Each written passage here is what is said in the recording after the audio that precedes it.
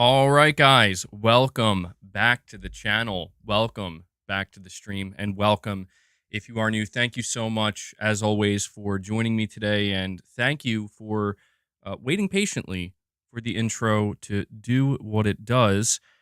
We have quite a few different topics to go over and talk about today.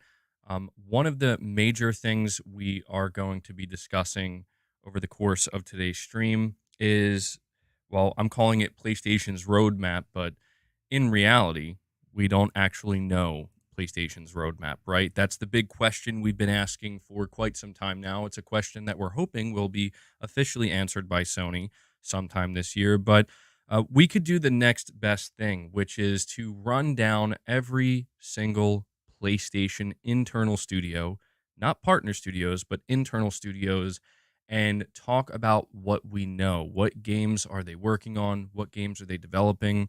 And this should give us a pretty, I would say, good idea of what to expect to a certain degree, anyway, right? Like as far as we can take that in 2024 and possibly beyond when it comes to announcements. So, yeah, I'm just letting you know right off the bat here that's going to be the main topic of discussion, but we do have other topics lined up, such as talking about PlayStation Plus Extra and Premium, as we now know how much value Sony provided in terms of dollars when it comes to PlayStation Plus Extra and Premium throughout 2023.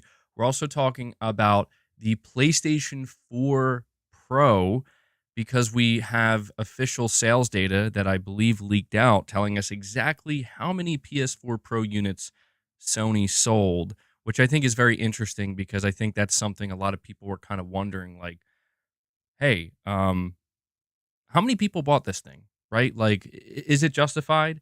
If we look at the sales data for the PS4 Pro, does it kind of help justify why Sony is pursuing a PlayStation 5 Pro?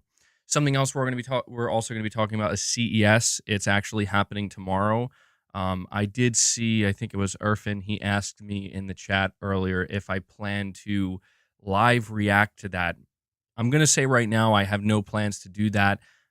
I don't want to treat CES, like it's some kind of, hey guys, we need to get together and get excited and watch this moment, because when it comes to PlayStation, there is a possibility, I think it's extremely unlikely, that Sony won't even really be talking about PlayStation. Now, I think PlayStation is going to be there. If I had to guess, PlayStation will be at CES tomorrow, but I really believe it's going to be something that is not going to be worth streaming live. It's actually happening at I think a much later time for me as well. So what we'll do is I'm going to be doing a stream the next day on Tuesday. We'll talk about anything that Sony revealed or announced or discussed at CES, but we are going to talk a little bit about predictions today. Won't take up a whole lot of time, but I also want to talk about live service. As you can see in my title, I'm asking the question: live service games will fall in 2024. Well, it seems based off of at least one industry analyst, they firmly believe that 2024 is going to be the year where the live service game is no longer going to be the dominant force, and most publishers and developers, or at least a lot of them, are actually going to pivot back to more premium games.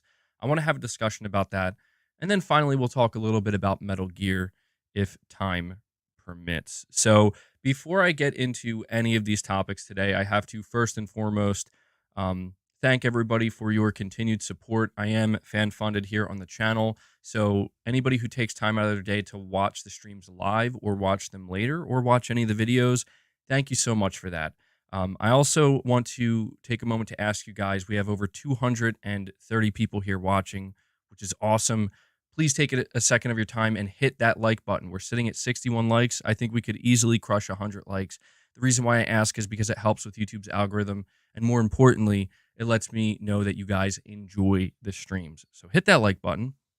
And I'm going to let you know 3 ways you can support my content directly if that is something you are interested in doing. First, you can consider becoming a channel member. You gain access to some exclusive perks if you're a channel member. One of those perks is the Members Lounge. We will be doing another Members Lounge after this stream here today. It's going to occur later on. So if you're a member, look forward to that. If you're considering becoming a member, please do so. If you are already a member, please consider gifting channel memberships. This is a big thing we do here. A very generous community. I know a lot of people very thankful to have those memberships gifted to them. So yeah, if that's something you're interested in doing, please do so. And last but not least, consider donating a super chat. Ask a question, give an opinion, make a statement, anything in between. It all really helps. So before we move on here, thank you guys so much once again. It's amazing to be able to do this, and it's thanks to this community. So I'm going to start out here with 2 super chats from New Soul 9. The first one says, anyone had a donut with pina colada? So interesting question right off the bat. I can't say that I've ever had a donut with a pina colada, but chat, you can answer New Soul 9. Is this something that anybody has ever done before? And New Soul, before I read your second super chat here, man, we have Exley Trismegistus. I think that's how you say it. I don't know. But Exley coming in immediately off the bat, getting a membership train going, dropping 5 gifts onto the community. Exley, thank you so much for all your support, man. You are a huge contributor, to the channel. And you just consistently dole out membership gifts. Very kind of you. Guys, let's get some W's in the chat. Magistus. All right. Yeah. Thank you so much, actually. I really appreciate that. So we're already at 5 members on the day. New Soul 9, you're saying here, MBG, I don't know if you saw the leaks, but Hi-Fi Rush is planning to come to Nintendo Switch, and I believe PS5. You're saying it's coming from a credible source. I recommend you play it. So I did kind of see this floating around a little bit, where there's a rumor.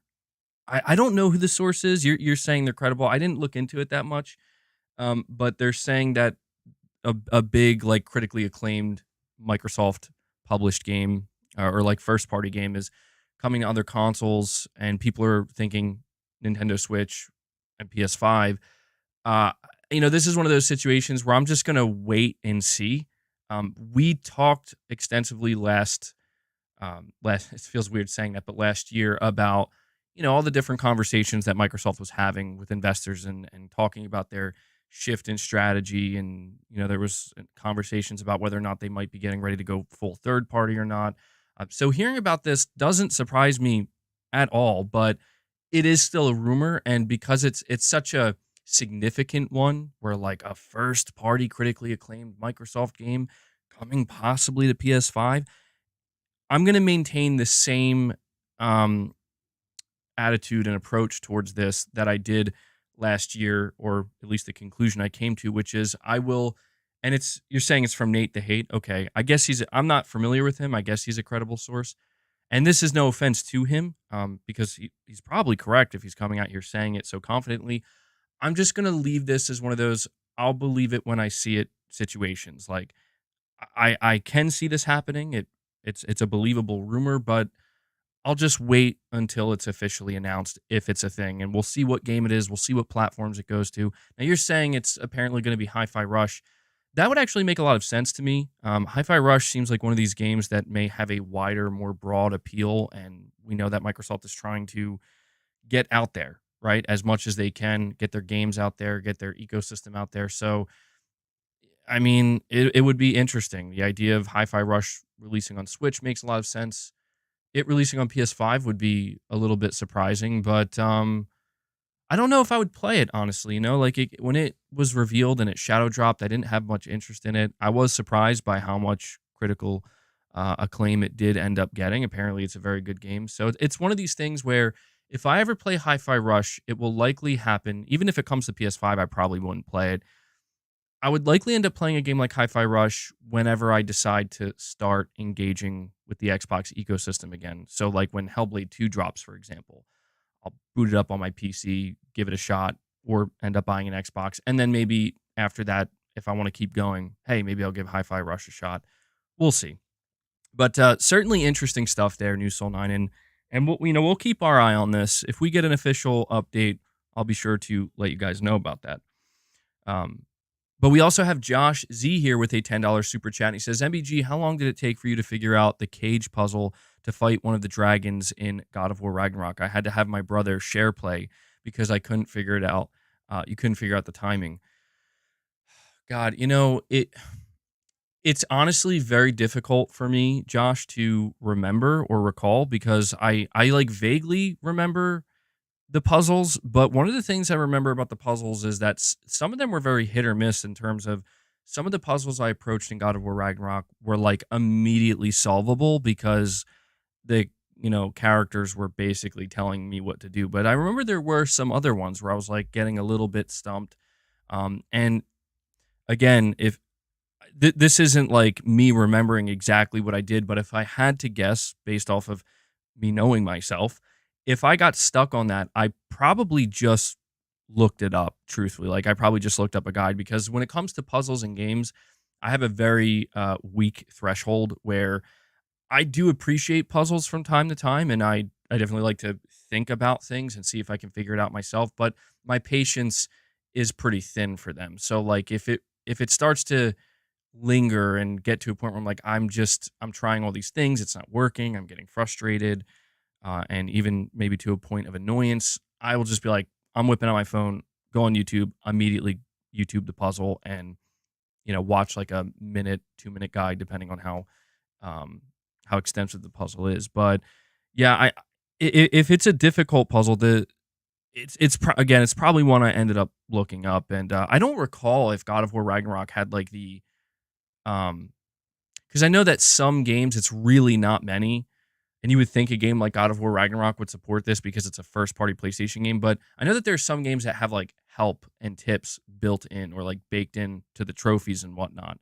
So I can't remember if that was a game that offered it, but even then I probably still looked it up on YouTube. So Josh, yeah, I don't know if that answers your question very well, but yeah, it sometimes it really bothers me how bad my memory actually is.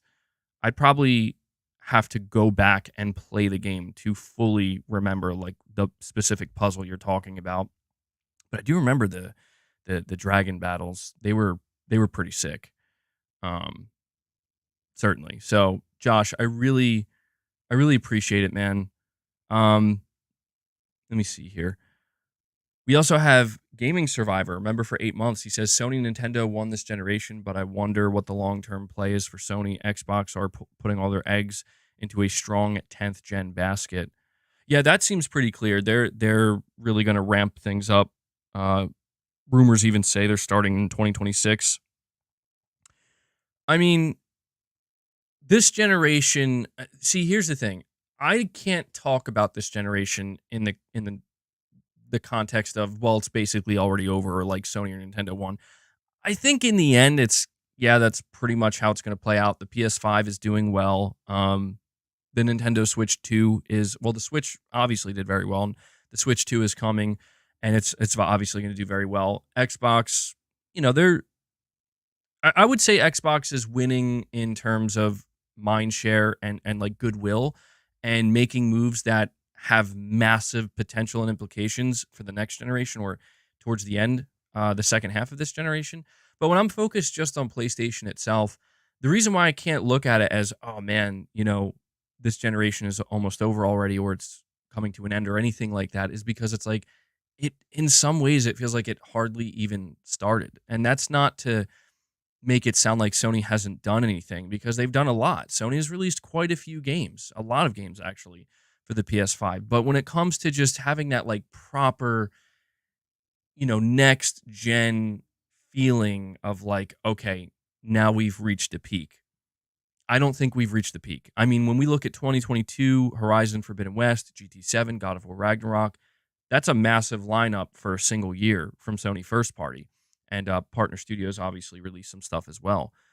But I think we all kind of, at least most of us, can kind of share the sentiment that the peak has not been reached yet with the PS5, not even close. And that we are maybe on the cusp of seeing that roadmap of what the peak of the PS5 will look like. Because when we think about the PS4 gen, right, or even the PS3 gen, Sony really started cooking towards the second half of the PS3 generation, although that was a pretty long generation, but that's when they really started getting the ball rolling. The same thing kind of happened with the PS4. The PS4 had a pretty good start, But it really wasn't until the second half where it's like, oh man, they got a whole pipeline of just boom, boom, boom, boom, game after game after game. I feel like with the trajectory of things, right, with knowing how long game development takes now, I imagine that the PS5 generation could see something similar happen. Maybe not. I mean, obviously, we have to wait and see, but yeah, it's difficult for me to kind of talk about this console generation in the context of like, oh, it's already over. But I get what you're saying. In terms of competition, Microsoft is really focused on next gen. Nintendo's focused on the Switch too. So you kind of got to wonder like, what is Sony's longer term plan? We'll find out, man. We will find out at some point. I mean, we have to, right? Time only moves forward. And we have Hellbound 1981. Another legend here coming in, dropping 5 more membership gifts onto the community, bringing us up to 10 members gifted on the day before we can even really properly dive into the first topic, which is awesome to see. Hellbound, thank you so much, my friend. You guys already know how much I appreciate your support. So, guys, let's get some W's flowing in the chat for our good friend Hellbound. Thank you. Give him a thank you for that. And I will actually update this here. Give me 1 second. And we have Jake Skew 27 coming in, paying it forward as well, following up Hellbound, dropping a membership gift of his own. Jake, thank you so much for doing that, man. You just brought us up to 11 members on the day already. So, guys, we are already making our way towards today's goal, which is awesome to see. Why didn't that update? Sorry, give me 1 second, and we will dive into the first proper topic here.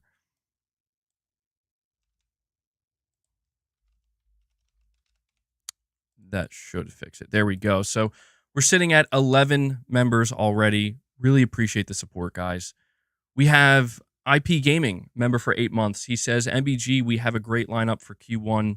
As far as Q2, Q4, what are your expectations for each quarter? Spring, summer, fall, winter? MGS3, Concord, Silent Hill 2 Remake, etc. It's a great question, and I'm not going to dive too deep into answering this question just because this is basically what the entire discussion, or at least the bulk of the discussion on my last stream was about. But just to kind of summarize it and keep it short and sweet, I do expect that in Q2, Sony will talk. It is, in my opinion, pretty much not an option for them to go throughout Q2. And for those who don't know, Q2 is going to be like March, April, May, April, May, and June, around that time. That's basically Q2. Because you're right, Q1 is stacked. Sony doesn't have to talk right now because they have a bunch of games lined up for PS5 owners. Whether you want to play those games or not, that's up to you, but they have games nonetheless.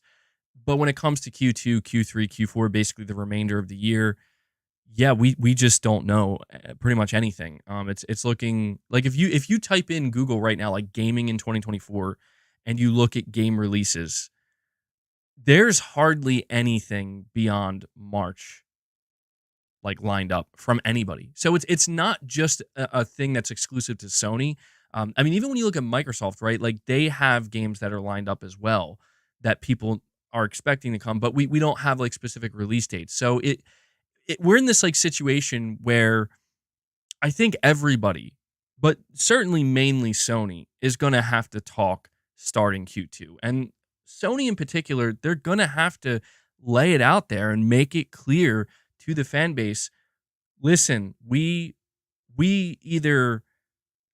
either comes out and says, we have a couple of surprises for you. Like, guess what? We actually have a game that we didn't announce yet that is going to release this year from our studios. Please be excited for that. Or if not that, they're going to have to say, this is what the roadmap for the rest of the year looks like. Concord, mainly, third and second party exclusives. And here's our roadmap for 2025 and beyond. And it looks really good because it's filled to the brim with first party. It's going to be one of those two things. And it's going to be 100% necessary, in my opinion. Like if Sony goes throughout all of Q2 without talking, well, we're gonna have a lot of hopium streams, right? Like there's going to be so many streams throughout May and June and July where it's like they're gonna do it. They're getting like you know what I mean. That the showcase is coming, guys. It's coming. And I hope we don't have to do that. We shouldn't have to do that because Sony's gonna have to put out some state of plays. They're gonna have to do a showcase at some point. The future is just completely unknown right now. So when it comes to my expectations, it's pretty simple right now. Sony will talk, and the games that we know about right now, games like you're mentioning, MGS3, Concord, Silent Hill 2 Remake, these will fill in the gaps, certainly. Stellar Blade, these are games that Sony is going to lean on to fill in the gaps while they're getting ready to talk or while they are talking. So hopefully that gives you a good answer, IP Gaming. We have Jeffrey, Luttrell, member for 12 months. Really appreciate the support, buddy. You're saying Happy New Year, MBG. Hoping to have a good year in gaming and looking forward to some great games. Well, Happy New Year to you as well. And yeah, I'm in the same boat. If you're interested, Jeffrey, I don't know if you caught my past 2 streams. I highly recommend checking them out because we talked extensively about that exact thing. Going into this year, having a great year filled with a lot of gaming. So thank you so much for that, Jeffrey. With that being said, though, guys, we are going to dive into the first topic here, which is talking about PlayStation Plus and its value. There's an article here from WCCF Tech. They say PS Plus Extra added $7,500 worth of games in 2023, topping the $5,000 worth of Xbox Game Pass titles. They say here 2023 was a good year for both Xbox Game Pass and PlayStation Plus, with Microsoft and Sony putting plenty of quality content on both subscription services. But with the year now behind us, which offered the best overall value? Well, the folks at the Loadout actually did the math, tallying up the value of the games added to Game Pass and PS Plus this year, with the latter arguably coming out on top. If you signed up for PS Plus Extra, the PS Plus Extra tier for the entirety of 2023, you got a total of 205 games, 37 monthly essential tier titles, and 168 extra tier catalog titles, with a total sum of $7,459.59. Not bad. That total went even higher if you signed up for PS Plus Premium, which added an additional 46 classic titles, bringing the overall tally for 2023 to a total of $8,030.13 worth of games. So yes, this kind of underlines what most people already knew. Premium isn't really that much of a value add, and PlayStation Plus Extra is pretty much the sweet spot. Meanwhile, if you signed up for Game Pass Ultimate, which is the most comparable subscription tier to PS Plus Extra price-wise, you got 150 games with a sum total of $4,935.66 in 2023. Looking at the Xbox PC split, there were $4,869 worth of games added for Xbox consoles and $4,769 worth of games added for PC specifically. So yeah, this was pretty interesting to me. It seems like both of the subscription services added some pretty good value overall to anybody who has subscribed to them. I have to say, it's kind of not surprising to see that Sony has such a high total here, because it is interesting to think that if you sign up for PlayStation Plus Extra, right, you are getting not just any games on Extra that are being added, but the essential games as well. And that is an area where, if we look at this month, for example, the games that Sony put out for January 2024, it's a pretty good lineup. Like, I feel like not everybody thinks it's a great lineup, but there are a lot of people I've seen saying, like, this is actually a pretty solid lineup for PlayStation Plus, a pretty good start. Games like Plague Tale Requiem, what's the other one? It's something West. It's like this kind of Western shooter game. But either way, people are pretty happy about it. And Evil West, there it is. Yeah, I don't know. It's such a simple name. But people are feeling pretty good about the start to the year with Essential. And I think the hope is, especially because this is the first year where we are seeing Sony come out with a higher priced PlayStation Plus Essential, PlayStation Plus Extra and Premium, people are expecting improvements. And when we talked about the predictions for 2024, this is one of the predictions that I made, is that Sony is going to show an overall improvement for PlayStation Plus across the board. And it's just interesting to kind of reflect on this and see like the exact value, the exact total a sum, of like, here's how much value precisely you're looking at. So if you're, again, just to reiterate, if you're a premium subscriber, if you were subscribed to PlayStation Plus Premium throughout the entirety of 2023, you got $8,000 worth of value. If you were just the extra tier, you got $7,500 worth of value. So not too bad. Not too bad, I would say. I will say this. When we come back here this time next year and we see the calculations done for here's how much value PlayStation added to PS Plus, in 2024, then I expect these numbers to be higher to reflect, again, the price increase that we saw. Not substantially higher, but enough to at least justify it to a certain extent. So just kind of wanted to kick off the topics with letting you guys know about that. We have Michael Lynch here with a $5 super chat. And he says, I'm behind a bit, but I'd rather have Ori and The Blind Forest come to PS5 rather than Hi-Fi Rush. Well, keep in mind, Michael, we don't know yet which game is coming. I mean, the Ori games would be interesting because if I'm not mistaken, I think the next game from that studio is releasing on all consoles and all platforms. That would be an interesting choice. But it's the thing about Ori is that it's not a first party game in the sense that it's not a Microsoft owned studio that made it. Hi-Fi Rush, on the other hand, that is coming from a now owned Microsoft studio. So the rumor claims it's going to be a critically acclaimed, Microsoft studio title. So I don't know. I mean, I can't say which one I would prefer because I don't know if that I would play either of them. But I did hear really good things about Ori games. I did play the first Ori a little bit. I don't think I beat it, and it was pretty good. I just don't think it was my type of game, honestly. But we'll see, man. Michael, I appreciate the super chat, buddy. We're going to move on to the second topic here, which talks about the PS4 Pro. So this is more data coming out from the Insomniac hack. I don't think there's anything wrong with covering this specifically because it's just sales data about a specific console. So it says as of January 19th, 2020. So this number is very likely higher. I don't know that it's much higher, but it's certainly higher. As of January 2020, the PS5 Pro sold 14.3 million units. So the first question I want to ask you guys is, does that number sound lower than you were expecting, or does it sound higher than you were expecting, or does it sound about right, like just about what you expected? I'm just curious.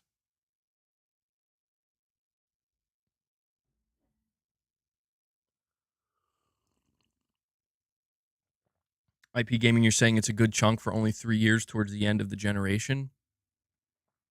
Okay. Swizz says it's a little low. Irfan says it sounds about right. A lot of people also got the Slim. So, all right, here's my follow-up question. The follow-up question is, knowing that the PS4 Pro sold 14.3 million units in a span of about 3 years, does this number justify, in your opinion, Sony putting out a PS5 Pro?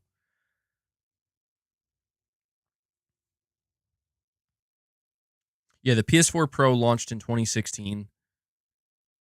Oh, so, well, I guess we feel the need to say, I think, 3 years because it came out November 2016.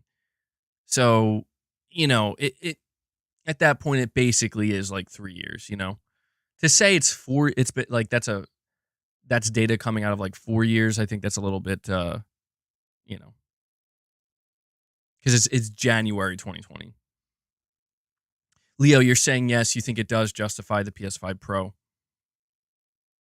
Severin says, I don't think you need to justify new hardware if people want a stronger machine and they give you more options. I don't really see it an issue there at all. No, I agree. Like, I am of the mind that if Sony wants to make a more powerful PS5, they don't need to like base it off of the data, but it does require some R&D, right? It does require kind of relaunching the console to a certain extent. And I think that when I look at this, 14.3 million. So assuming that Sony could get a similar number with a $600 PS5 Pro, yeah, I think it makes sense why they're going to go with the PS5 Pro again. Pragmatic Hat, you're saying the PS5 Pro, 30 million sold by 2028. Well, that to me, that'll be the interesting thing. I don't know that we'll get sales data for the PS5 Pro this time around because, again, Sony never really talked about the PS4 Pro sales, as far as I'm aware. This we learned through a leak.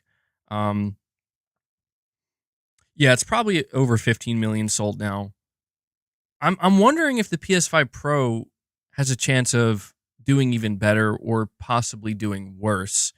I think it's going to come down to the marketing of it more than anything because the PS4 Pro, I mean, the whole marketing around that was, well, 4K, right? Like you guys want to play your games in 4K, don't you? That's what everybody wants. And I think about that, and I think about how that is going to compare to the PS5 Pro, where the only way Sony could really talk about 4K with the PS5 Pro is by saying, hey, you can play 4K at 60 FPS like natively, right? Or much closer to it. I don't know that that's going to be as I don't know, it could be a better selling point possibly. I don't know, like kind of saying like, hey, native 4K, higher frame rates. But there's also the ray tracing aspect, right? The way they're going to market the ray tracing. I don't know how much people care about that. The pricing is going to be a factor. If I'm not mistaken, the PS4 Pro, if memory serves, the PS4 Pro was $400, and the PS4 Slim got a price cut down to what, $300? So what makes this really interesting and why I think the PS5 Pro might have a slightly harder time is I don't think there's going to be any price cuts with the PS5. I think the PS5 is going to maintain its $500 price point, and yeah, and I think the PS5 Pro is going to be $600. So we could see a situation where it's like less sales for the PS5 Pro. It's like less overall volume, but better profit margins, I guess, because it's going to be sold at a higher price point. But I just thought this was really interesting because, again, we don't really get direct sales data like this or at least we haven't for something like the PS4 Pro. And we went over the sales data for all of the games that leaked out, right, for Sony. And man, there were a lot of games there. We pretty much learned everything we wanted to learn about. But the PS4 Pro was something that was missing, that was dug up. Can't help but wonder if this is if I had to guess, if I'm just being like honest, I think Sony expects that the PS5 Pro will outsell the PS4 Pro. I do. I think Sony just kind of has that bullishness. Whether or not that happens, it's anybody's guess. But if I had to assume, I think that's what they're going into the mindset they have. Saying $600 is crazy. It depends. Like, to me, $600 could be easily justifiable if they market it correctly. Like, if they come out and they're like, all these things that this console is doing right now, you would have to pay this amount for a PC to do it, right? That could be something they try to go with, where it's like you could pay like $800 or $1,000 for a PC equivalent that can do what the Pro does for our games. But if you're not into PC, you know, like, hey, here's the cheaper option. It's more affordable. It kind of like, I guess what I'm saying is pitting that $600 price point, assuming that's how much it will be, against more premium, or not premium, but like different hardware in the PC space. I think that would be a potential marketing point for them. Yeah, that's true. Yeah, inflation's getting scary, man. Does anybody know? Like, I don't follow this stuff, but is that going to go down at any point? Like, our groceries going to become like normal priced again, or is this just not a thing that we can expect? It's very disturbing. This is why like I can't fault anybody who's like games are too expensive. I don't blame you. Like, yes, games are expensive, man. But it's made even worse when it's like, dude, have you seen the price of like just basic essential groceries now? It's insane. Once it inflates, it never deflates. Sheesh. Saying it may slow, but it'll never go down. Oh man. Yeah, it's tough, man. I hope things improve. I do. We have a super chat from Richard O. It's his 5th time super chatting. So Richard, thank you so much for that, man. You're saying, are you getting the PS5 Pro MBG? The answer to that is absolutely yes. I am. Sony's been going crazy with PlayStation hardware.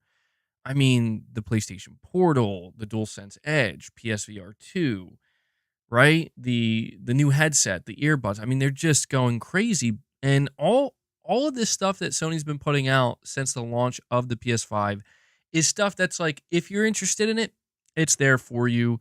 And I've been late to some of it. Like I was late getting the DualSense Edge. I am going to get a Portal at some point, and when I do, I'll be late to it, and I'm fine with that. But when it comes to the PS5 Pro, like that's something I want to have day one. I do. I'm just going to be too excited about getting this new PS5 hardware.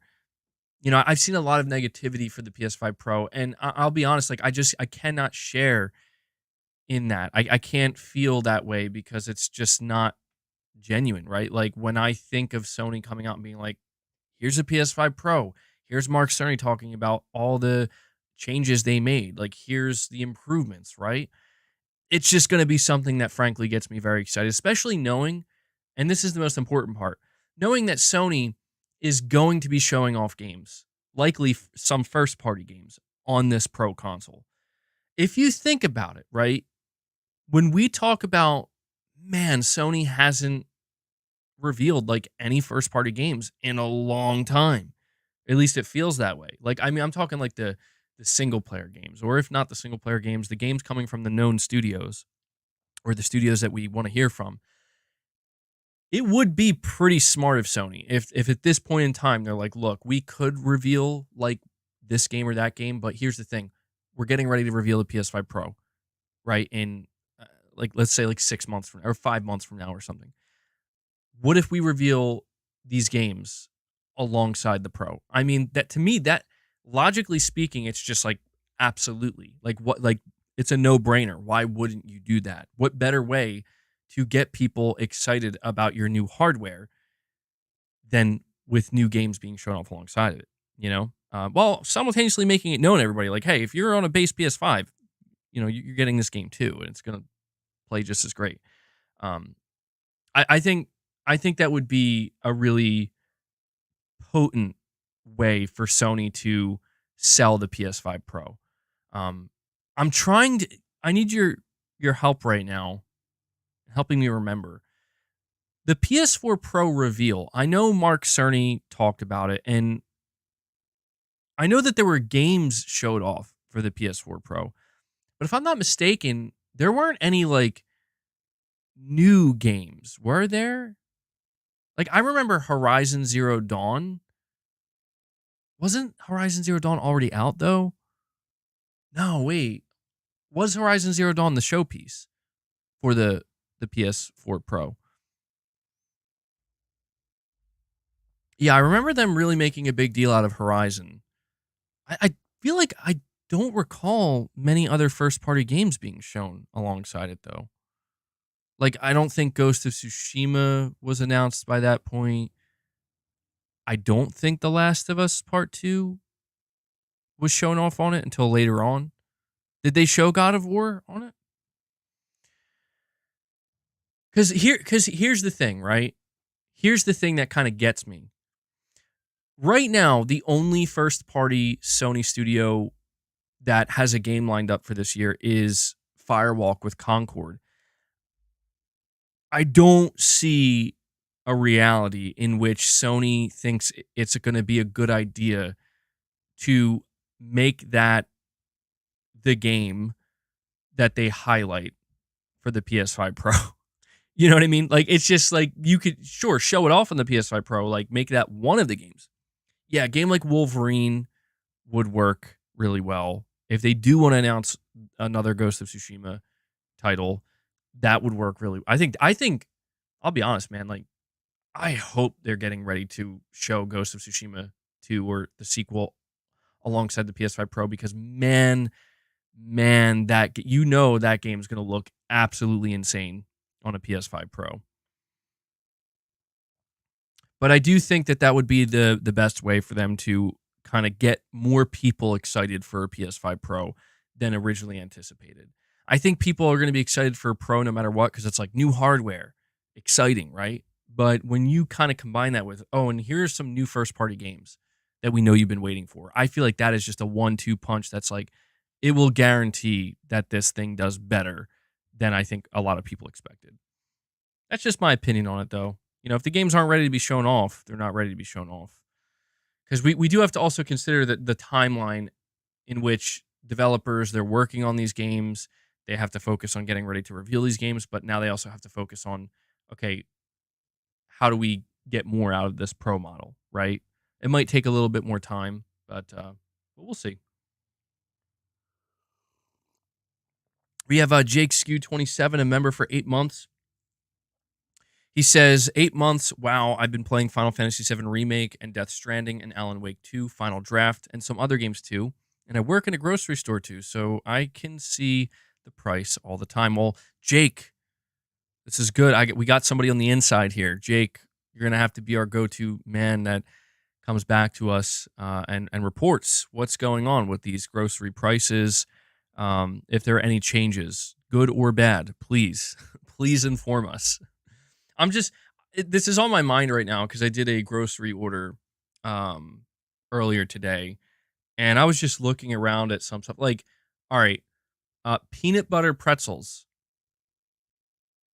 How much do you think just like kind of like a one of those plastic containers, maybe about this big, right? Like, how much would you think that would cost for peanut butter pretzels, dude?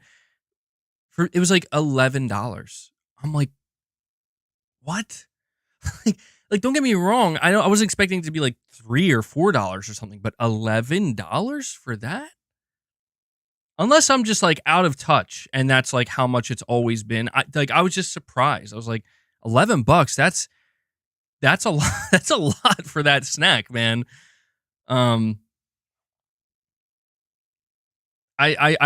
telling you, there's no way it used to be that much. You were expecting $10?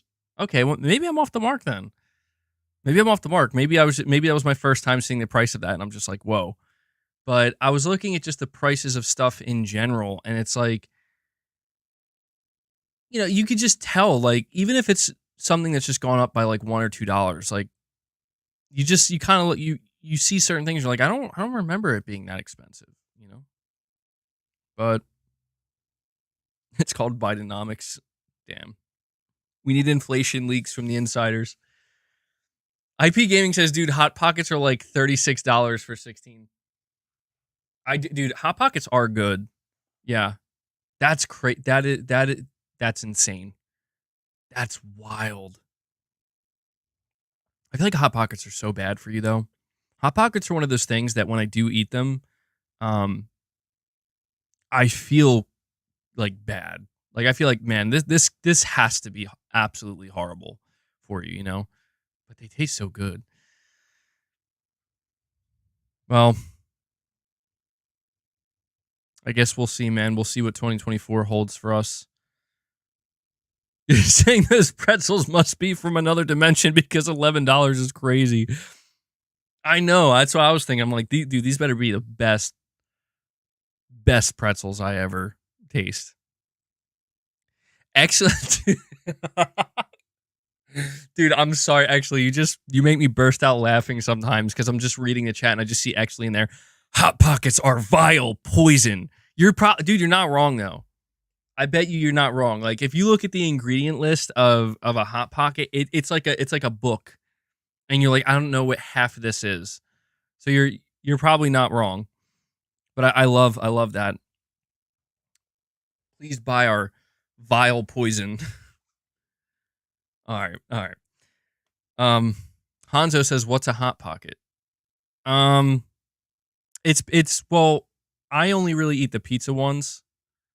It's almost like a panzerotti in a way. It's like it's essentially like a pocket filled with whatever you want. You know, they have all different variations. Go look it up.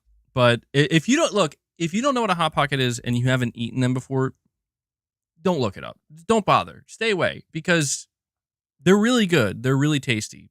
It's basically like a wrap, yeah.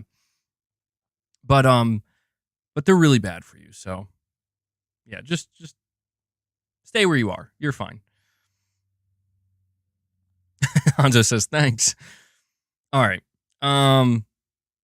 What were we talking about again? Oh yeah, the PS4 Pro and the PS5 Pro. So yeah, to wrap up this topic, because I don't have much else to say here. Again, 14.3 million PS4 Pro units sold as of January 2020. It's probably over 15 million at this point, or if not very close to it. I could see the PS5 Pro ultimately doing 15 million, and we'll see. I don't know if we'll ever hear about it, but Jake says, MBG, we have theft in my store. We lost almost $1 million. That's very sad to hear, actually. All right, let me see. So the next topic of discussion, and this one's a really interesting one to me because I'm curious to see if you guys agree with this analysis here. I have an article from PlayStation Lifestyle. Domination of live service games coming to an end, analyst reckons. An analyst from market research company Newzoo, I don't like that name, believes that 2024 will mark the end of the live service games domination. This isn't to say that live service titles won't be popular, but analyst Tom Widgman thinks they've reached market saturation and might not be as lucrative for game companies as they used to be. Game sales continue to be dominated by live service titles as players spend on games like EA Sports FC, Fortnite, and Call of Duty. However, there's been an influx of games as a service in recent years, with many high-profile developers seeing their games flop in what Widgman describes to GamesIndustry.biz as a, quote, fiercely competitive market, end quote. As a result, he reckons some studios will, quote, pivot back to premium game development, end quote. Sony Interactive Entertainment had a rude awakening with its recent push towards live service. Under outgoing CEO Jim Ryan's leadership, a number of studios were tasked with games as a service projects, some of which have already been canceled, including Insomniac Games' Spider-Man multiplayer title and Naughty Dog's Last of Us multiplayer. Excuse me. Widgman also pointed out that only a handful of live service titles are monopolizing playtime, as evidenced in Sony's 2023 gaming stats for PS5 and PS4. So, yeah. So, what do you guys make of this analyst essentially coming out here and saying that 2024 is the year where these live service games, it's not like he's saying that games like Fortnite and Call of Duty, like the established juggernauts, they're going to be fine. Maybe they'll see a slight dip or they'll just stay the way they are. But the idea that there's going to be all these different developers, all these different studios, all these different publishers, and all these different games that are just going to come out and like, oh yeah, we're going to have a successful live service game. It almost sounds to me like this analyst is pointing out that Sony is basically a day late and a dollar short, and any other publisher who is in the same boat that Boney, oh my God, Boney, the same boat that Boney's in. Holy shit. That's a good one. The same boat that Sony's in is going to have a hard time because it's a fiercely competitive market that is now apparently oversaturated. Boney, yeah, dude, that's a new one. That's here to stay. Boney.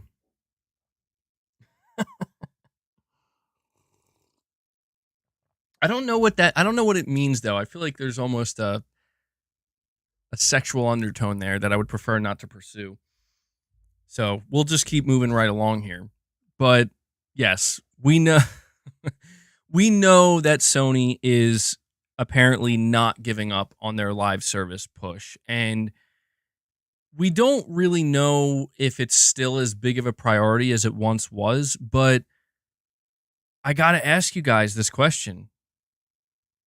And actually, I think I'm going to put out a poll because this is one that I'm actually really curious to see what people think. Did games as a service peak already? You know what? Let me rephrase this question.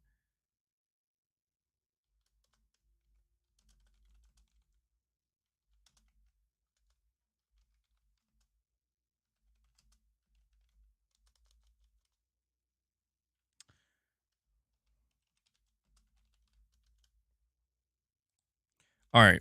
So I'm going to put this out. The question I'm asking you guys to answer and to vote on is Sony too late with the games as a service model? Because that's essentially what this boils down to. That's why this kind of caught my attention where it's like, these video game analysts, I don't put much stock into what they say. I just don't because it's like I get they're like professionals and that's their job, but they're just as wrong, as anybody else a lot of the time. And this person could absolutely be wrong. For all we know, he's going to be so wrong that it turns out 2024 is the best year ever for games as a service. But I kind of do understand where he's coming from. Like his logic behind his reasoning here does line up, where it's like, look, we've seen year after year after year of just all these games as a service, all these live service games. Even last year, the year before that, and the year before that, I've been seeing people say like, well, the market's too saturated, the market's oversaturated, and there's going to be way more losers than there are winners. And I feel like that has kind of turned out to be true. I do. I feel like that's kind of turned out to be true. But the big problem here is that, again, Sony hasn't released anything. And is it possible that Sony could, I don't know. I was going to say like kind of wait it out now. But then again, with what they promised their shareholders, I don't think they could wait it out. I don't think that's necessarily an option for them. I just can't help but think of games like Concord and Fair Games. You know, I can't help but think like, how are they going to carve out their own spot? And here's what I think: the only way these games would be able to carve out their own spot, I don't think it's by doing something unique. I don't.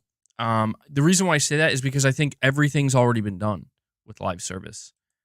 I don't think it's a situation where it's like, hey, Concord has this really original, unique gameplay loop that you've never seen. That would be great. Not anticipating it. I fully anticipate that it's going to be like, this looks very similar gameplay wise to many other things that we've seen. Like it's clearly very inspired by many other things we've seen. Maybe it can be kind of like a mashup of different things that can work as well. We have Rich Rod 908 with a $2 super chat. And he says, we needed games as a service to fund PlayStation's AAA future titles. Yeah, based off of all of the data we have access to now, that seems pretty clear. Like I know a lot of people will look back at Jim Ryan's time as PlayStation CEO and have a negative view on it. It's like, oh, that's the guy that tried to turn everything into live service and basically ruin PlayStation. And I get that. I think that clearly there's been some very negative ramifications from this decision by Jim Ryan. But at the same time, the logic, again, is there. Now that we have access to the data in front of us, like we can see how much these games cost, how Sony's not making like as much profit on them as you would have expected or thought, you begin to see how the risk is just going high. It's just ramping up higher and higher and higher. And you can understand like why Sony's like, we need one of those games.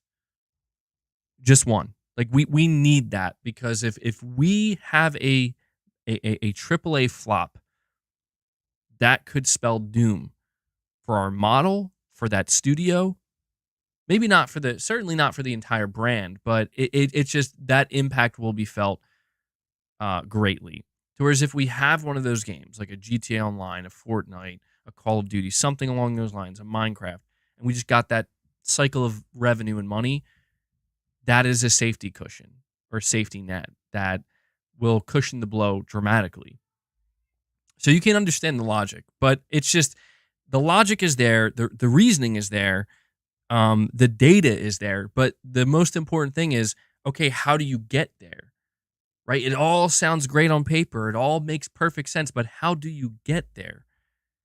And that's where Sony is apparently running into problems, at least based off of what I can tell, right? We have Ice Razo, or actually Rich Rod. I'll just read this really quick to follow up as from your last super chat. You're saying here Ryan was needed as a balancing act, business move. Yeah, I get that as well.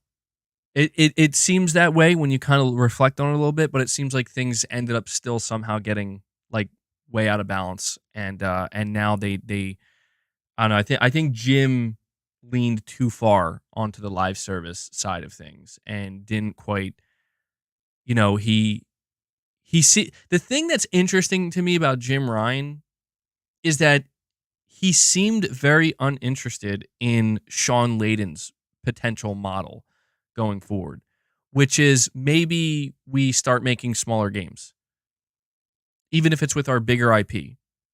Like, not all of them, but just more than we were, to mitigate that. Where like not every first party studio game has to be a massive risk.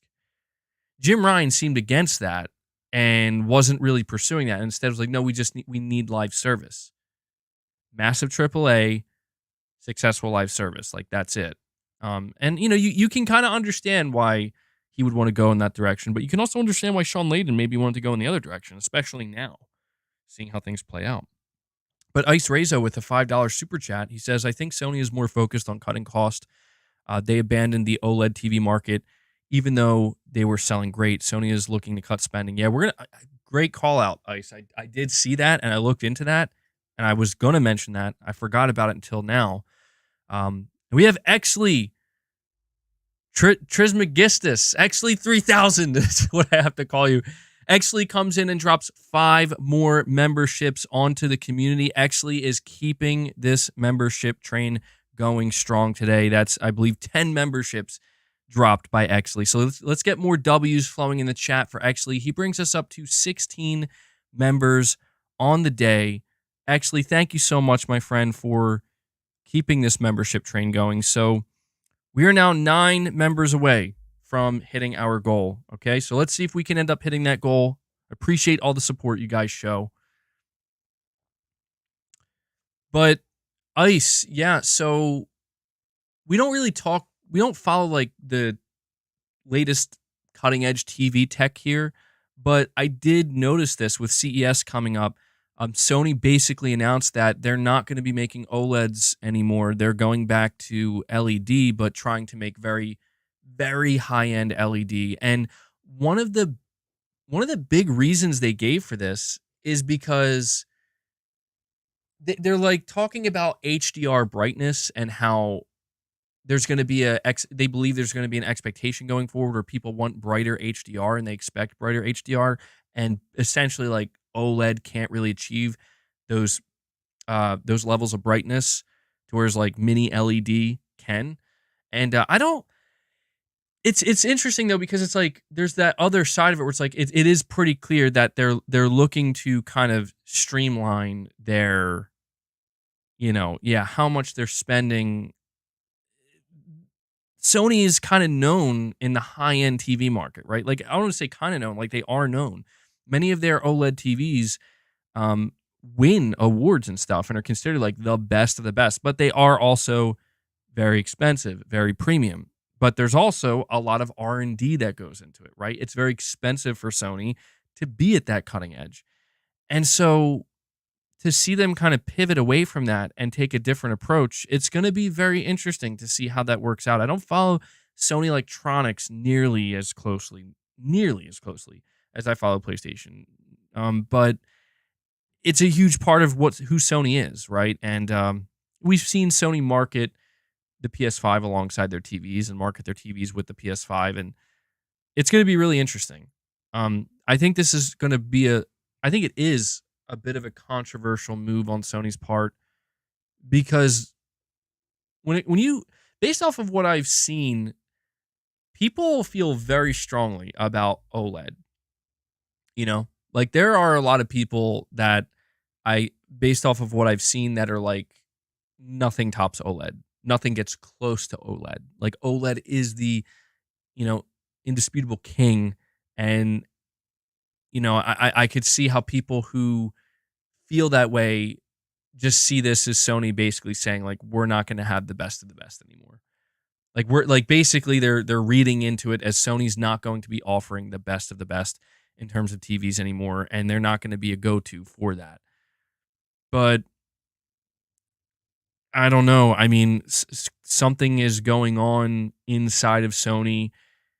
And granted, this is separate from the PlayStation division, but something is going on over there where they deemed this a worthwhile risk. Like, hey, even if we're not going to appeal to the enthusiast as much anymore, or the high-end premium TV market, this is apparently going to be better for their business. And here's the thing: I don't think it's going to, like, oh man, now Sony produces bad TVs. I don't think it's going to be anything like that.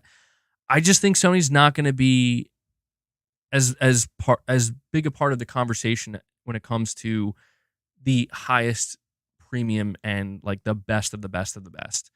I don't think their TVs are going to win as many awards, right? I don't think they're going to be like, oh, yeah, this is like, oh, this Sony TV won the shootout, And whether or not that proves to be a thing that hurts them or not remains to be seen. But they believe it's the right way for them. So we'll see, man. We'll see. I'm interested because I mean the what is it, the Sony AL95 or something like that. It was basically the last OLED TV premium OLED TV they released. I think it like won like a bunch of awards and was considered like the best image quality you could get, like across the board. But the question then becomes, well, like the A95L, okay. Yeah, the question then becomes, though, at that point, like, well, that's awesome. How expensive is it? It's very expensive. Okay, well, how many people are buying it, right? I don't know. Dan says I disagree. People are really undervaluing mini LED. Yeah, I'm not familiar with mini LED. I mean, look, I have this Sony TV. It's like the most premium high end. I forget the model, but it's like the most premium high end Sony TV you could get. That was an LED. It's an LED, and one of the things it was praised for is, obviously it can't match the perfect black of an OLED, but it was praised because it got damn close, like really, really, really close. But it has this insane brightness to it, to whereas like when OLED as well, you see OLED and you're like, okay, yeah, OLED looks fantastic and amazing, but I've always noticed that it can't really hit those peak brightnesses. But I guess I think it comes down to preference as well, though, because for a lot of people, they don't really want brightness, right? For a lot of people, brightness isn't something that they're worried about. For me, I've always liked brightness in TVs.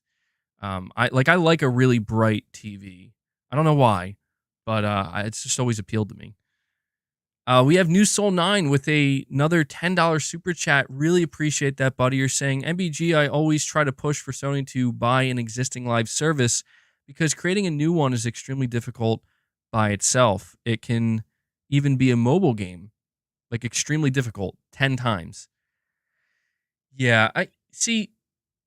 That's the thing here, man, is I even get nervous about that because the question is this: what game, what company that owns a successful live service game would Sony buy? Could they buy? Because I think we can all agree that if we were having, I mean, we probably were having the same conversation a couple years back, but not as much. You throw in the name Bungie. Oh, that would be a good one for Sony to buy, right? Right? Like, you can't go wrong if you're trying to get into games as a service with buying Bungie, right? And look at where we are. And that to me is, I think Bungie may prove to be enough to scare Sony away.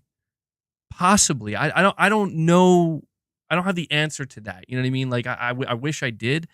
Sony's not really being very clear about it. Like, I think right now it's clear they're not fully scared away from live service, but the fact that multiple live service games have been canceled, multiple have been delayed, we've seen no gameplay of any of these live service games, and Jim Ryan's leaving. You know, he's retiring. It's like, and then you pair that with what's happening with Bungie, it becomes a situation where it's like, holy shit, like, did they just like, I just like, you know what? Nope, this is a trap. We're gonna get screwed here. I wonder, because New Soul 9, I think you're right at this point, that okay, you were gonna do your own stuff with The Last of Us. You were gonna do your own stuff with Spider-Man. You were gonna do this. You bought new studios that are making live service games. You bought Bungie. You canceled some of this stuff. Bungie's now seriously struggling, right? Well, then what's the other option? It seems clear to me that the other option at that point is, well, we have to buy an established, successful live service game. But it's like, you did that with Destiny. So who do you do it again? And if you do it again, who do you go after? That's a question that I feel like I can't answer, man, where it's like, I don't know. That's quite a doozy there. That is. I mean, my gut, you're saying Genshin Impact? Doesn't Sony own them already? Or isn't there something going on with Genshin Impact that Sony benefits from already? Yeah, they have Marathon. Bungie has Marathon coming up. You're saying they bought them for Marathon? We'll see about that. We will see. I'm very hesitant to believe that. I'm not trying to be negative just for the sake of it. It's not that. It's just being realistic. I have a difficult time believing that that's why Sony bought Bungie. I don't think Sony would have spent that kind of money. Look, they could have. It's just that I'm not convinced. Foam Stars? Yeah, dude, I'm telling you, Square could be the option here, man. As funny as that sounds, because, dude, they have Final Fantasy 14, which is extremely successful and established, and it seems like that's not going anywhere. I think Final Fantasy 14 is like a permanently established, like, successful live service game to some extent. And now Square is bringing out Foam Stars that is going to be exclusive. Now, I know people laugh at Foam Stars. Even I think it's silly. Like, I don't see what the appeal is here, but what I can't quite get over is that anybody who's played Foam Stars says it's really, really good. Like, it's actually way better than it has any right to be. And I'm like, this is, like, does it have the chance of being a surprise hit? I mean, that wouldn't get me that excited, because it's like, well, I had it in my mind that the surprise hit live service game was going to be, I thought it was going to be like The Last of Us multiplayer, not Foam Stars. It would totally blow my mind. But I don't know. I'm just trying to spitball here a little bit. Like, realistically, who could they buy that would make the most sense? You're saying a mobile dev. Yeah, I mean, maybe that's why they partnered with NCSoft, man, where it's like, maybe NCSoft isn't for sale, but the next best thing is we can get a really strong partnership. Maybe that's what they should have done with Bungie. Instead of buying Bungie, just establish a really, really tight partnership. So that way, if things suddenly start going wrong with Bungie, Sony can kind of get out of that some way, you know? I don't know, man. Yeah, that's true as well, Irfan. You're saying Square Enix failed with every other games as a service except for Final Fantasy 14. Dude, this is what makes me a little bit sad, because it's like, You're right. It almost seems like Square Enix took that approach where they were like, just throw everything at the wall and something will stick. And something did stick, and it was Final Fantasy. And it was one of their biggest, most well-known, established properties. I wonder if Sony, I don't know. I wonder if they're eventually going to try to do that again. I mean, they're apparently, see, Sony is apparently sticking with this Horizon. They're sticking with this Horizon live service game. And so that kind of makes me wonder if they really see something there, like this could be the one, like they have the most confidence in. I'm not sold on it. I've seen a lot of negativity towards the Horizon intellectual property in recent memory. I mean, not like full blown hate, but just a lack of interest and excitement. So I don't know. We'll have to kind of see how that plays out. But Noose Online, I think to a certain extent, you're definitely correct here in that this could. I don't want to say this is the only option Sony has now, but it's like, given the position they're in and the circumstances, it seems likely they're going to lean more towards this as a real possibility of how. I mean, you look at the way Microsoft threw down the gauntlet, right? Where Microsoft was like, we're gonna buy the success.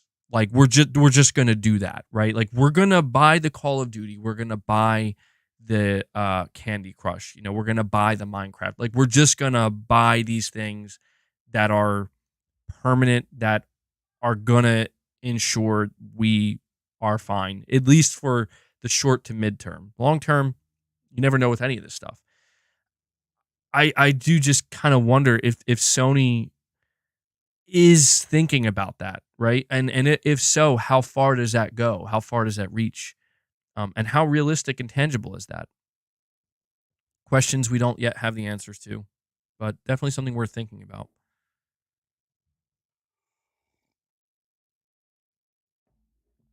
Um, yeah, see, that's the thing too, Hanzo. You're saying Horizon sold over 32 million copies between the two main games in the series. That's what kind of I don't understand is like it's sold really well. Like it is an objective success, but yet I see like kind of this negativity floating around that I just like I'm not sure where it comes from. I don't know if maybe Horizon doesn't have the type of staying power that Guerrilla and Sony thought it did, or maybe it's just the internet is not painting a clear picture. Maybe the internet's wrong, and it's like, well, actually, there's totally off the mark. People still do love Horizon. We'll find out. We'll definitely find out. You're saying what negative I must be blind. Well, yeah, I to be clear, it's mainly just stuff I'm reading from people. Like it's not people hating. Like there are of course the haters out there. I'm actually talking about people that are like, yeah, like I played the first game or I played them and they're like, but I'm not really interested in it anymore, or it kind of lost its appeal or its luster. And there's just this kind of it's not even negativity. It's just it's people making it seem like they're just kind of over it now and they're not necessarily feeling it anymore. And we'll see if that translates to like, okay, well, how is the next Horizon project going to do? If it does worse, like noticeably worse, then we might have our answer that, well, I guess maybe people are getting a little bit tired of this now. It could do great, it could do just fine. I think that universe has a lot more to offer. I do. I think that the Horizon universe has way more to offer, but it comes down to how they want to pursue that. I think at this point, like, yeah, Aloy is established as the protagonist of the series and her journey, and of course, there's going to be the third game that'll probably wrap her story up, I would assume. But I think when it comes to the established universe and the things that they could, like the different directions they could go in, I think the sky's kind of the limit there. And I think it really comes down to how they handle that aspect of it and whether or not that could really be where it's like, look, Horizon could end up being our most successful series, not because of Aloy, not because of the single player games, but because of just how rich the universe is and what we could extract out of it. It'll be interesting to see if they can do that or not, though. But Ice Rezo, you're saying here Sony was buying the OLED panels from LG and was not making enough money because of licensing from LG. Their margins were very low, even though they were selling. Oh, okay. See, I didn't know that. I did not know that Sony's OLED panel supplier was LG. That actually makes perfect sense. Like right there, that explains exactly why they made this decision. Because like you're saying, we have to pay too much on licensing fees, even though we are selling these things. It's just the math isn't mathing. It's just not making sense for us. So it just seems like a straight up like you're saying, a business decision, cutting costs, and finding ways to make this division more profitable. I had no idea. I didn't know that LG was. So are you telling me LG is the only OLED manufacturer?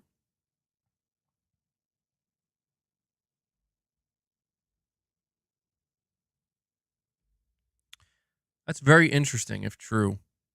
I wonder why that is, if it's true. Samsung and LG. Okay. I guess it must be really expensive. You're saying they're not the only ones, they're just the best. Okay. Yeah, this is stuff that I would have to research and look into to understand better.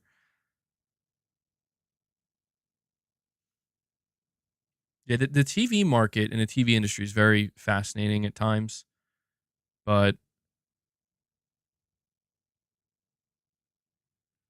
it seems like these days, based off of what I can tell, it seems like if you spend a chunk of money, like a good chunk of money on a high-end TV from any brand, it seems like you're going to get something pretty good, as far as I'm aware.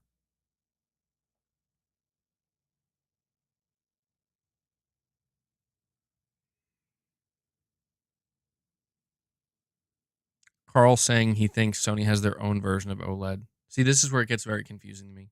Maybe I'll do my own research and figure it out. But oh, see, I appreciate you letting me know about that, and I appreciate the super chats, man. We have Venino saying I have a mini LED and OLED, and they are both impressive.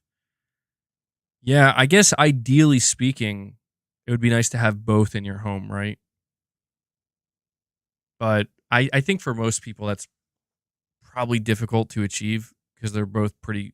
They at least I know OLED's expensive. I imagine mini LED is expensive as well. But we'll see what news comes out of CES tomorrow. Novinzer with the $2 super chat saying Wolverine or MGS3 PS5 Pro. You can only buy one.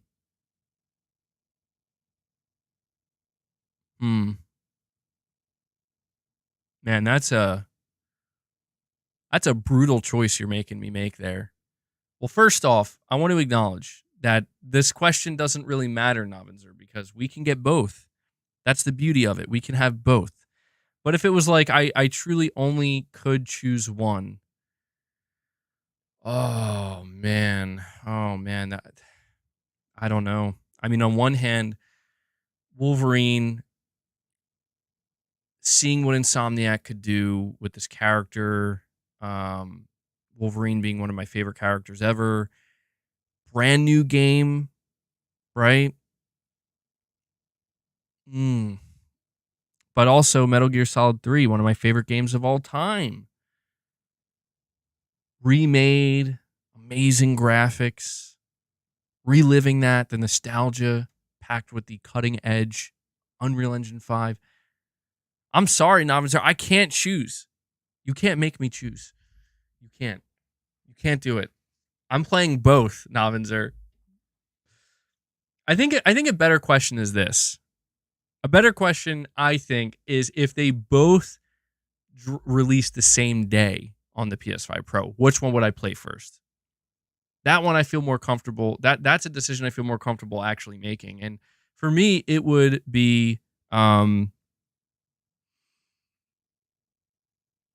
Wolverine.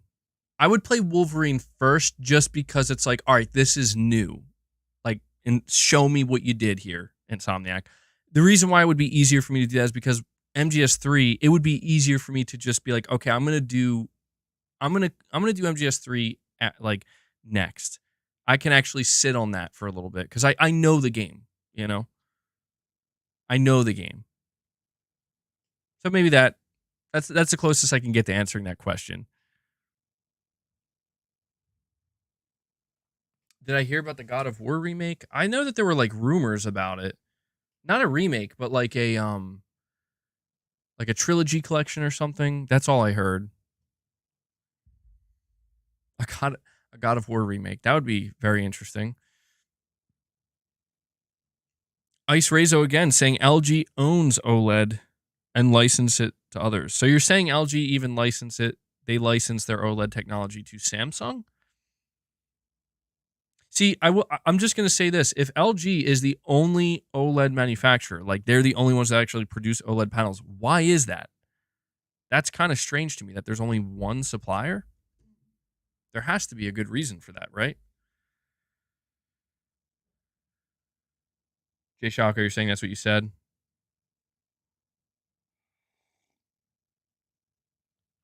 Yeah, where is X Defiant, by the way? I see you guys, at least a couple people mentioning the Ubisoft game X Defiant.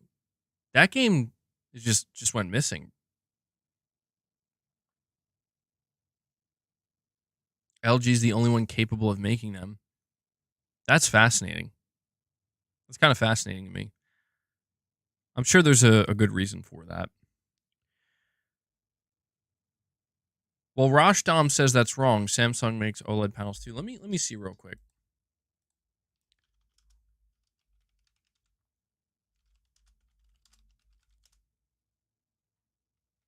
LG is a major player in the OLED market, producing OLED panels for a wide range of applications. It says here Samsung manufactures all QD OLED panels right now. Okay. So it seems like it's really Samsung and LG. Anyway, who cares? I mean, honestly, it's just one of those things where it's like, whatever.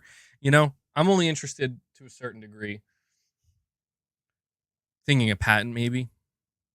Oh, shit. That'd be crazy. Yeah, I didn't think of that. All right. Well, with that being said, guys, I don't have much else to say with this topic before I move on to the next one. And the next one is it's gonna be an extensive one. I'm looking forward to diving deep into this with you. But um, I'll end this topic on the topic of talking about live service, whether or not it peaked. I do not want to see Sony fail with their live service endeavors. I feel like to a certain extent they already have. I feel like The Last of Us multiplayer is an example of failure that sucks to see and is just straight up depressing to witness. But they clearly have stuff coming, and I hope they can find at least one thing that, if it can't be like a massive hit success, like these juggernaut titles, if it can't be a massive hit success, then at least enough. I hope one of these games or some of them can find enough success to help supplement their revenue enough to justify these AAA games and mitigate the risk. That's what I hope. Because if that happens, that means these games are going to be pretty good enough to where, hey, maybe we'll enjoy playing them too. But if they fail, they fail. Navinzer says, sorry, I meant to say limited edition PS5 Pro. Oh, okay. Okay. Well, that one is a lot easier for me. Like, that is way easier. If you're saying I would have to choose between a limited edition Wolverine PS5 Pro or a limited edition MGS3 Delta or MGS Delta PS5 Pro, the answer to that's easy. MGS Delta. Hell yeah, dude. Like, limited edition Metal Gear PS5 Pro, sign me up. I mean, I would still want the Wolverine one, but it's like, yeah, that to me is an easier choice for sure. So there you go. That one was easy to answer, Navinzer. All right, so you don't want no yellow console. Yeah, you put the console down and it'll camouflage. It'll go missing.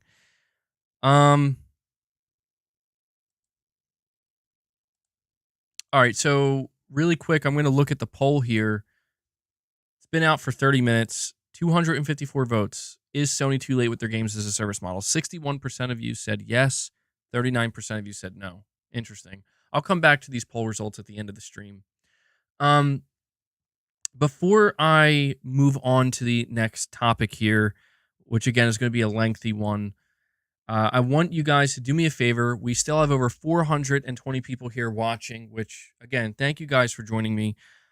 Take a second of your time, hit that like button. We are on the cusp of hitting 200 likes. If everybody contributes, dude, we could easily crush 300 likes. Now, I don't know if we're going to get there, but it would be really great if we could. So thank you to everybody who does that. It helps with the YouTube algorithm quite a bit. All right, the next topic. Here's what we're going to be doing. PlayStation's Roadmap. Every PlayStation Studio game in development. All right? What we're going to be doing is we're going to be running down every internal PlayStation Studio and going over as much as we know. And the reason why I want to do this, well, I think this is a good time to do this because the first stream we did of the year was PlayStation predictions. The second stream was focused on games that are expected to release this year. Now, this is kind of, I guess, the trilogy in a way, where this to me is just paints a much broader picture, a much larger picture of here's what all of their studios could be working on, potentially stuff we could be seeing coming out even at the end of this generation in 2027. Now, I see somebody in the chat mentions I should go check out Zubitech. So I actually want to give a big shout out to Zubitech here on the channel because I am referencing his breakdown. Sorry for the screen brightness, but I'm referencing his breakdown on X or Twitter where he did a very extensive, thorough, in-depth breakdown of every studio and every project. So I have to give a lot of credit to Zubitech. Big shout out to him for doing this. And so, yeah, if you don't go follow him on Twitter, he's a good source of keeping up with like PlayStation news and info and stuff like this. So, all right, here's where we're going to start. The first PlayStation studio on this list, Zubitech says, let's truly break down PlayStation Studios projects coming to PS5. Studio number 1, Team Asobi. Okay, Team Asobi, last game released, Astro's Playroom, 2020. Current project, 3D action game. Prediction on the next game, Astrobot sequel. Time since last released up until now, 3+ years. They have a total of 1 project in development. So this is a great place to start because I think that, well, first off, I think his prediction is correct. I agree with it wholeheartedly. I think we're getting another proper, like full-blown Astrobot game, but this time it's going to be a more, here's the thing. I don't want to say that Astro's Playroom wasn't a traditional game. Astro's Playroom was absolutely a traditional game. Like it's a very impressive game. You know, people I think at first were expecting something very small, something very minor, something pretty inconsequential. And then when they played Astro's Playroom, they're like, oh my God, dude, this is amazing. But what I mean is, it's going to be a game that's not focused on, like, for example, in Astro's Playroom, the levels were based on the components inside the PlayStation 5. I think this is going to be something that fleshes out the Astro world, I guess you could say, a little bit more, and goes away from the kind of like showcase of like hardware and components, and it will allow it to kind of it'll give it like its own unique.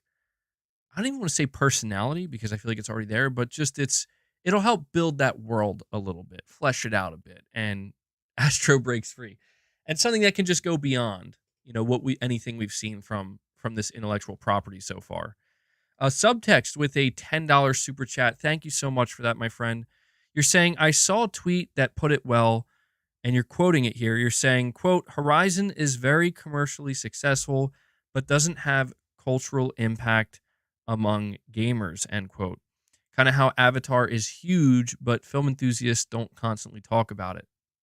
That's actually a really interesting way of putting it, Subtext. I don't know where you're pulling this Like, I don't know who said this exactly, but that could explain it. Yeah, where it's an interesting phenomenon where it's just something that succeeds and does very well and is, like, making the company a lot of money, and people are engaged with it, but outside of that, it's just like, meh. Like, you don't really see many people talking about it or referencing it. Or I will say, like, yeah, that the whole situation with Avatar is kinda weird as well, where I definitely feel that. Like, it is crazy that Avatar as an intellectual property and franchise is as successful as it is, but I just don't see it. I just don't. Like, I don't see people talking about it. I don't see people referencing it. You're right. It's not a part of the culture really, and it doesn't have that cultural impact. But it kind of, like, doesn't matter because it still wins and succeeds.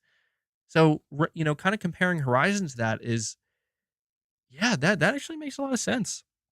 I like that comparison a lot because it does explain a lot. Um, I guess the question at that point is, like, what would Horizon have to do to have more cultural impact? Yeah, that could be it.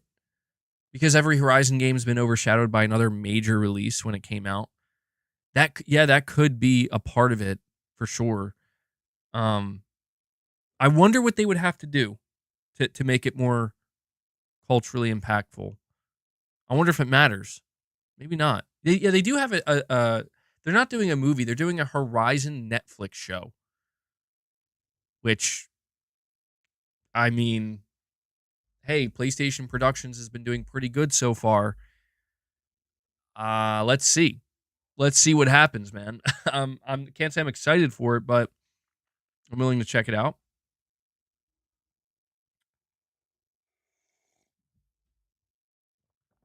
Well, according to Guerrilla Games, they have a lot of different Horizon projects in the works.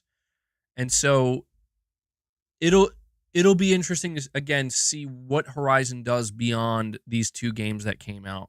Because I think if they want to have more of a cultural impact, if they really want to make this something that stays and sticks around for the long term, I think these other projects that they're going to launch, whether it's the show, whether it's the multiplayer game, or anything else we don't currently know about, this MMO title, these things are going to have to offer a lot, I think, to really kind of, they're going to have a little something extra there to help bring up that kind of cultural awareness, I guess you could say. So, subtext, I appreciate you chiming in there. It's very, very interesting to think about.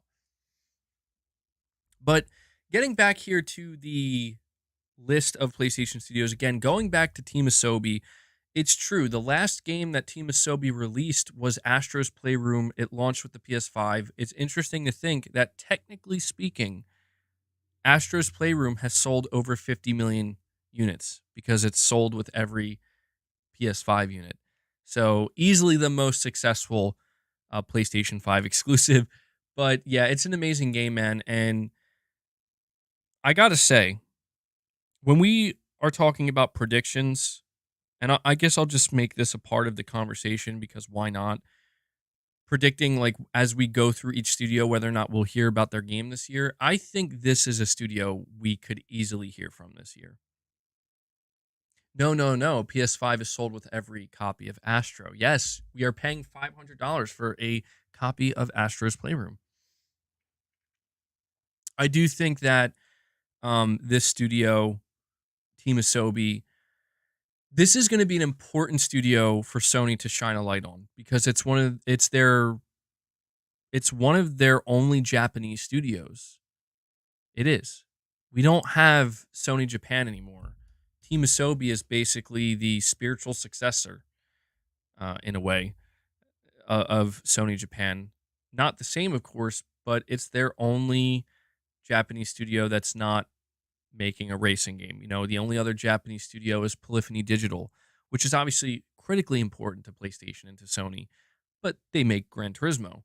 So what they do with this studio, the way that they shine a light on it, the way that they prop it up, this is going to be a critical studio for Sony in the long run because we've been having all these conversations about big AAA games, the budget of them, and you're going to see that as we go further down this list here.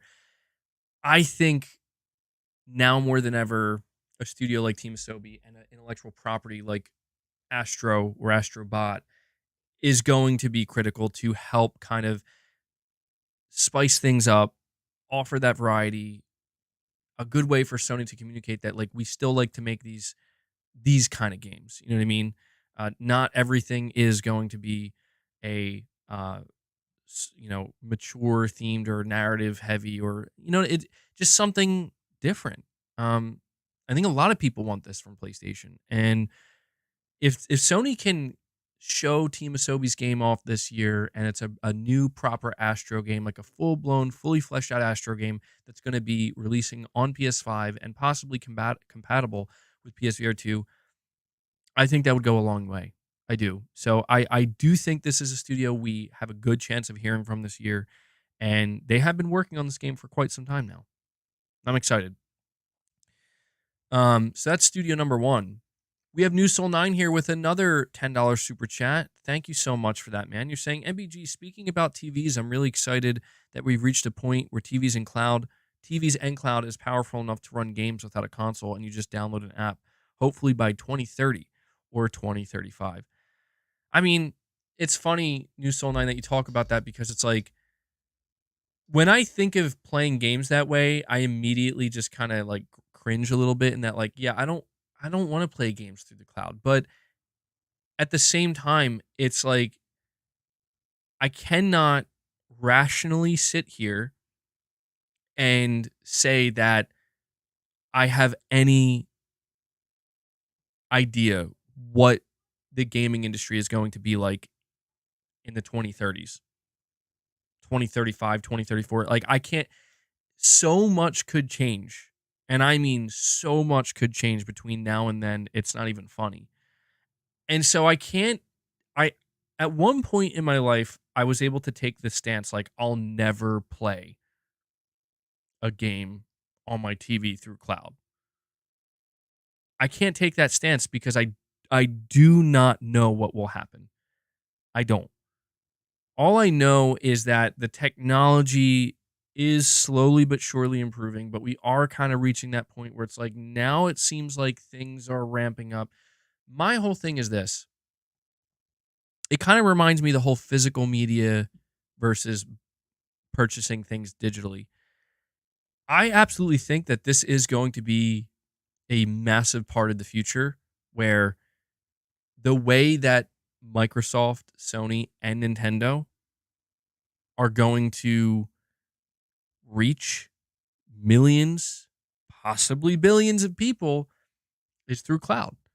And it's going to be a main priority because that's a huge demographic of people. So the priority is going to be there.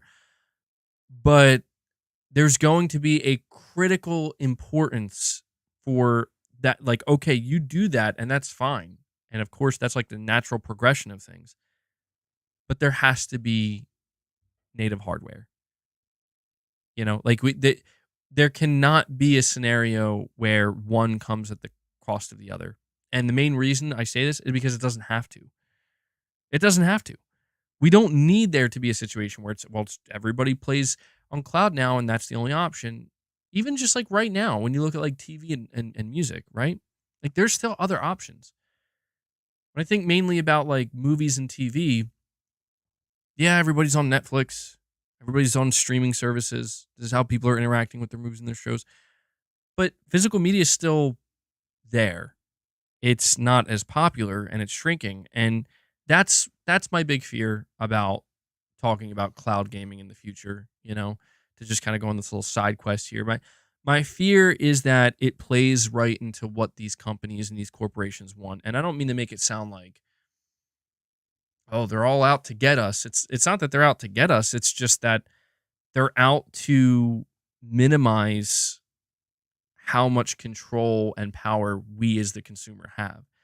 And when you talk about like the long term and just kind of getting to this point where I try to imagine if in the future, the way people interact with the PlayStation brand, the way people interact with the Xbox brand and the Nintendo brand, I'm talking like the long term future here. Is it going to be just how it is right now with, Netflix, Disney Plus, Hulu, Paramount Plus, Peacock. Is this how it's going to be in the future for gaming as well? Where you boot up your TV, you pick up, instead of a remote control, you just pick up your controller and you're scrolling through and you're trying to decide, like, what do I want to play today?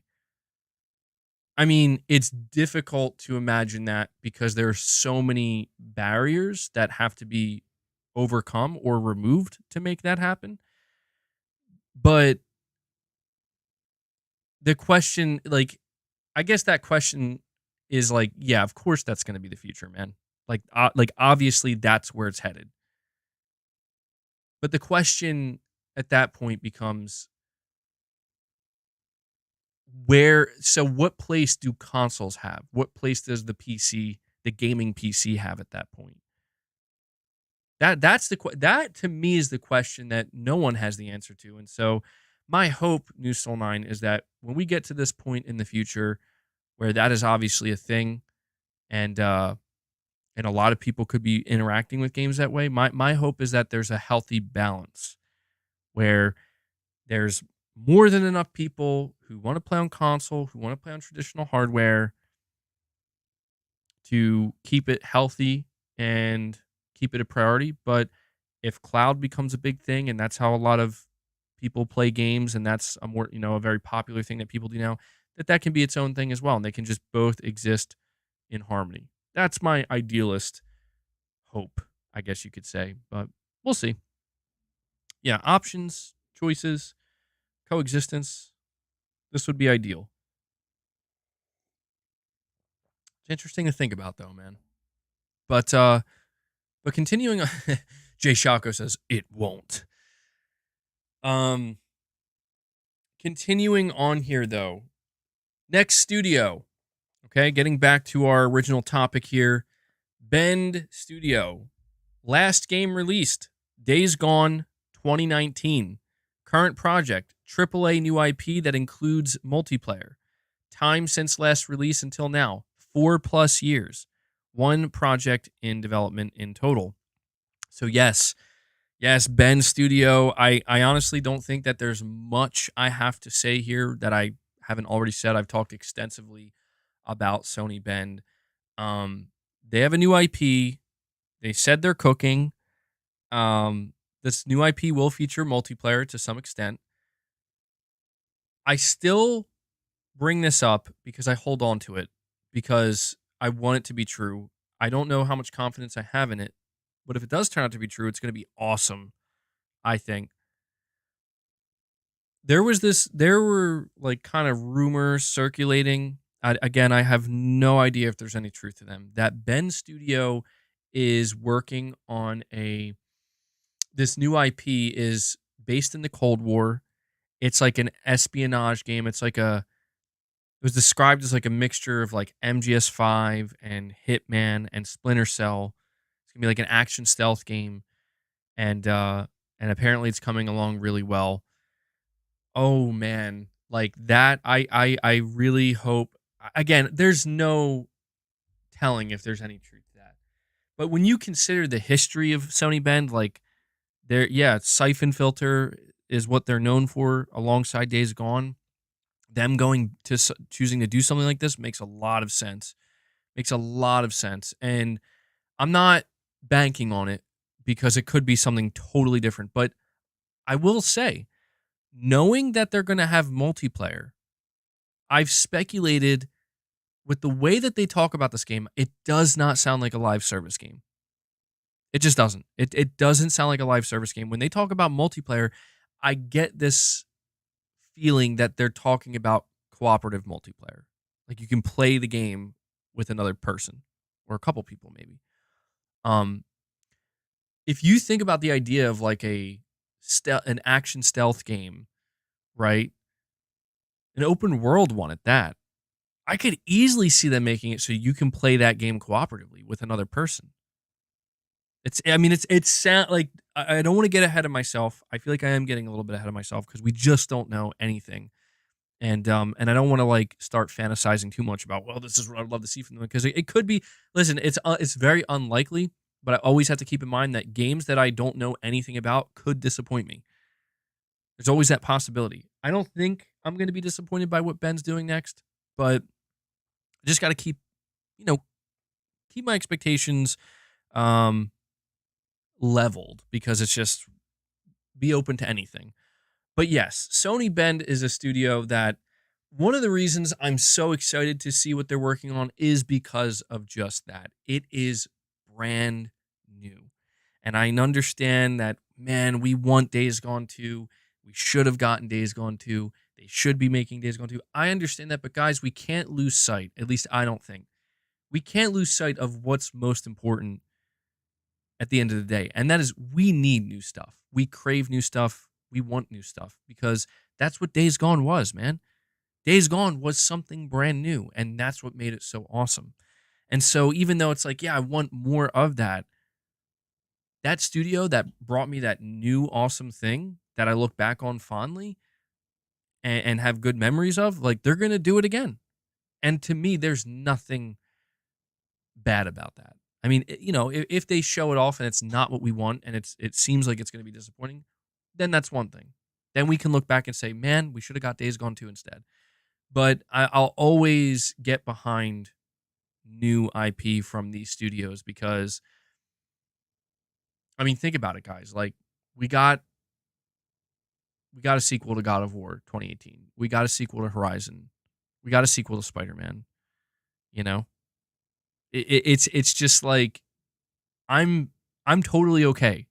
Like I'm more than okay. I actually think this is the better route for them to take. Where it's like I would have taken a Days Gone 2, obviously, but new IP from a very talented studio. Bring it on. Bring it on. And you know what? If it doesn't work out for them, if for some reason this new IP like just doesn't work out for them the way they thought it would, they can always go back to Days Gone. You know? So the days are gone for Days Gone. The dude you're saying, I get you guys liked it, but it sucked. I mean, don't get me wrong. I don't think Days Gone was for everybody. Definitely not. But it was a competent game, I think. It was good. Yeah, they're gonna leverage what they learned in making Days Gone. They're gonna take all that and put it into this new game. Man, I hope we see it this year. So let me get to the second part of this. Do I think we'll see Sony Ben's game announced this year? Well, I talked about this already, but I'll reiterate it here. My answer to that is yes, I do. Because as you can see, it's been 4+ years. Um, they've been working on this game for a while now. I don't think it's coming out this year. Like I think Sony Ben's game at the earliest, and this is I think I don't want to again get ahead of myself, but I think the earliest we could expect to see Days Gone, Sony Ben's new game release is sometime in 2025, like late 2025. Or it could be 2026. Yeah. I think 2026 would be a bit extreme because at that point, that's like 7 years. You know what I mean? Like that's a long time, dude. So 2025 sounds a little bit more reasonable to me. It could be summer, yeah. But I do think the reveal should come this year. I would understand if it's not revealed this year. I would be disappointed. If we go throughout the entirety of 2024 and we still don't know what this game is, I will be disappointed, but I would understand. Because it's like, all right, guys, I get it. It's a new game. You need more time. Fine, but I really hope we see it this year. I think it's just perfect. I think the time is the next PlayStation showcase. We got to see this. Yeah, well, hold on, let me see. You're saying they started in 2021. I thought they started in 2020. Let me see. When was this first announced that they were working on a new IP?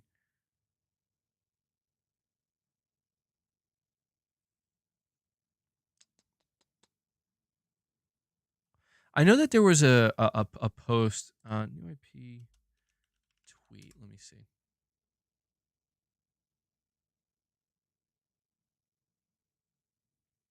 I can't find it. Why can't I find it? Oh, here we go. June 2021. Okay. So June 2021. We are beyond grateful for the support with Days Gone and are truly honored by the amount of passion our community has shared.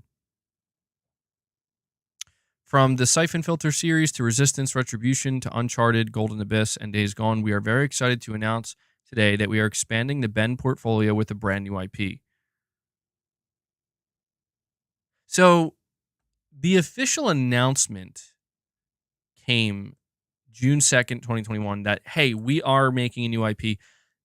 The question is that when they first started working on it, or were they already working on it and they were like, let's just do like a kind of low key announcement? I mean, I don't know.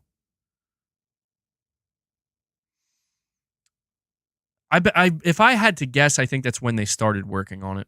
If I had to guess, because it would be weird to start working on it and then randomly make that announcement. So if that's the case, then we are looking at basically 2.5 years of development time. And by the time we hit June this year, that'll be 3 years of development time. So yeah, I mean, I guess it depends on how efficiently it's coming along. Um, Somebody mentioned the idea of this new IP from Ben not coming till 2026. When I look at it through this lens, where it's like, okay, if they didn't start working on it till 2021, now somebody might ask, well, like if they finished Days Gone in 2019 and they shipped it, what were they doing between that time? There were like those rumors, or I think there was actually actual like confirmation where apparently they were working on with Naughty Dog at something at one point. They were possibly working on a new Uncharted, but they didn't want to. And I don't know. There was just a lot going on with Bend. Seems like a bit of mismanaging at one point, but they've obviously since corrected that. So it could be, yeah, it could be 2026, man. That would be tough. That'd be a tough pill to swallow. But if the game looks good, man.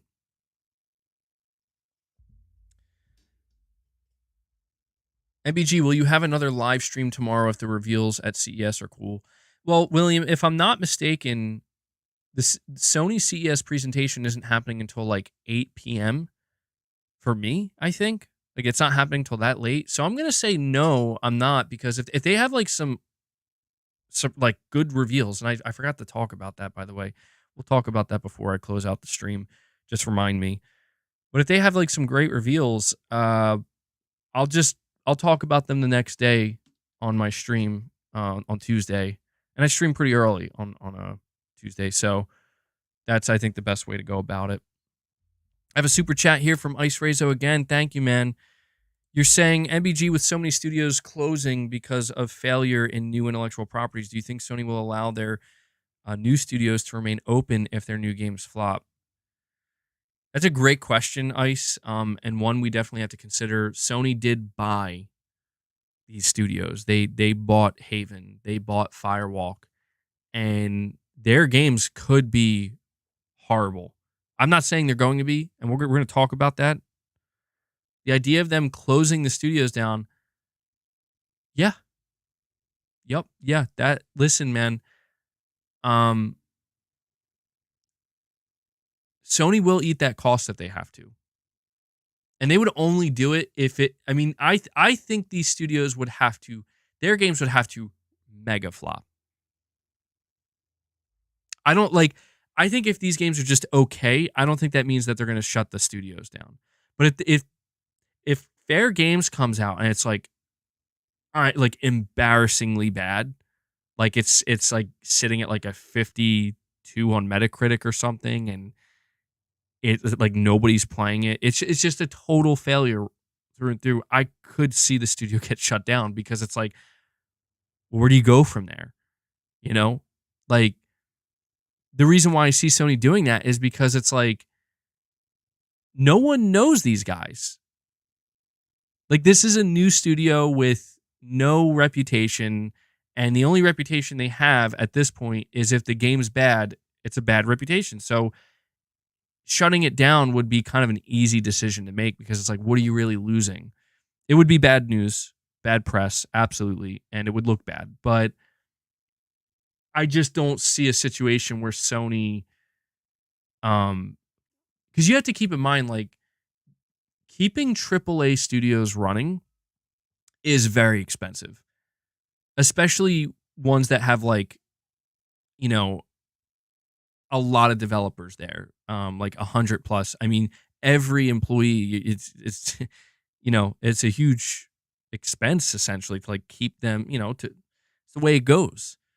Um, so it's like if your game does that bad, it's like how are we gonna justify this? I wouldn't want to see that happen though. Just to be clear, like I want to see the opposite happen. I want to see them do well and grow and become an integral part of PlayStation Studios.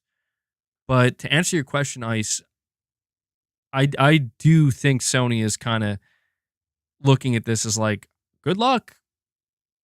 Like we have faith in you. That's why we bought you. But if it comes down to it, we will put you on the chopping block because that's just how it goes. We'll see though.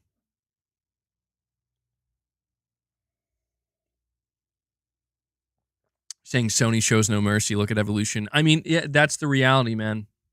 For better or for worse, it is business at the end of the day with this stuff. But we'll see. I just want to say, because Ice, you got me thinking about it. Recently, I've been putting some Concord. I've been putting the Concord trailer and the Fair Games trailers in my videos, and I went back to these trailers that were released in May of last year. I can't believe how little interest there is, dude. Like, it's shocking. It is. I fear for these games. I really do. I fear for the developers because, dude, I think neither Concord or Fair Games broke the 200K mark in viewership. And it's just like, dude, no one knows about these games. And no one's interested. And I mean, obviously you could say, well, it's because Sony didn't show any gameplay. It's like, that's absolutely true. But it's like, damn, man, I just feel like these studios are facing a serious uphill battle here where even if you look at the comments from the people who watch these trailers, like PlayStation fans on the PlayStation YouTube channel who watch these trailers, there's like nothing good being said. They're not like viciously shitting on it or anything, but they're just confused. Like they're just genuinely confused. Like, what is this? And there's no excitement. And I'm just very, very, I guess what I'm saying is knowing that they have such an uphill battle, it's difficult for me. Like I want to have some faith that they could pleasantly surprise, but I'm just trying to imagine Sony holding a state of play. Like, I'm just going to, speculate here. And let's just say in February, Sony says, surprise state of play featuring Concord. We're going to give you an in-depth, deep dive into this game. The game, I think, could be good, but I'm just trying to think realistically, what are the chances that if that state of play happens, that people, when it's over, are like, holy shit, hype? What are the chances that the comments are like just all positive and like, this is going to be awesome? What are the chances that this game is trending for a positive reason on places like X, and Twitter? You see what I'm saying? It's like when you start to think of it in those terms, I just think the odds are stacked against them. And I'm not sure. I'm just not sure, man. I'm not sure. I don't, Jay, you're saying it's 0%. I don't want to say it's 0%, but I don't know if I feel comfortable giving a percentage, but I do think that the chances percentage-wise of success, like, that they're just gonna win people over and Concord is gonna be like a high talking point for PlayStation this year, I think that percentage is low. Just for the simple fact that, man, they would have to really wow people. That's the thing about it. William, you're saying Concord will be better than people expect. If it is, like, if they show it and it's like, wow, this is actually looking very good, like really well made, graphically, the gameplay looks great, the characters are actually interesting, the settings interesting. If they can nail all of that and present it in a good way, maybe it has a real fighting chance. But I don't know, man. I can't help but feel just this looming dark cloud is I can't help but feel that there's this looming dark cloud over these games that I don't want to, again, I don't want to be negative just for the sake of it. It's not that. It's just I'm trying to be real in that I am fully prepared. Like, I really am. I'm not hoping for it. I'm not I don't want to see it, but I am fully prepared for Sony to attempt to bring these games out and for people to just be like, this is trash. And it's going to be, obviously, the biggest reason I hope that doesn't happen is because I don't want bad games. We all want good games. But man, it's like, Sony, I just hope that Herman knows what he's doing, man. To me, games like Concord and Fair Games are going to be proof that Herman either gets it or doesn't. Because these games were scouted by him. They were headhunted by Herman. Where he's like, these guys are so good, we should buy them. He's not, you're right, he isn't making the games, but he's the one that's in charge where he's supposed to know what the PlayStation audience wants and what will appeal to them and what will get people excited. And so if these games do crash and burn, I will place that blame on, first I'll place it on Jim because he's the one who tasked Jim tasked Jim Ryan. Jim tasked Herman Hulst with finding these studios. But I will blame Herman for thinking that these were the right studios to bet on. But we'll see. I would love nothing more than to be pleasantly surprised. Anyway, another side quest there.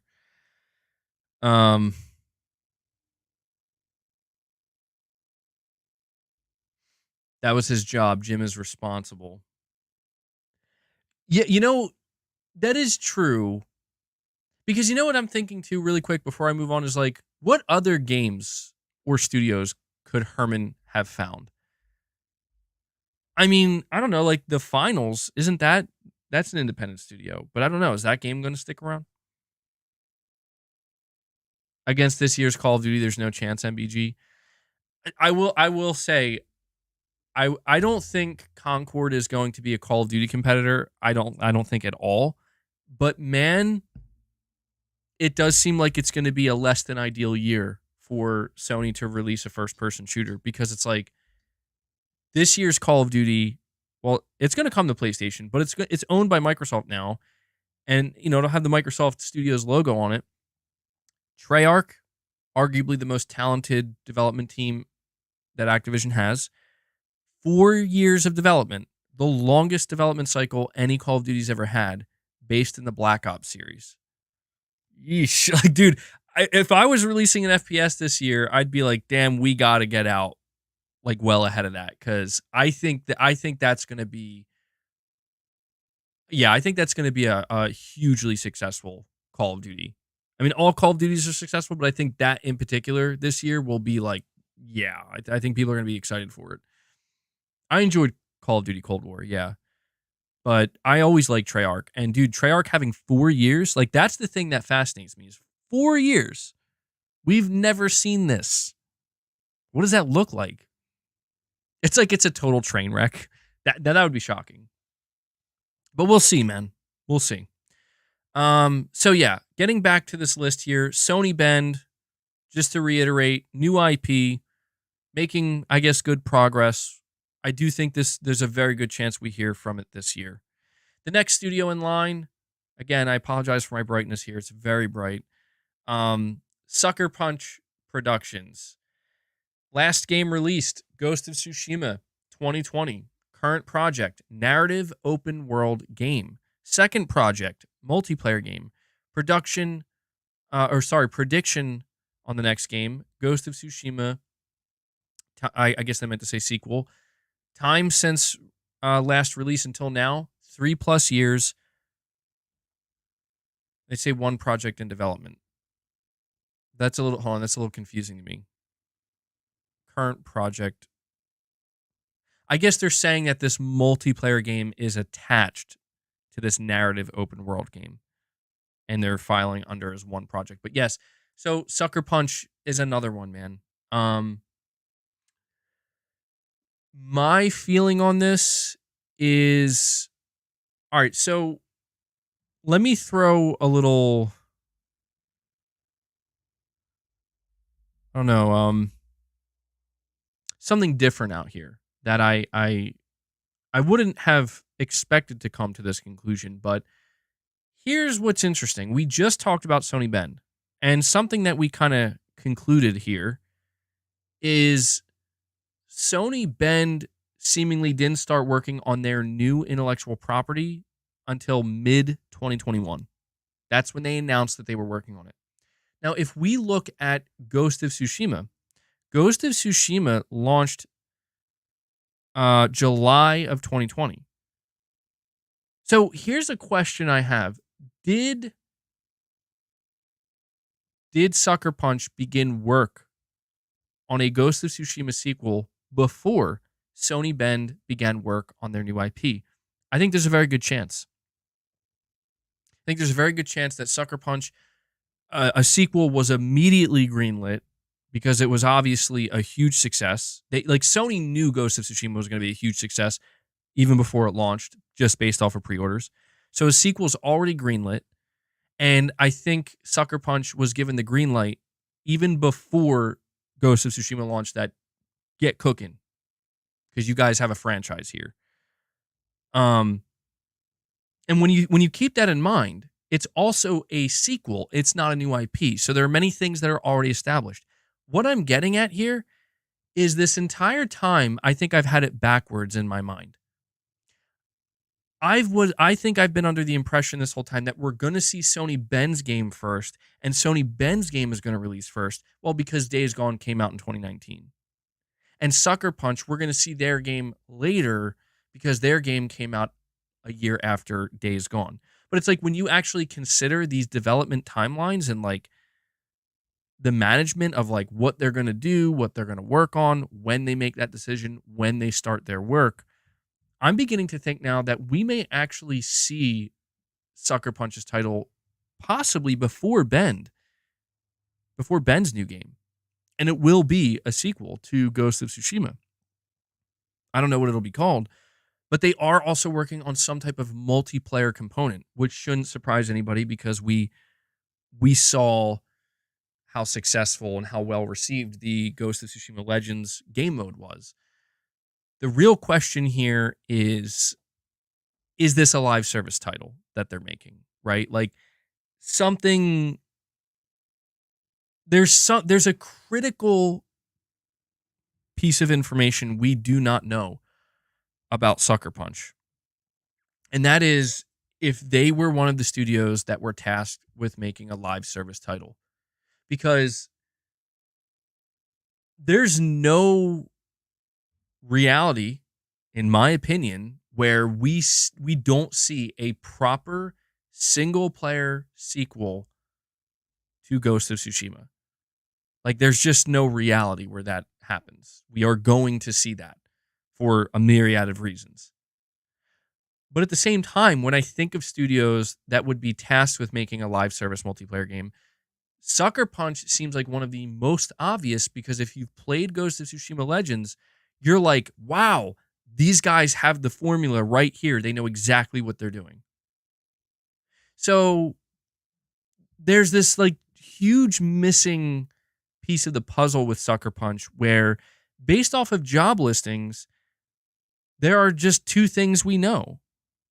And that is, well, they're working on a narrative game, Ghost of Tsushima 2. They're working on a multiplayer project, Ghost of Tsushima Legends 2.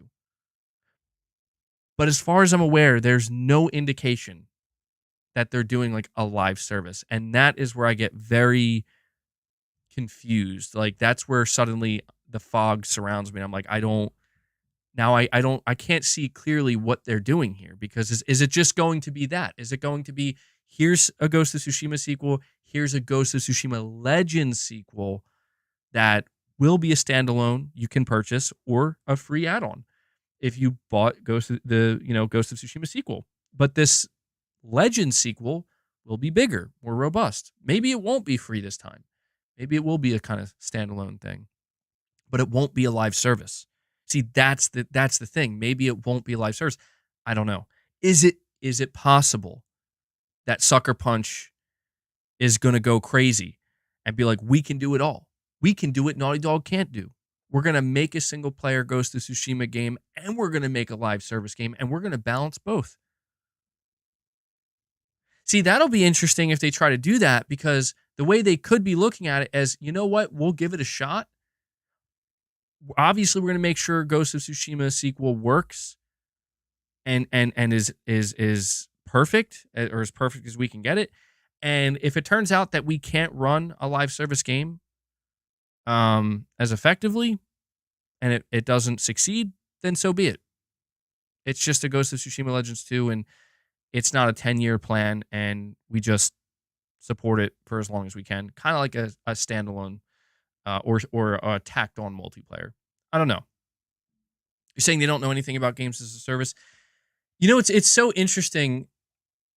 Sucker Punch not knowing anything about games as a service, but yet if you play Legends, like, and for anybody in the chat right now who has played Ghost of Tsushima Legends, please tell me if you agree with this or not. It seems like they know how to make the exact type of experience that could be or should even be made into a game as a service. It's so it's like the strangest phenomenon with them, where it's like, dude, Legends was amazing. But everything about it kind of screams like this could be turned in, like this could easily be turned into a live service game with enough support. But I don't know that I want to see that, right? Yeah, there weren't any microtransactions. You're correct about that, but there also wasn't a whole lot of content either. Like after the fact, they did release some updates, but it certainly wasn't anywhere near the level of like a live service game. MBG, this may be a dumb question, but what exactly is the difference between a multiplayer and game as a service, or is there a difference? Well, there is a difference, and in fact, I would say that multiplayer games is not really a term, like that's terminology that's not really used these days, because there really aren't multiplayer games. It's usually like one or the other. You're either a single player game or you're a live service game, because as far as I'm aware, there are like no multiplayer projects that are made without the intent of, oh yeah, we're going to support this for years to come. It's going to be a full-blown service, and that's it. Like, if those multiplayer games exist, I'm not really aware of them right now. I don't know who's doing that. When I consider, like, when I think of the term a multiplayer game versus the term like a live service game, to me the difference there is one is made to be enjoyed for a set amount of time until it maybe starts to kind of fade away and less people play it, and it's just kind of, I don't want to say forgotten about, but doesn't really get many updates, and it's just its own thing that exists, and there's not much changing about it.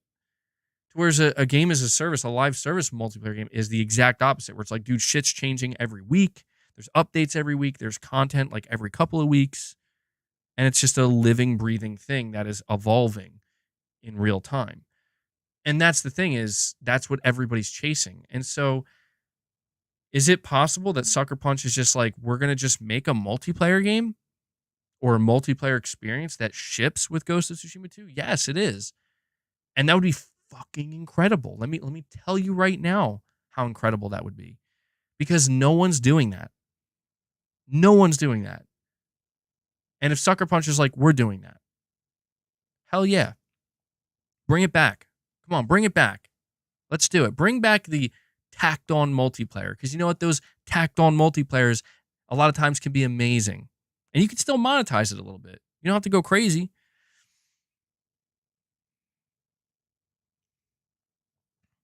All right, let's see. We have Perfect Image, member for 8 months. He says, this year we need to pay attention to the new CEO in March.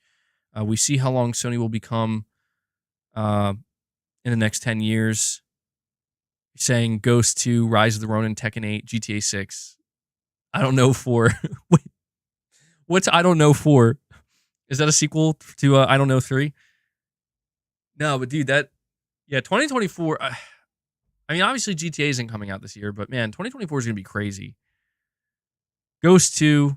Yeah, I'm okay with not getting Ghost of Tsushima 2 this year because we're getting Rise of the Ronin. Not that I think Rise of the Ronin is going to be as good as Ghost of Tsushima, but it kind of fills that void for me this year.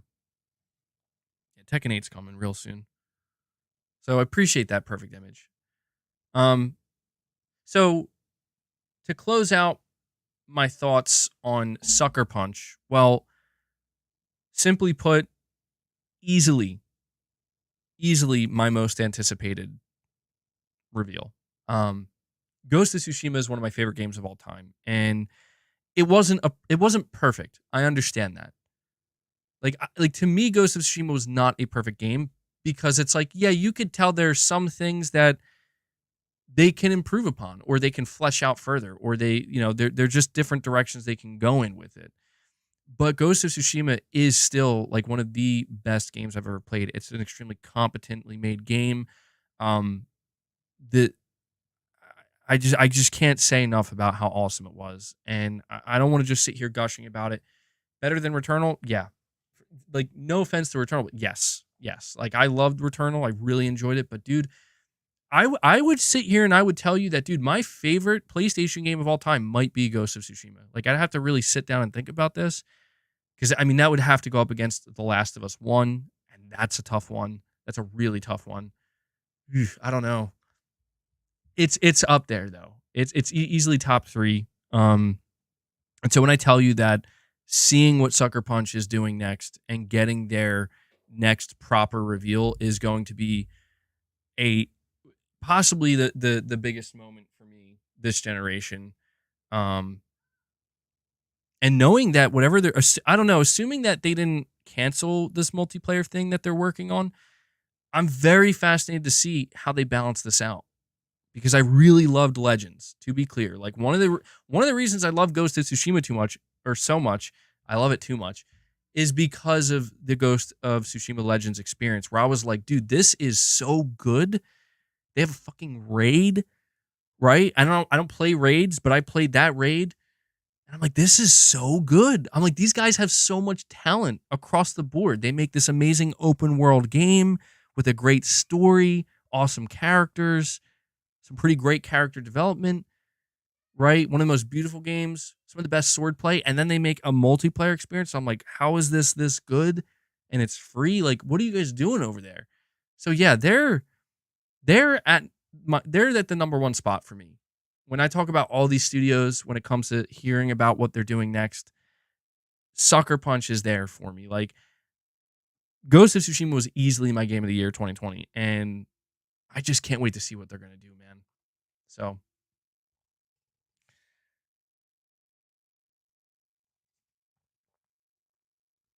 all right, guys, we're going to move to the next PlayStation studio, and before I do that, please hit that like button for me. You guys are crushing it right now. You guys are crushing it. 258 likes. Very good.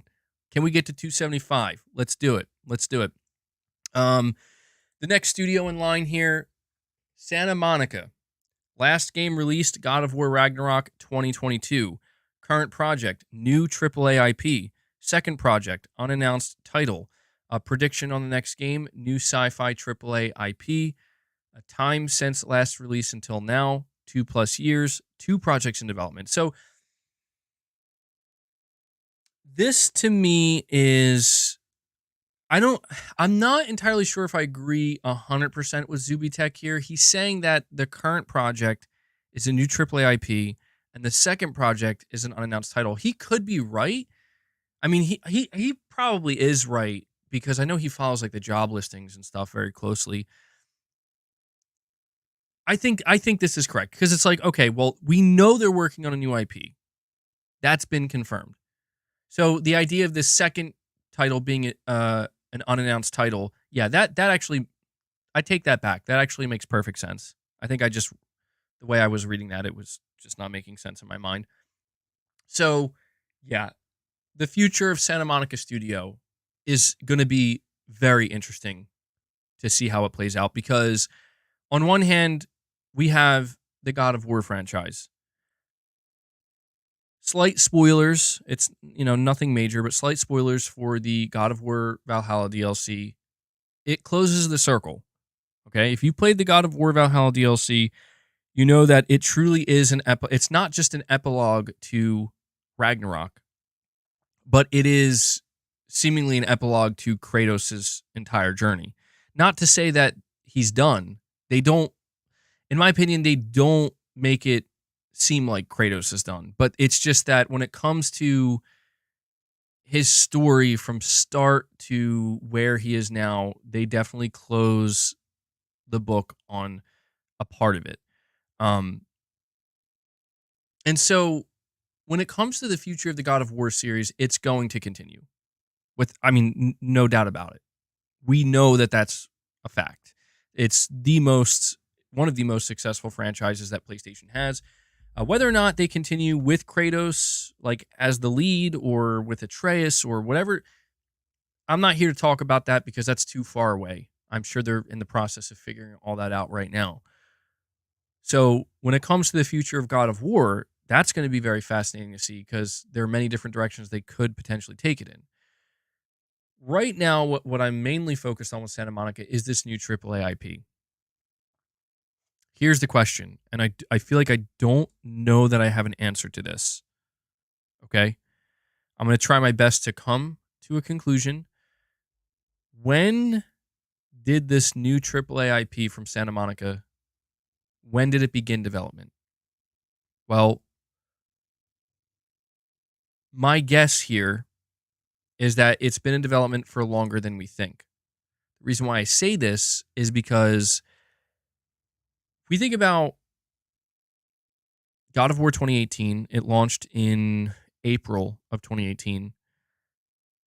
Obviously, they knew what they were doing next. Like they knew, okay, we're going to have a sequel to this because the whole story is written out. That's an important thing to understand is Cory Barlog had the whole Norse saga planned out from start to finish.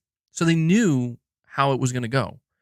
One of the decisions they had to make was, is it going to be a trilogy? Is it going to be 2 games? They decided to go with 2 games. A lot of the same assets and areas and levels, a lot of the same stuff that was created for God of War 2018 was reused in Ragnarok, which is fine, makes sense, but saves a lot of development time, right? If I had to guess, I think this new IP was in development probably starting from 2019 at the earliest, 2020 at the latest.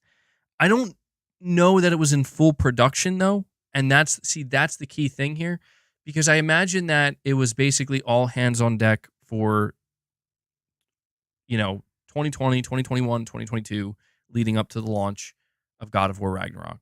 So I don't know that means the game wasn't in full production, but I have to imagine that the majority of the development team, as soon as Ragnarok shipped, moved over to work on this new IP, because that's just the way these things go. It's a new AAA IP.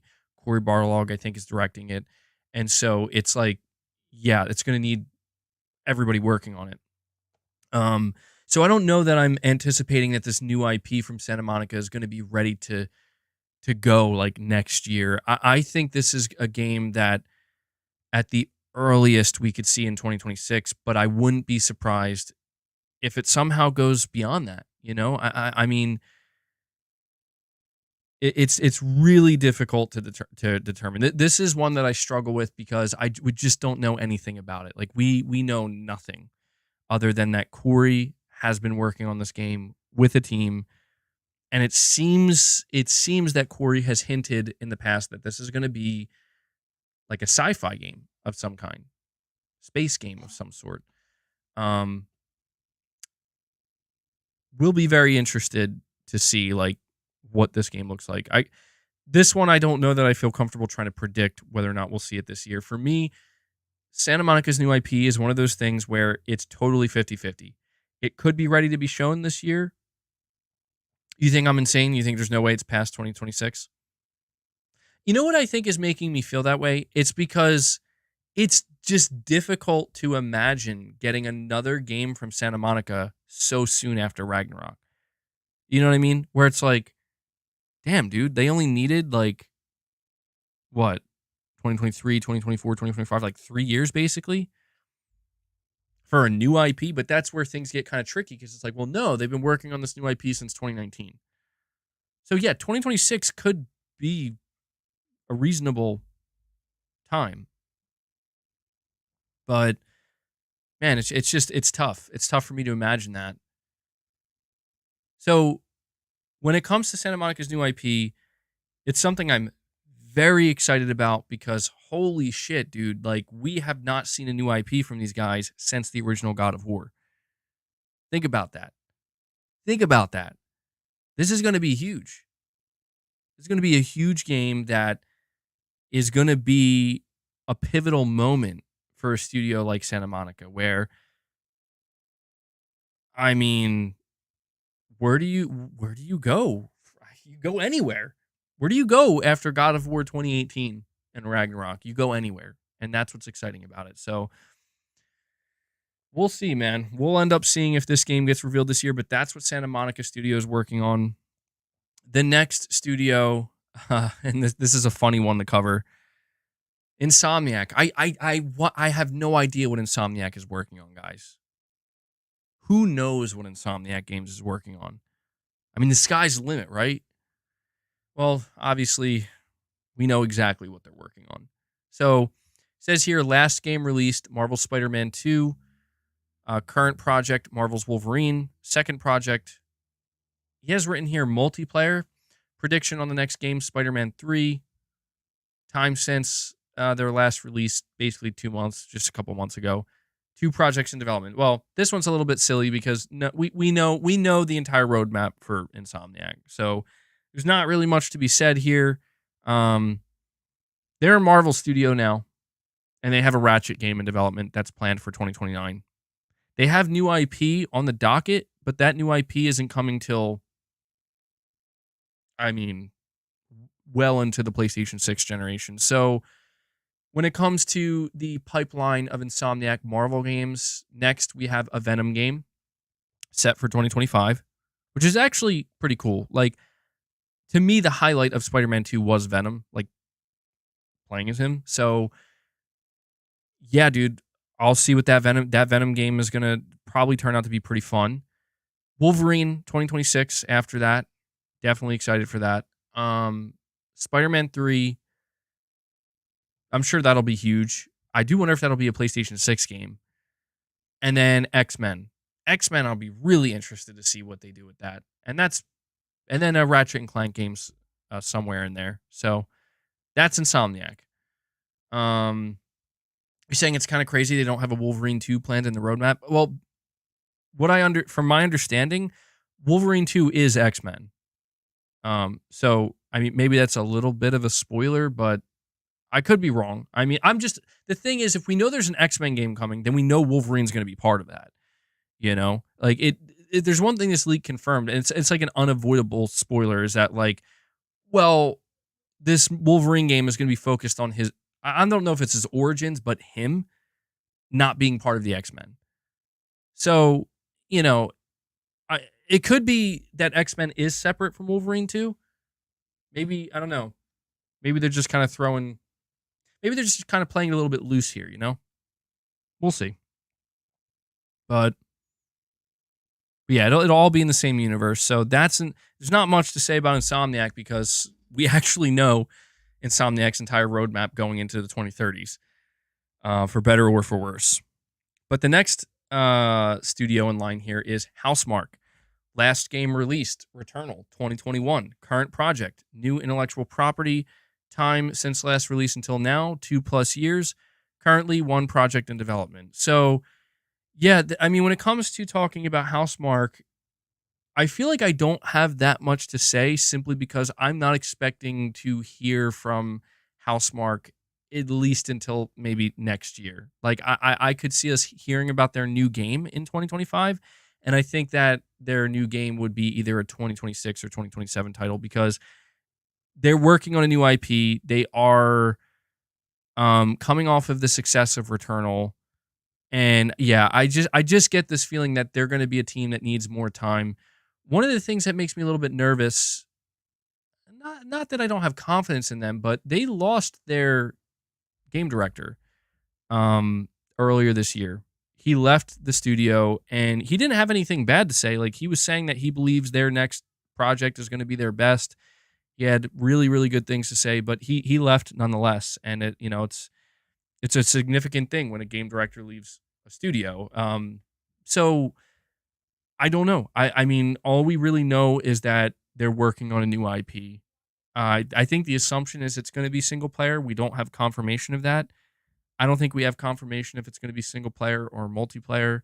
But we do know that they're going to build off of like Returnal to an extent, like in terms of I think some of the mechanics and the things they learned about AAA game development. So Housemarque is a Housemarque is a studio I'm going to be very interested to see what they do next because um I don't look, I'm not being negative when I say this. I'm just being real in that knowing that the game director left, I hope we don't see a situation where Returnal was basically lightning in a bottle for them, where they found huge success.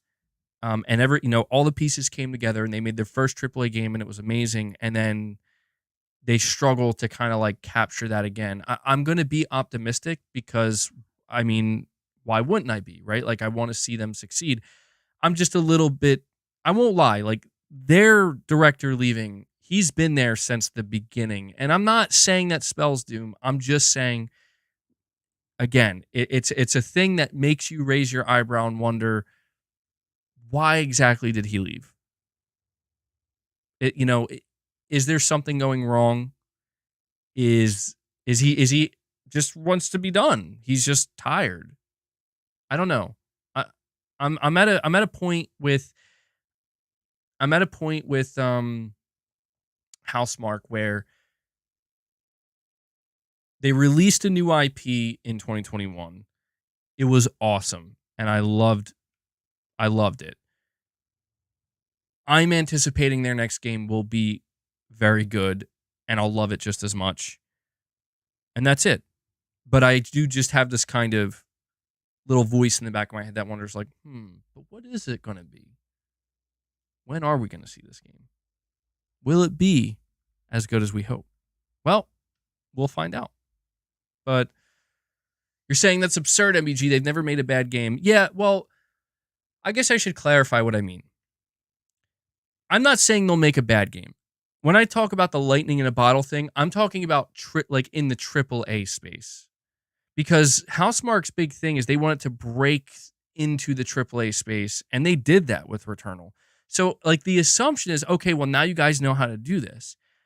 There's just this slight nervousness in somewhere in me that, like, what if they don't know how to do it again? You know, like, what if they try to do it again, but it just doesn't really, like, I guess this is what I mean to say. I played Returnal. I platinumed it. I've experienced everything in that game. I don't know where you go from there. You get what I'm saying? To me, it's that's obviously Housemarque's thing to figure out where they want to go. But I just don't know. Like, do you copy that formula again? Do you get what I'm saying? Like, I just don't know where you go from there. Like, is it going to be that they take the same exact, they take that gameplay formula and the way in which they presented this game and they like apply it to a completely different character in a completely different universe? You're saying same mechanics, new IP? Yeah, that could absolutely work. And you know what? If anything, that could explain why the director left, because he's like, you know what, you guys, smooth sailing from here. You got your formula now. You know how to make this work. And I would be all for that, dude. I would, because the gameplay of Returnal was astoundingly good. So it's like, yeah, if that's what they want to do, I'm all for it. Actually, now I'm thinking about it, if that is what they do, that would be very exciting. MRPD says, wait, the director left? Yeah, we covered that earlier, or late last year. You're saying not a roguelike again, please? Well, that's the thing. If you're like, if they don't go with a roguelike, what that's what I'm saying. Like, what else would they do? I guess they could do anything, really. We'll see. We'll see.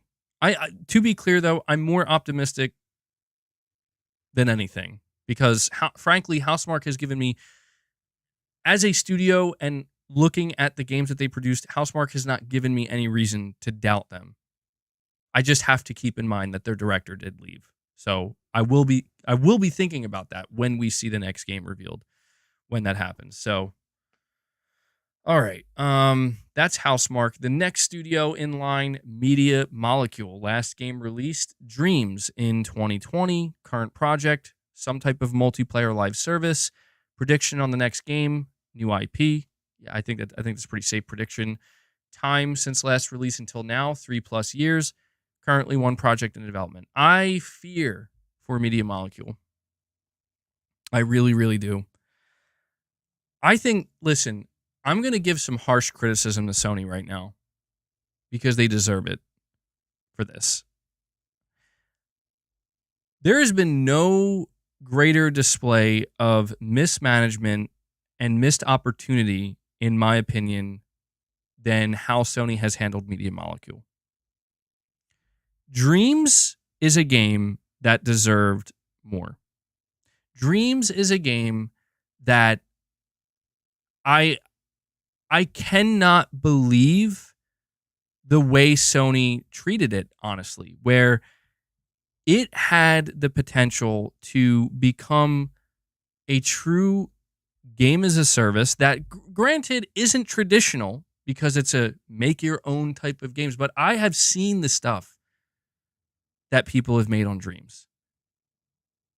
And I genuinely feel sorry and bad for any Dreams fans, because, man, did Sony do them dirty.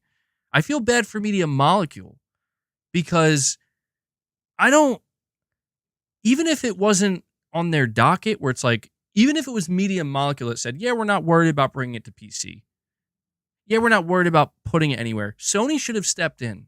That's their job. Like, no, you guys have something here. We need to get this out there. We cannot keep this locked on PS4. We need to get this out there.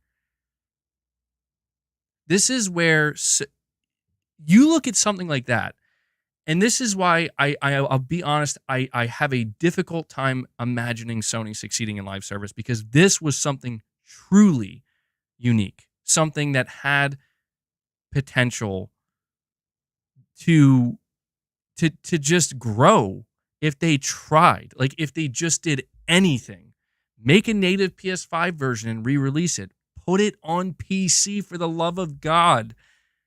Put it everywhere. Put it on, you know what? Fuck it. Put Dreams on Xbox. Who cares? Put that shit on Switch. Anywhere it can go, because that Media Molecule, you can tell that they really believe that they had something special here. And I think they did. But I think where everything got screwed up is honestly, I think it falls on Sony, man, where it's like, Sony had to have known. Like, they had to be wiser and realize, like, you got something here, man. Like, look, even if it wasn't the most popular game on PS4, that is a game that is worth trying to just shoot it out there, man. Like, just throw it out there and see what happens. Because for all we know, it could have been. It could have been something that took. Maybe it wasn't meant to take off on PS4. Maybe it was going to take off on PC. Maybe that was the answer. It's like, that's where it would have found its biggest audience and its most success. Maybe it could have eventually released some kind of mobile version. Maybe that could have been their success there. I just don't understand how Sony could allow the studio to spend all this time on this one project, right? To then just see that it's like it was all for nothing. And now the studio was in the worst position it's ever been in. It's look, man, Sony's not perfect, and I think Media Molecule is a great example of how, like, listen, if you guys weren't going to support Dreams the right way, then you should have had enough foresight to realize maybe just don't do Dreams. Maybe have them just continue Little Big Planet, or make a new traditional platformer type of game. It just makes me sad because, dude, Media Molecule, we talked about how with this Insomniac hack, there was conversation apparently internally at Sony that they are possibly looking at shutting down a studio. And like, I legitimately fear for Media Molecule, which, like, goddamn, dude, if they end up getting axed and it was because of Dreams, I'm going to be genuinely sad, because that's just like, how did it come to this? I don't want to get ahead of myself and jump to conclusions. You're saying look at sales. Well, you know what? Here's the thing. A game like Dreams, I understand the importance of we need to get a return on our investment. But a game like Dreams, dude, like, I guess the tough part would have been how to monetize it. So maybe extra brainstorming would have had to go into that. But that is like a game where it's like, how is this game not free to play? There has to be a way to monetize it. But how is this game not free to play? I don't know. It's just sad to me, man, because I will admit, like, I didn't play Dreams that much, but from what I played of it, it was such a unique and fascinating game to just see the robustness of the tools and the engines, or the engine itself, and like what you could do and what some of the stuff that players were creating. I'm like, this is insane. There has to be a way to make this work. I know. It's business. What are you going to do? Let people sell their creations and take a percentage? I mean, yeah, dude, that would have been very interesting to see how they could have done that. But yeah, and they won at BAFTA. So if Sony shuts them down, man, that's going to look real bad. We have a super chat here from Mark Loven. He says, loved DBD, and I'm excited for the casting of Frank Stone. I'd love a mini-series where there's a story mode for each of their killers. Favorite killer? Well, first off, yes, I did see that Sony on the PlayStation Store updated their, like, most anticipated games. And the casting of Frank Stone, which is a single-player experience based in the Dead by Daylight universe, I think is coming sooner than we think, because, I don't know, it was just kind of thrown in there. I'm excited for it, man, because, like, I love Dead by Daylight. I'm getting a little bit burnt out on it, truthfully, but I love the idea of them expanding the universe and having, like, some kind of single-player supermassive games. I think that's who's making it experience. My favorite killer, well, I gotta say it's Pyramid Head, Silent Hill. You know, I've mastered him, and I've put hundreds of hours into playing as him. But I like other killers. I like my second favorite's probably Oni. He's pretty fun. So I'm glad you're enjoying Dead by Daylight, man. I mean, I don't know if you just played it recently or whatnot. But also, Mark, shout out to you. That is your 10th super chat, man. So thank you for all the support. MBG was embarrassed with the amount of hours he spent in Dead by Daylight. I was, man. Yeah, it was too much. It was overkill. Certainly. So Media Molecule, I think it's safe to say we're not going to be hearing from them anytime soon. All right. You know, they had some layoffs. Some leadership was laid off or left. and Dreams is done, and they are apparently working on a new game. So it'll probably be a good long while till we hear from Media Molecule, sadly. Next studio in line, London studio. Last game release, Blood and Truth in 2019. Blood and Truth was a PlayStation VR exclusive. Current project, live service multiplayer fantasy co-op combat game. So I'm assuming that comes directly from a job listing. Prediction on the next game, well, fantasy game, of course. Time since last release until now, 4+ years. They only have one project in development. So Sony London, I feel nervous for them too, because this was one of the studios that was tasked with making a live service game. Did you guys see the concept art for this game? We'll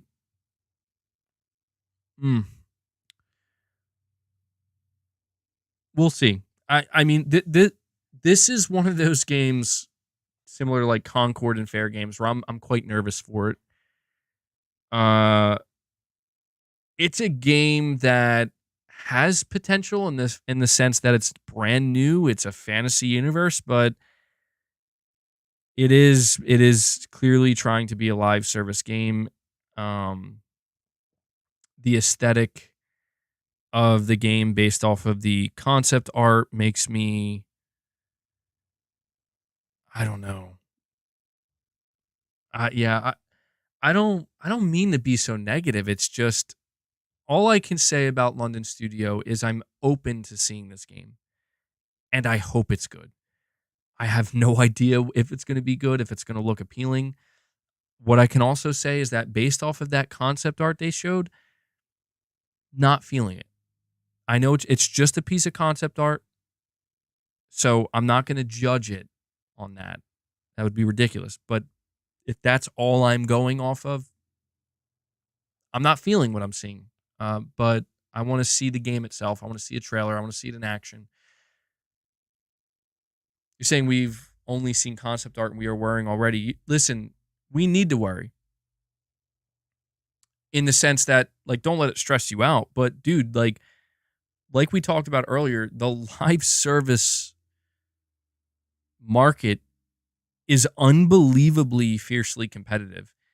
If this game isn't top tier, it's going to get ripped to fucking shreds. And I'm telling you now, we need to be ready to see a future where, sure, Sony's going to announce games we're excited about, obviously. But we need to also be ready that, dude, we could be seeing them get ripped to fucking shreds with some of the stuff they're getting ready to announce and release. We need to be prepared for that because it has happened to other studios. It has happened to other publishers. Sony is not immune to it. So listen, if there's one thing that I learned with the PlayStation Showcase last year is that showing the PlayStation Studios logo doesn't guarantee anything. It doesn't stop. It doesn't just automatically mean like people are going to be excited and it's going to be a great time. And that's crazy because that's new. To me, that's something new.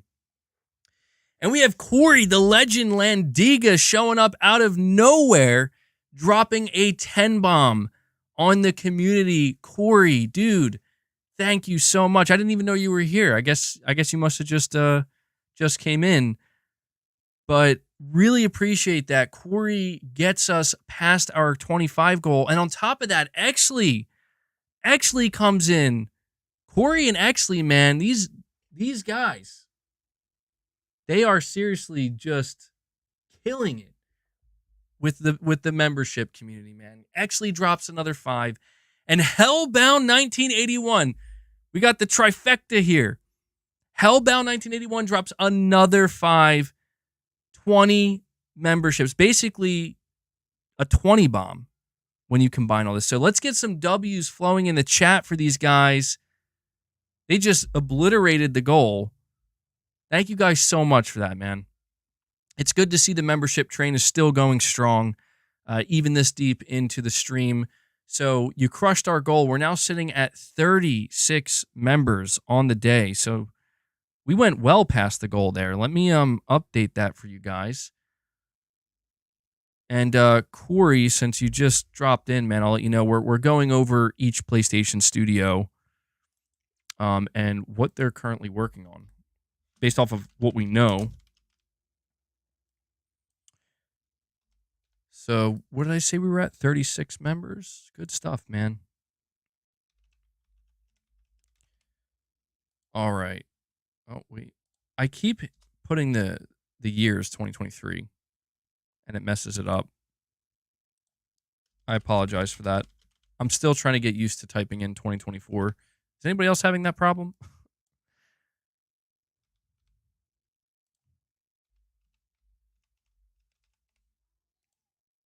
There we go.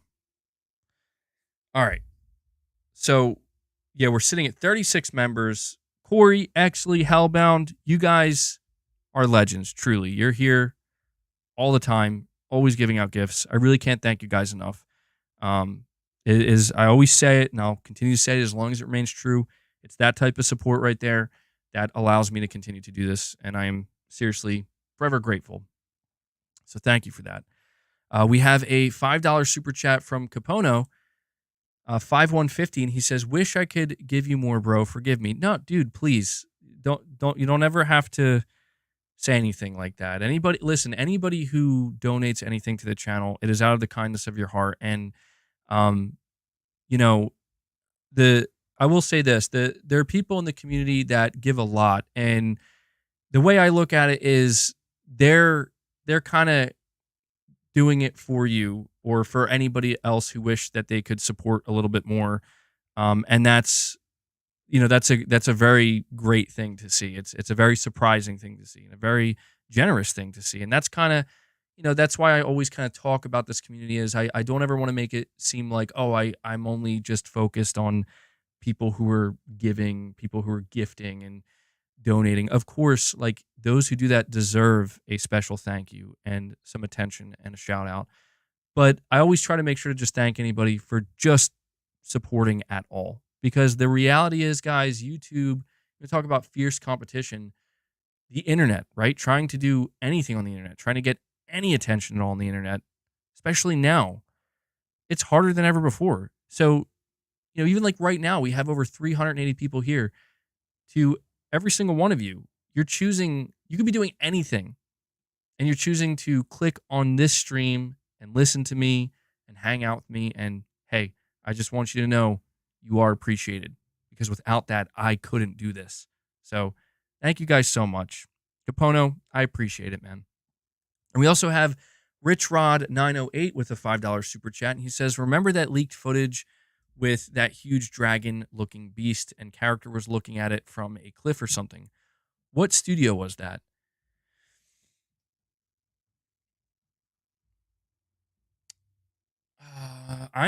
So chat, does anybody know exactly what Rich Rod is referencing right now? There are a couple of games that come to mind. The first is because you're saying it's leaked footage. So, oh wait, hold on. Are you talking about that game? No, you're saying it was a dragon. There was this leaked footage of a game from like a while ago. I think it was People Can Fly. They were making like a third-person shooter, and it was like fantasy, and there was like this big eye thing. Do you guys know what I'm talking about? I know that's not what you're talking about, Rich Rod, but it kind of just reminded me of that.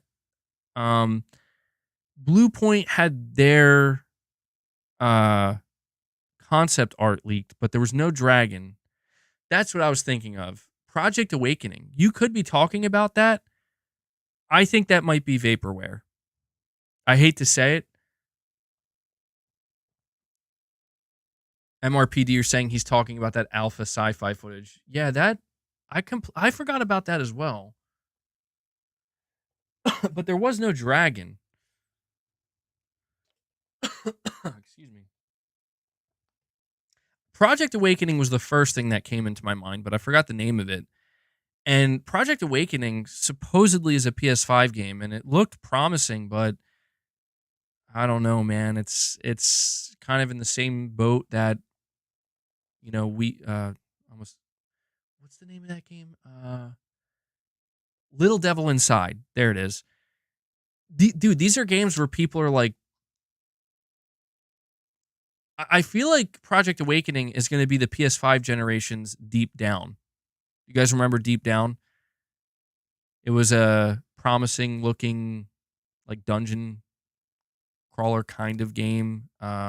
Looked somewhat Souls inspired from Capcom, and it was supposed to be a PS4 exclusive, and it just went away, and it just never reappeared. I wonder if Project Awakening is going to be that for us with the PS5 and possibly Little Devil Inside on an indie level.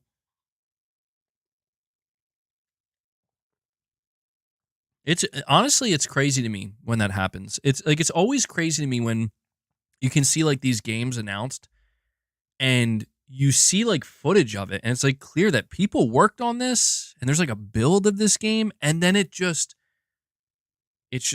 goes away forever. Like you just never hear of it. Pragmata, I think Pragmata's I don't know. Pragmata could be the next Deep Down. But they give updates on that game. They've given us updates multiple times on Pragmata, just simply saying they need more time. So I still have faith in Pragmata. And the last update they gave, it was almost like a little mini trailer where like the space dude was like shooting enemies and fighting them, protecting the little girl. And it kind of got me a little bit more excited where I'm like, all right, Capcom, new IP, let's go. I hope it works out. Rich Rod with a $2 super chat saying, I found it. Look at my last message. Let me see. Rich Rod, where's your last message? Why can't I find your last message, Rich Rod?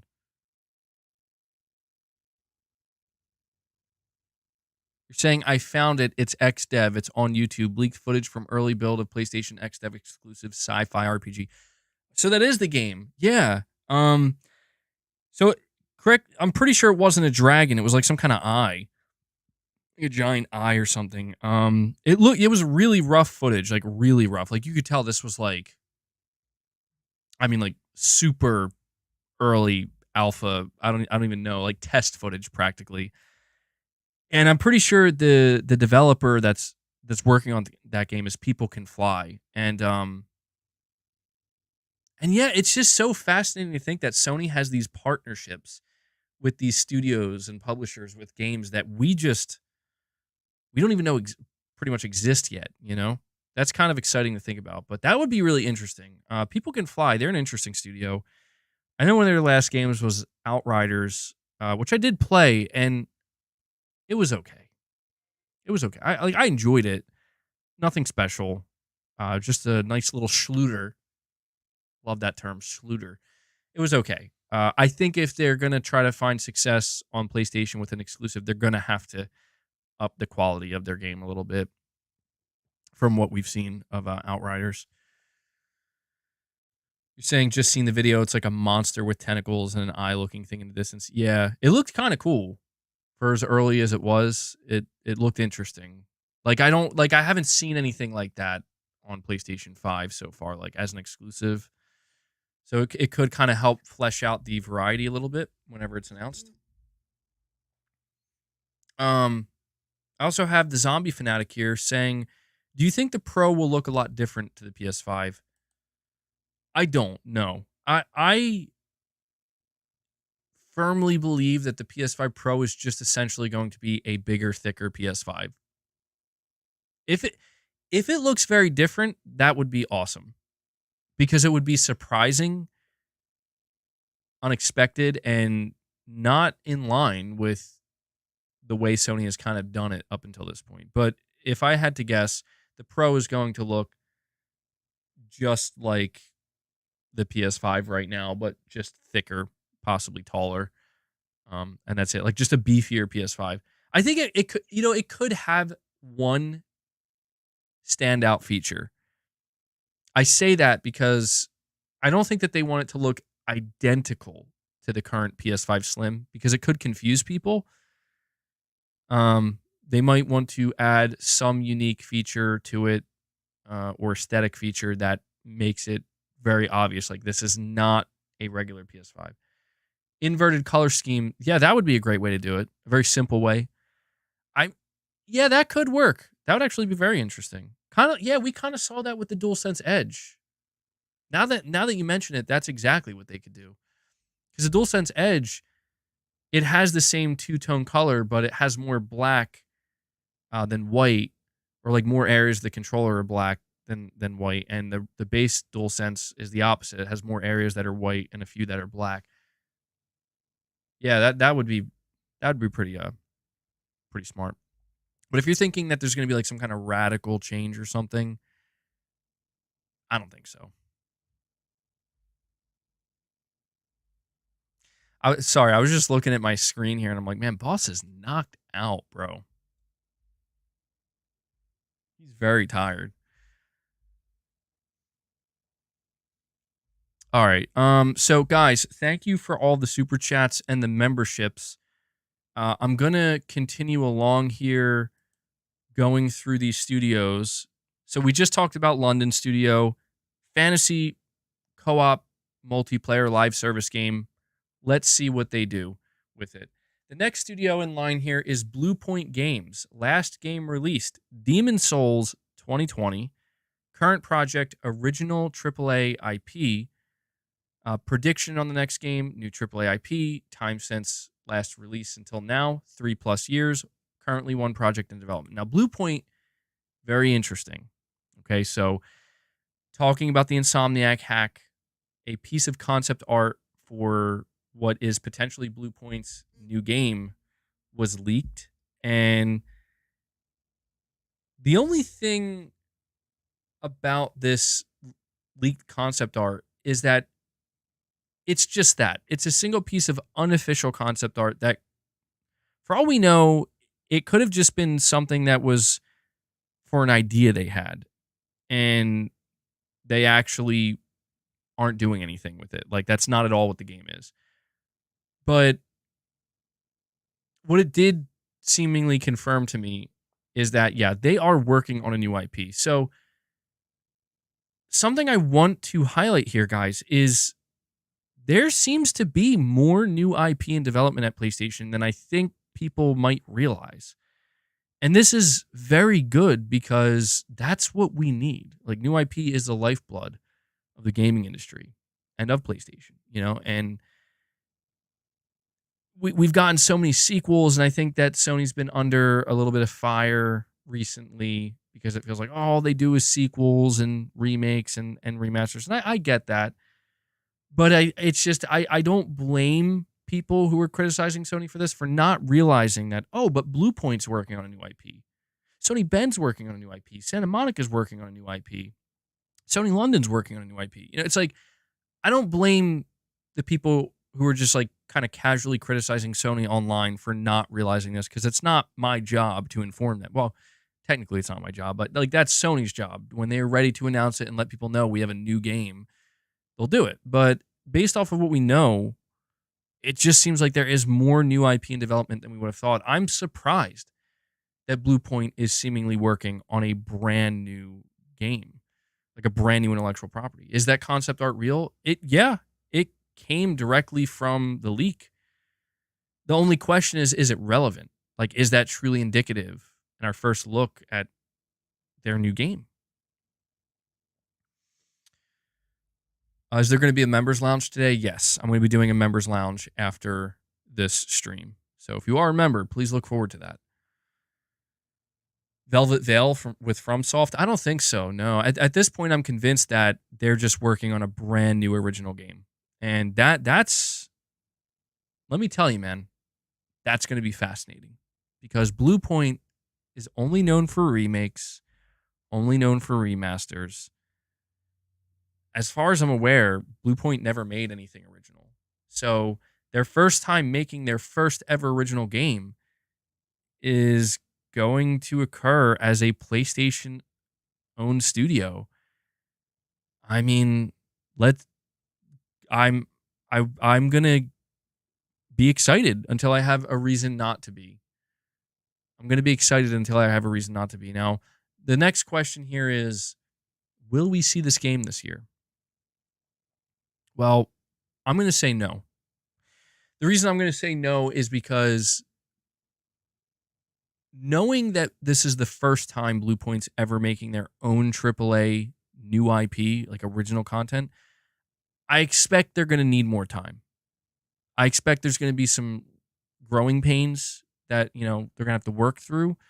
And it's just going to be something that might take, they're going to have to cook a little bit longer.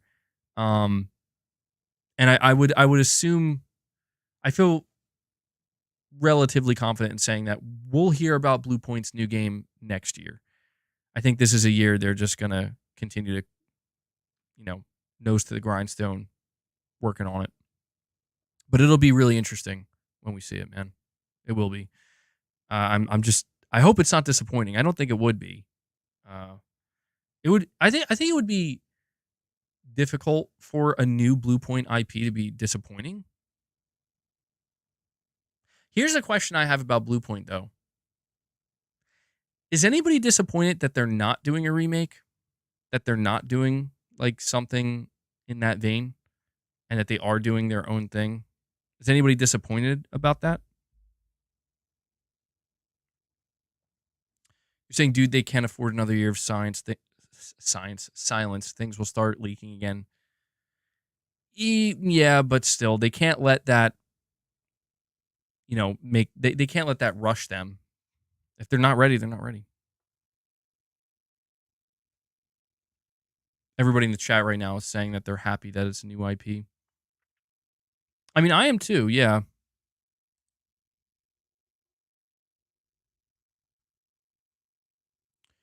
Let me check something here real quick.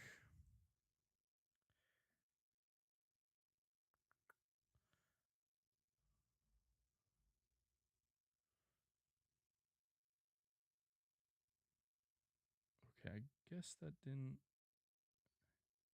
happen yet. All right. Sorry about that.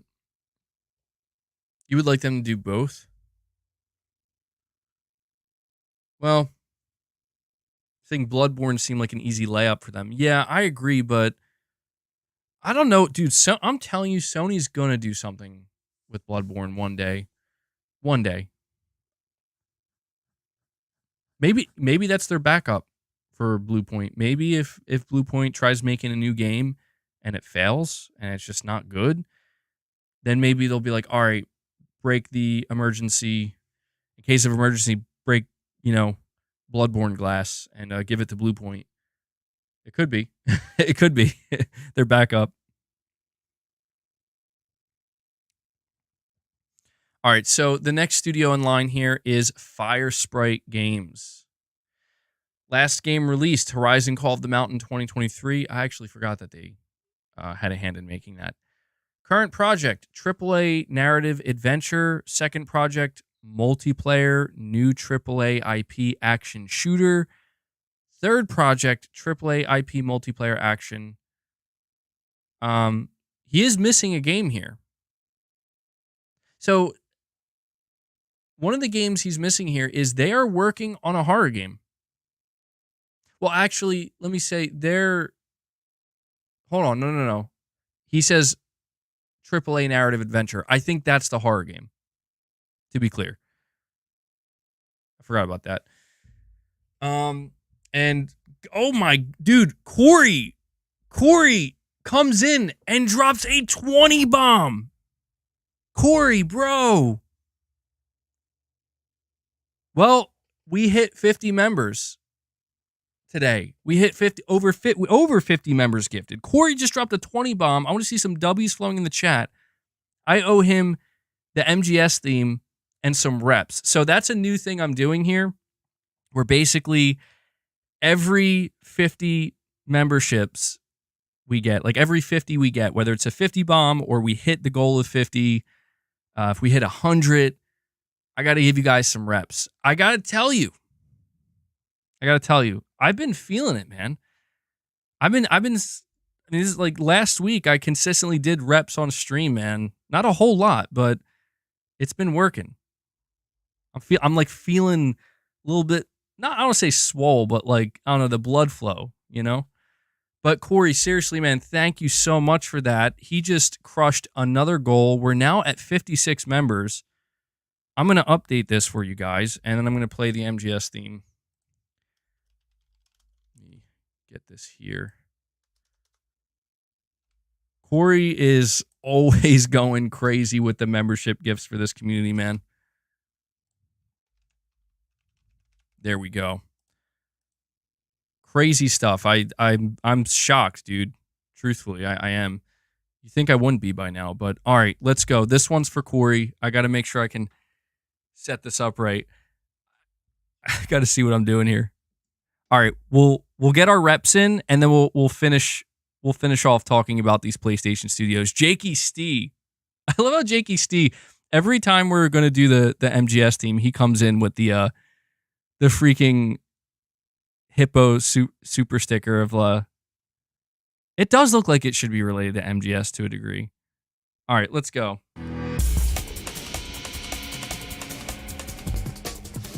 All right, Corey. This is for hitting 50 members.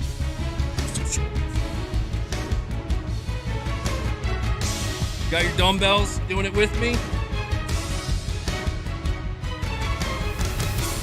I'm trying to go for the whole minute here. Us is just looking at me like, bro, again?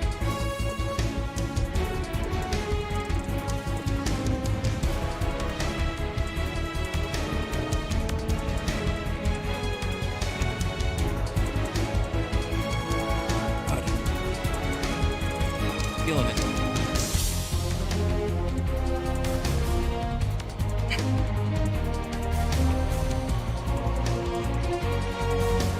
Can't do it the whole time, man. Shit.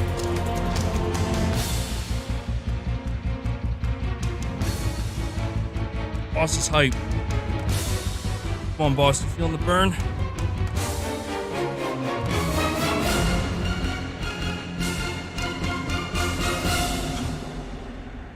Well, there we go.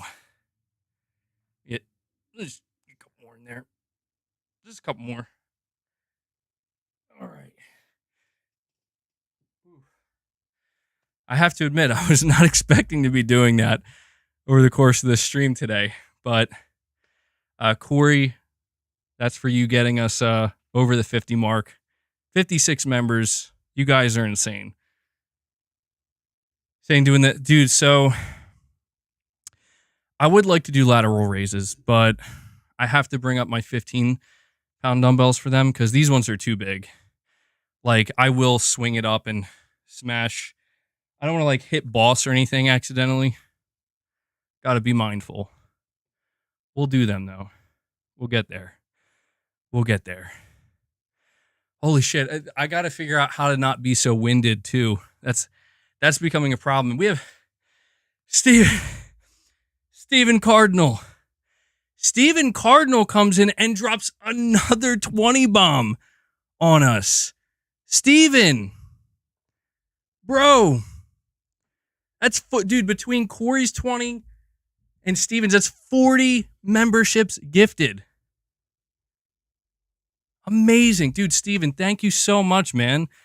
Steven Cardinal just coming literally out of nowhere. Holy shit. He's like, I want to see more reps.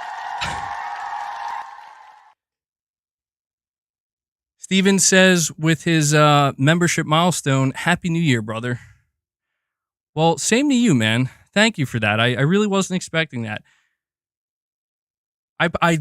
It's weird. I shouldn't be this out of breath, but I feel so out of breath.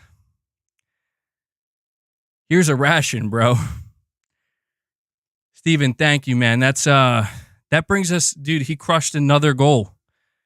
He crushed another goal. We are at 76 members. I'm not kidding you when I say I was not anticipating that today. That's amazing. This community is awesome. Seriously. I have to update it again, bro. Again. Which I'm happy to do. Let's see.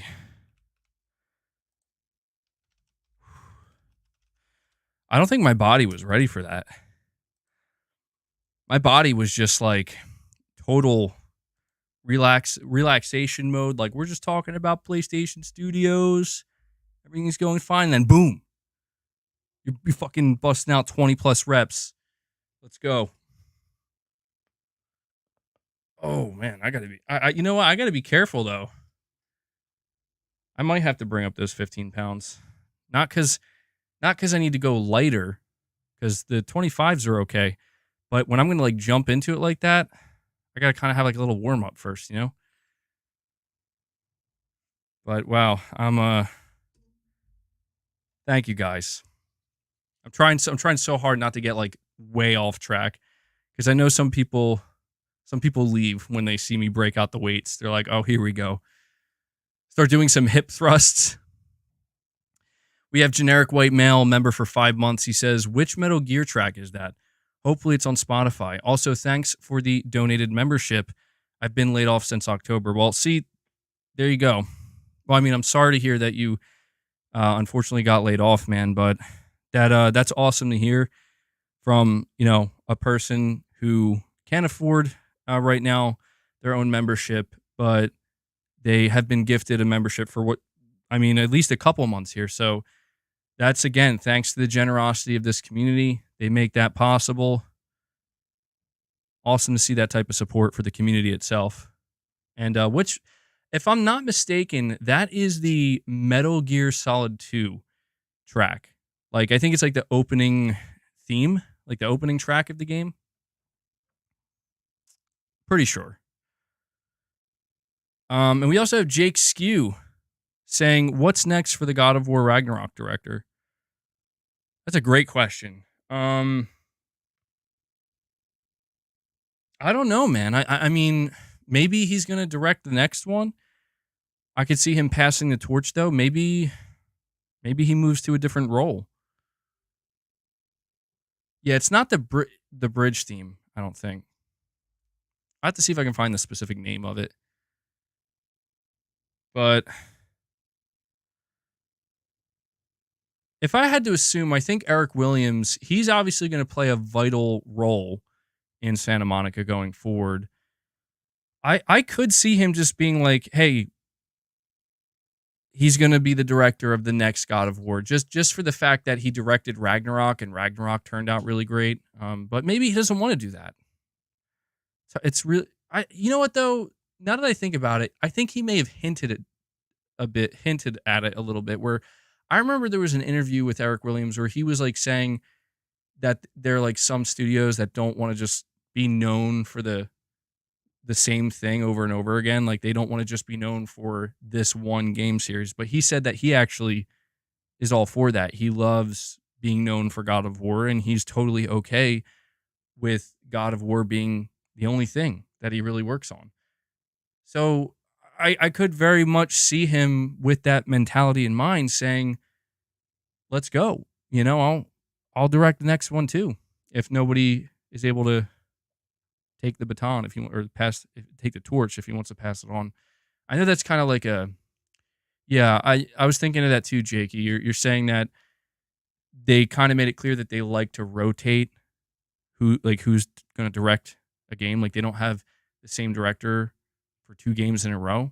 So I don't think it can go back to Corey. Maybe it could. I don't know. Maybe they won't work on another God of War game fully until Corey can take the helm again after his new IP. We'll see, man. Yeah, I saw that. Really quick, you're saying, MBG, have you seen leaked documents that indicate Sony could be planning a new fighting game? Yeah, that would be fascinating, because Sony bought Evo, and they don't have any fighting games. They don't really have anything like that. So I just don't know what that would look like. Like, would it be like PlayStation All-Stars Battle Royale 2? Or would it just be something brand new with new characters, a whole new property? And here's another question. Who would make that game? That's like the biggest question. Which studio would make a fighting game for Sony?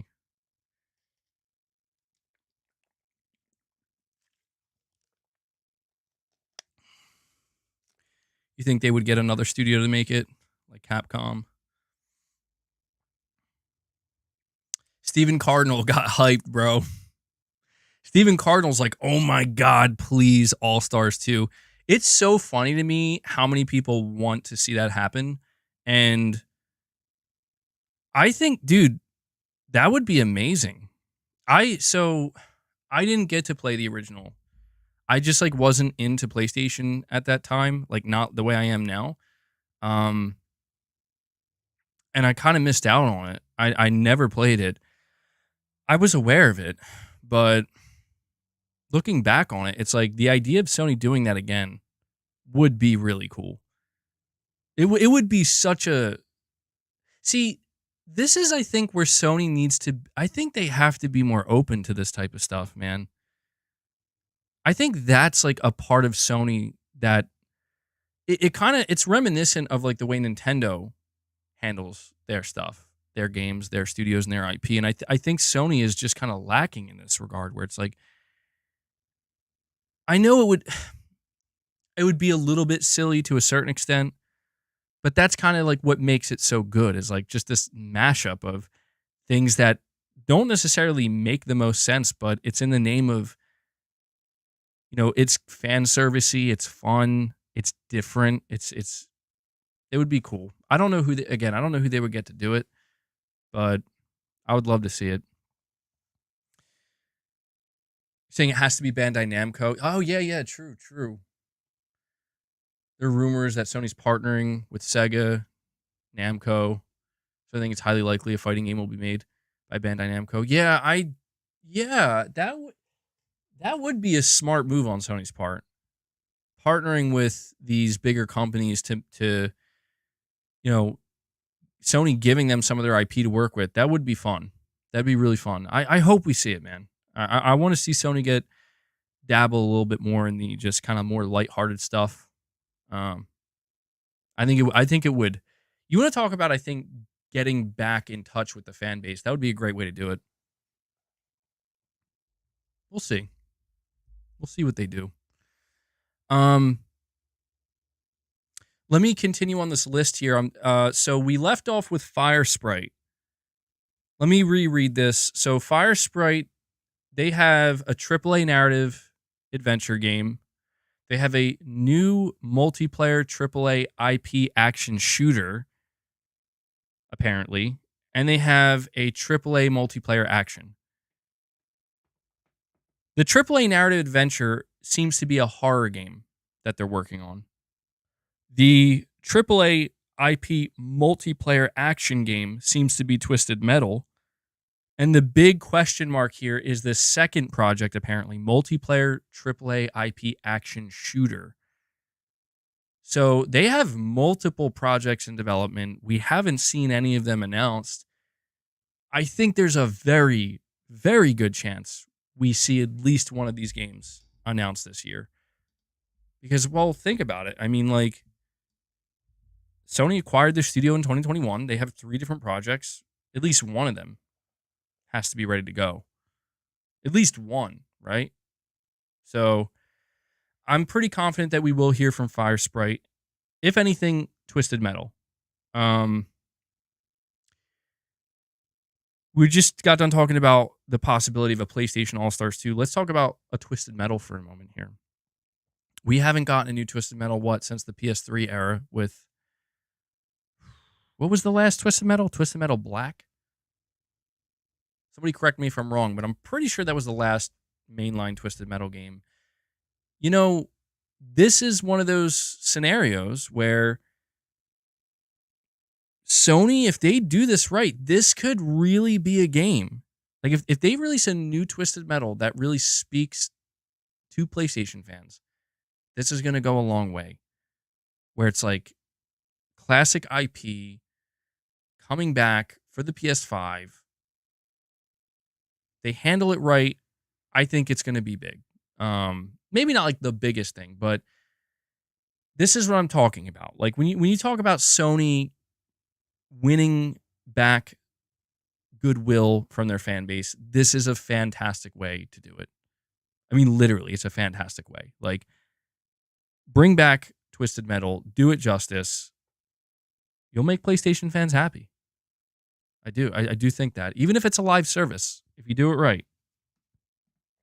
So, Fire Sprite, I expect to hear from. Guerrilla Games. Last game released, Horizon Forbidden West 2022. Current project, Horizon unannounced multiplayer title. Second project, Horizon single player title, which is going to be the third Horizon game. Third project, external project, which I assume is the NCSoft title. Prediction on next game, Horizon multiplayer. Working with Studio Gobo, rumored to be working with NCSoft. Time since last release until now, 2+ years. So 3 projects in development. I do expect to hear from Guerilla this year. The rumor right now is that, it's not even a rumor, it's based on job listings. There is this Horizon MMO, and NCSoft is handling the PC version of this game and the mobile version. However, as I told you guys very recently, Guerilla has a main team at their studio that's been working on this multiplayer game since like 2018. A lot of people have been saying like they hope Sony has one more surprise like game to reveal and release this year. I know that this might not be the most exciting one for fans. You know, again, another multiplayer title, and not a single player one, but this could be a game that gets announced for PS5 this year and releases for PS5 this year. When it comes to the job listings from NCSoft and this MMO Horizon game, they're saying they're targeting 2025. I think what we might see is the announcement of this multiplayer game for PS5. It's going to launch free to play on PS5 first, and then next year there's going to be a PC and mobile version that launches free to play as well, and they're going to be interconnected. That's just pure speculation, but I absolutely expect to hear from Guerilla this year just because of this multiplayer game. And that's funny. You're saying some fans out there saying that it's going to be a PC and mobile exclusive. It makes, look, I get it. I get it, but come on. Like, what sense does that make? I understand it's kind of funny to put it that way, where it's like, yeah, it's going to be an exclusive Horizon game for PC and mobile, but I mean, really though, what sense does that make? It makes no sense. I think it's just kind of obvious if you've been following this stuff, that no, Guerilla has a dedicated team that's been working on this game for the PS5. And they have a dedicated NCSoft team working on the PC and mobile version. I mean, you know what I mean? That makes a lot of sense. But I'm interested to see this game.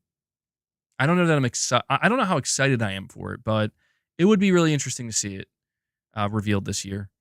And I do think if it's going to be like an actual MMO, I mean, it'll probably be free to play. Yeah, Guerrilla Games wouldn't be working on the mobile game, and I don't even think that they would be working on the PC version. We have to understand that these PlayStation studios, they're not familiar with PC. They're not. I mean, look at Naughty Dog, dude. Naughty Dog tried to release The Last of Us Part 1, and it was a freaking disaster. These studios are not accustomed to developing in the PC environment. And when you're talking about games that are already going to take years to make, the budgets are getting higher.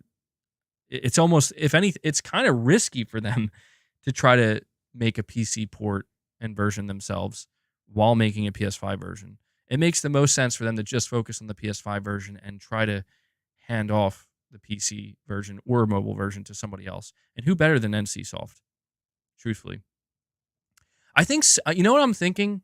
I want to say this too, talking about this Horizon multiplayer game. I think Sony might be viewing this Horizon multiplayer game as like their golden goose, so to speak, where like this, I think they believe that this game is going to be the one to like really make its way up there, hopefully to the upper echelon of live service games that can stick around. Because think about it. The Last of Us canceled. Spider-Man GTA Online game canceled. We don't know what's going on with Ghost of Tsushima and Sucker Punch if they're doing a live service.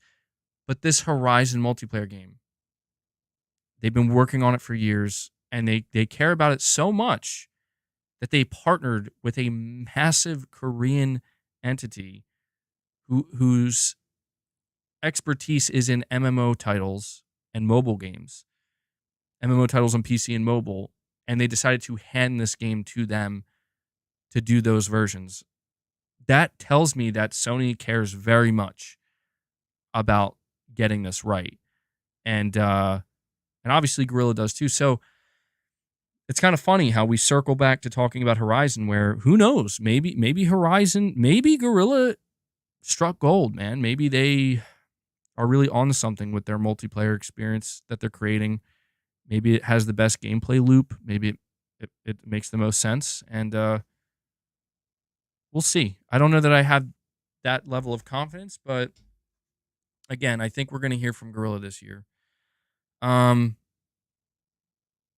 So Zubitech lists a couple of other things here for China Hero Project. I'm going to skip over these just for the simple fact that, I mean, there's a lot here, but these are all, like, these are not Sony-owned studios. I'm trying to just focus on just the studios that Sony owns. Third-party exclusives and second-party exclusives matter a great deal, of course, but that's not what this conversation is focused on today. Valkyrie Entertainment. Last game released, God of War Ragnarok 2022. Current project, strategy title? What? Oh, prediction on next game, Guns Up 2. I never heard of this. Interesting. Time since their last release until now, 2+ years. They have 2 projects in development. So Valkyrie Entertainment, kind of forgot about these guys. I think they're more of like a support studio, but apparently they did make this game called Guns Up. So we'll see, man. We'll see what this studio ends up putting out there. I don't have too much to say about them. Next up, we have Firewalk Studios. Current project, Concord. Release timeline 2024. I mean, I'm going to skip over Concord pretty quickly here because we've talked about Concord extensively. PvP shooter.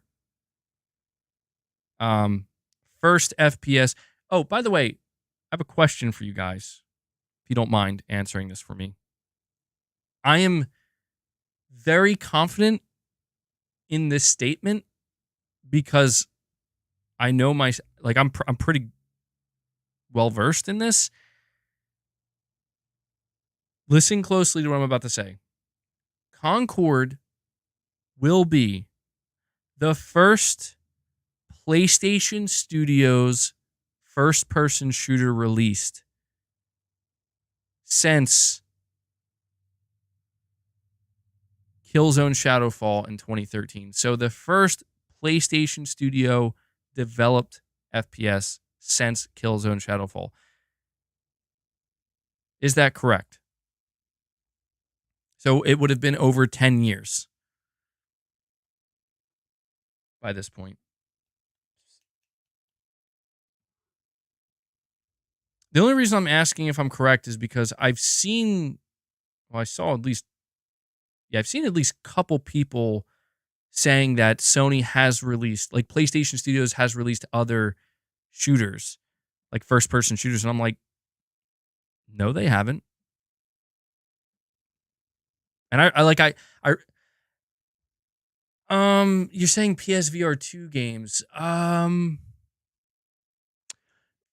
or PSVR games. What games come to mind? Like, if we were to count that though, like what games from a Sony-owned studio? I don't think there was ever a Killzone VR game. Not that I recall. That's unfortunate. That one, First Contact Entertainment, they're not a Sony-owned studio, though. Horizon Shooting Arrows count. London Studio, okay. On the most technical level, I guess that would count. On the most technical level, but I don't, come on. Like, I don't think anybody is going to say, yeah, the last FPS we got from Sony was Blood and Truth. Like, who's saying that? No one's saying that. Like, I mean, come on, who's saying that? Like, I think realistically, it is Killzone, and it's been over a decade. So, yeah, this will be the first-person shooter we get in over a decade from a PlayStation studio. A traditional first-person shooter, not a VR one. Oh, that's true. Yeah, I guess there was that Killzone Vita game. But yeah, dude, it's crazy to think that, like, that's what Concord is going to be. That's what it's not Resistance, it's not Killzone. It's something different and new, and we'll see how it plays out, man.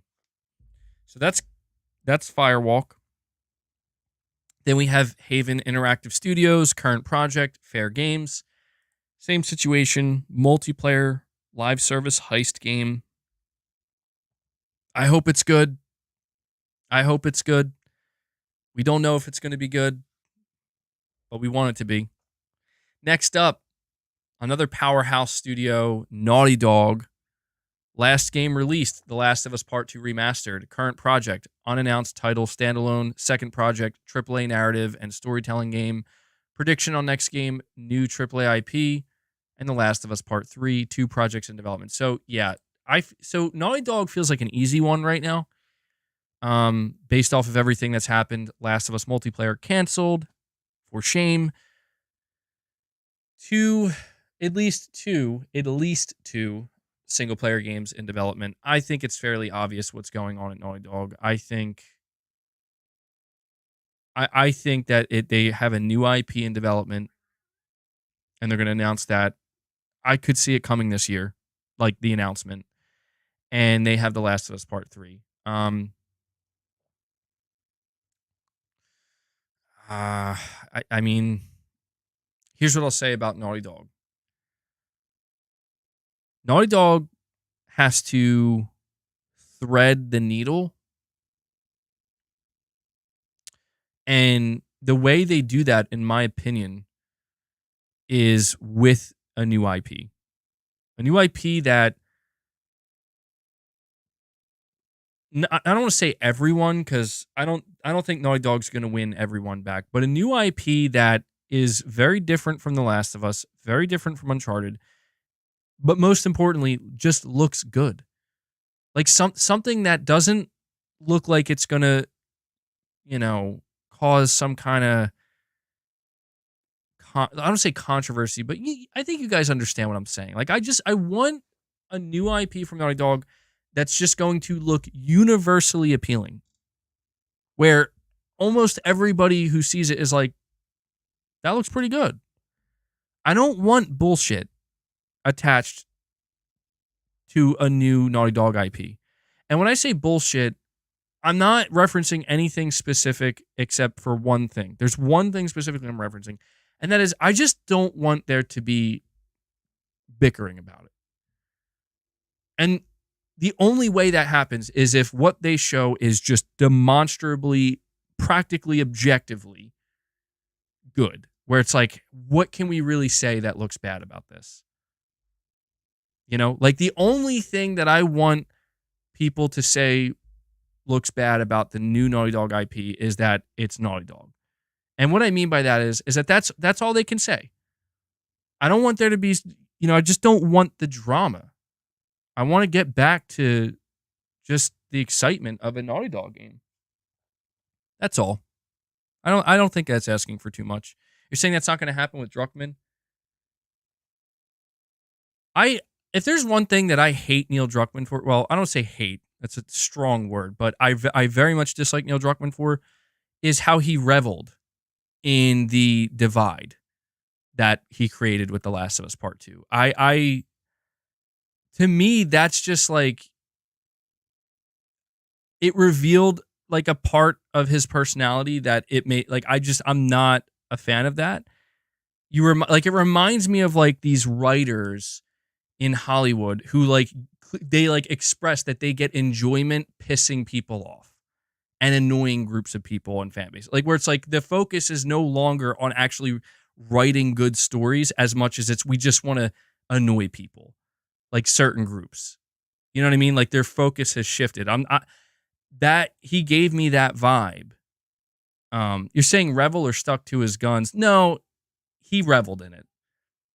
Straight up. Like, I'm not here to shit on Neil Druckmann because I don't care that much. But I was following him on Twitter at the time, and I get it. Like, I can't say that I would have been any better. It's hard. I get it. Like, he clearly loved what he made. He believed in it. So he's going to defend it, and he's going to push back against people. I get that. We're all human. But I just hope that we're beyond that now, where it's like, dude, just don't do that stuff. Just focus on your studio and your game, and if people don't like it, then who cares? Exactly, Nas. That's a good way to put it. Like, that's kind of the feeling I got too. Where it's like, you seem to be enjoying this a little bit too much. And I don't like that. I don't like that shit. Like, I'm not saying he should have come out and like, oh, apologize to the fans. No, just don't say anything, man. Just sit back and accept that not everybody loves it, and a lot of people do love it. And that's the nature of your game and your story and your product. I don't want that again. I just don't want that again. What I want from Naughty Dog is something that's just, can we just get back to a point where like almost everybody can look around and be like, this is enjoyable. This is good. That would be great. I would really love that. And I don't know that we're going to get that. I'm specifically saying a new IP because I'm certain whenever we get The Last of Us Part 3, which will happen, whenever we get that, save it for that. You know what I mean? Like, there you go. Neil, you want to have your field day and you want to cause mass hysteria. You want to cause the divide, or, make the controversial moves. Do it with The Last of Us Part 3. It's a perfect place to do it now. But when it comes to something new, please just focus on making something that everybody can just, okay, here we go. Naughty Dog's coming back now. And I get it. I know that there's some people that are like, dude, what are you talking about? They're just haters. Like, come on. I think it's disingenuous at this point to believe that there isn't going to be some baggage with the next Naughty Dog announcement. There is. No matter what. Even if you want to believe in your heart of hearts that there's going to be baggage with the next Naughty Dog announcement. It does not matter what it is. And that's why I'm saying, if they can show a new game that reduces that baggage down to just like, one little add-on there that's just kind of like a keychain dangling, then good. That's fine. But anyway, I do think we're going to hear from Naughty Dog this year. I think the time has come. Digital Dude 25 says Uncharted 4 was Naughty Dog's last good game, in my opinion. Notice how in Uncharted 4 they didn't have any woke elements in it. Well, see, that's the thing. Look, it's not so much about like whether they're going woke or not. Like, let's be honest, Naughty Dog is a very progressive studio. Like, they have made it very clear, like, when it comes to the political side of things, where they stand. I don't care about that, because it's just like, well, a lot of video game studios are like that. A lot of development teams are very progressive. My whole thing is just focus on making a good game that gets back to the roots of what made previous Naughty Dog games stand out, in my opinion. Because when I look at The Last of Us Part 2, and I'm not diving into it. I'm just going to say that when I compare The Last of Us Part 2 to, say, The Last of Us 1 or Uncharted 4, right? Like, there is a fundamental difference. Like, there is a separating factor in these games. Whether we want to accept it or not, it's just the truth. There is something different at play inside of The Last of Us Part 2 that is not there with The Last of Us 1 and Uncharted 4 and previous Uncharted games. And whatever that is, I'd have to think harder about what exactly it is. I mean, you're saying it's wokeness. Maybe it is. I'd have to really, spend time thinking about this and kind of sorting it out. But whatever that is, it's missing. And it has been since Uncharted 4. They need to get that back. They need to insert that directly into their new game that they're making. And if they can do that, we will see them get back to proper form. If they can't do that, or for some reason they plan on avoiding that, then I think Naughty Dog, I don't say they're going to be in trouble, but I just think they're going to be a studio that will forever be divisive. And that sucks, because it's like Naughty Dog went from a studio that was universally loved and praised to now they're extremely divisive, and it's like, uh-oh, pick your side. And I fucking hate that. So saying Nadine was unbeatable. I mean, yeah, in Uncharted 4, I guess there were like some things that some people were like, but I still thought it was pretty good. Like, I played Uncharted 4, and it was just kind of tough for me because I just was unfamiliar with Uncharted when I played it. But I could see like there's some like this pretty good romp, like pretty good adventure going on here. Some crazy set piece moments and over the top shit going on. And it was fun for that.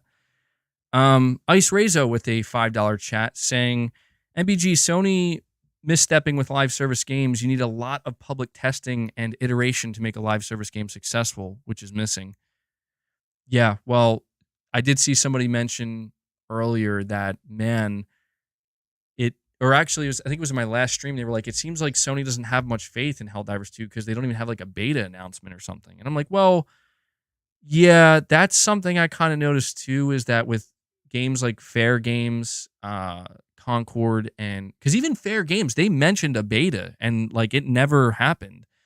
And Helldivers 2, it gives me this feeling that Sony is afraid. I think that, I got to be honest, guys, I think Sony is terrified of how the public is going to react to these games. And I think that they are right to feel that way, because it's like, yeah, maybe not Helldivers 2, but like Fair Games, Concord, and other titles, because it's like, this is not what Sony is used to. This is not what they do. Sony doesn't put games out there and say, please help us mold these into better games. That is the opposite of what Sony has been known to do. What Sony does is, we're going to spend years molding these games and getting them to we're going to polish them to a mirror sheen, and we're going to put them out there and hope that we get great critical and commercial success. It is if there's one thing that's true about what Bungie has said about live service games, is it's not like that. You got to be willing to just kind of like fall flat on your face. And I remember that, I don't remember where I heard this, but I had heard that one of the reasons why The Last of Us multiplayer was canceled is because Naughty Dog wasn't willing to do that. That they were like, they just didn't want to risk like basically falling flat on their face and hurting their reputation and losing that prestige around their studio or their games. Because you got to keep in mind that Naughty Dog is coming, I mean, ironically enough, talking about The Last of Us Part 2, like the most awarded game, one of the most awarded games of all time. It's like, to go from that to putting out an early beta of The Last of Us multiplayer game that I'm not saying it would have been bad, but just if it was, it's like, I mean, those are, polar opposites there. So I agree that they do need a lot of public iteration, like you're saying. And it's just crazy to think. Like, I put out a post on Twitter asking my following on Twitter, like, what do you guys think about Concord? It's the first FPS game we're getting in like 10 years from Sony.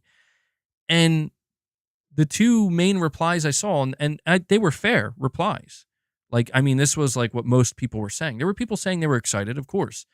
But number one, people were saying they're concerned that we haven't seen anything of this game and it's coming out this year. And the other is that if they weren't saying they were concerned, but they're just like, I don't know. Like, I don't like, I saw people saying they didn't even know it was a first person shooter. And so it's just like, yeah, I don't know. So like, you almost have to wonder, like, does Sony even know how to handle the release cadence? How to properly release a live service game? It's strange times with this stuff, I'll tell you.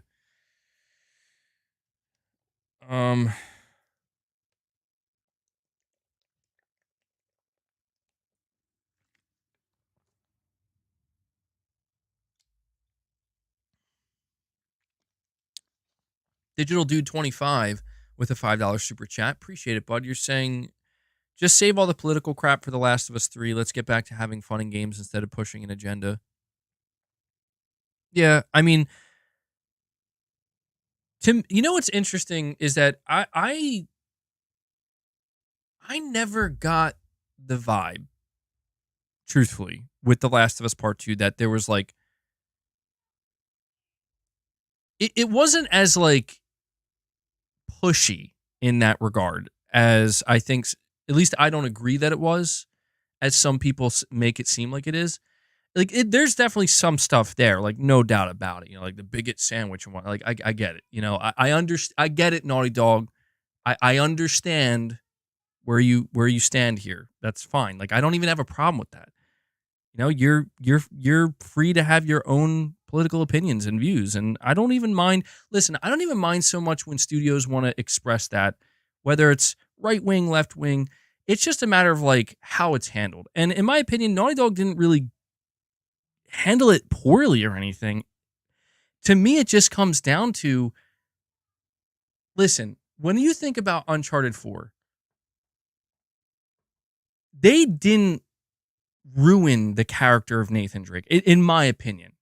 And I think most people agree with that. Like, it was a great send-off for his character and other characters in that world, in that universe. And there were like some heavy themes occasionally. There were some heavy moments, but it just felt like you didn't walk away from Uncharted. At least, again, I didn't, and I don't think most people did. Walking away from it feeling like, what the fuck? You know what I mean? And I feel like everybody walked away from, like, at least if you picked up what the story of The Last of Us Part 2 was trying to say, everybody just walked away being like, what the fuck? You know, like, and granted, that's fine if that's what you're trying to achieve, but the whole thing here is that studios, writers, people who create these storytellers, they're like, dude, they're not stupid. They know what they're doing. Neil Druckmann isn't dumb. He absolutely knew the fucking shitstorm that was going to ensue when they locked in, like, this is what we're doing with these characters in this game. This is what we're doing. He knew that. Everybody knew that. You know how many people probably were looking at each other like, well, here we go. You know? And it's because the chance of running into this problem, and that problem is very simple, is you're gonna fucking piss people off. That's what you're gonna do. You're gonna piss people off. And this is why I cannot stand, this is where I'm gonna get a little bit, you know, heavy-handed in my opinion here, but I gotta be true to who I am. I can't stand people when you try to have a conversation about The Last of Us Part 2 and talk about how it's not a perfect game. As in, there are very much reasons why people don't like the story. There are valid reasons why people don't like the story, don't like the character of Abby, don't like the direction it went in. And those reasons have nothing to do with, you know, woke, crybaby, man babies or whatever. Like, it has nothing to do with that. Like, there are valid reasons. And you get people, and this is why I don't like the way Neil Druckmann has behaved, because he has clearly gotten behind this behavior of, nah, you're just a bunch of babies. Cry harder. You know, stuff like, it's like, so you're basically just saying we're not allowed to criticize your game because your game's perfect and you don't see any flaws. Got it. This is the problem with Naughty Dog. This is the problem with The Last of Us Part 2. There's nothing wrong. You are not part of the problem, in my opinion. If you played The Last of Us Part 2 and said, this is fucking amazing, I love this shit, you're not. You're only part of the problem if you say that and then say, and anybody who doesn't, you're just a bunch of crybabies. You're just mad because they killed Joel. Then you're part of the problem. You're also part of the problem if you're somebody out here that's just like, damn, Naughty Dog, all they're trying to do is push woke politics. Like, yes, clearly they have a political agenda and they are inserting that to a certain degree. But you have to look beyond that and realize that the problems that are there for The Last of Us Part 2 go well beyond like that. Like, in fact, most people who felt, and I would say most people who felt disappointed about The Last of Us Part 2 are not on this like political spectrum of like right wing, like I fucking hate these goddamn liberals. Like, I'm telling you, I've seen it. I've seen well-respected reviewers who do not talk about their political beliefs, nor do they even remotely bring that onto their channels or wherever they're creating this content. It like break down problems with The Last of Us Part 2, like to a practically molecular level. And this is why I'm saying everybody needs to just put their fucking pitchforks and torches down, and they need to put their shields down where they feel like they got to go defense mode, and they need to just come to the middle and say, you know what? There are two different types of people here. There are those that love this game and those that don't love this game. And you know what? It turns out that they can coexist, and we can both point out reasons why. We can point out reasons why we love The Last of Us Part 2 and why it's my favorite game ever. And we can also point out reasons why I didn't love The Last of Us Part 2 and I'm actually pretty disappointed with it. And it's all going to be okay. The problem is when people like Neil Druckmann decide that, no, my game is perfect and you're all just wrong and you're all just haters and we believe in what we did and that's it. Like, dude, that doesn't, it's the same problem that happens all the time, man. The vocal few that are clearly haters, that are clearly people who just want to like, they just want to see something end or erased. When those people become the loudest, those are the people that the creators are going to hear. And those creators are going to get defensive or they're going to get antagonistic, where they're like, well, you're antagonizing me, so fuck you. I'm going to do it even more now. And that's what I hate about all of this. That's what I hate about The Last of Us Part 2. That's what I hate about Naughty Dog. That's what I hate about a lot of this shit anymore, is because it's just, it always goes in one extreme direction or the other. And everybody, not everybody, but so many people just miss the important fact that it's just not that simple. It's just not black and white. It's fucking not. And if you listen to people with intellect, they will very clearly explain to you like why it's not just that simple. If you want to make it black and white and say, no, this is how I feel because this is what I see, then that's fine. But it's just this constant black and white mentality thinking where it's either one way or the other, when in reality, there's so many things mixed in together here. You have to pick apart each and separate them and identify them for what they are and base the conversations around that. And that's what was so disappointing about Neil Druckmann, is he didn't do that. He got involved in the conversation. He played a little bit on social media. I think he realized he was being an idiot though and had to stop. Or maybe not. Maybe he just realized it's not worth all the backlash and shit. But that's what disappointed me, is that it's like, you're doing it too. Like, what are we supposed to think now? I don't know. It's just, maybe it's human nature. Maybe it's unavoidable to an extent.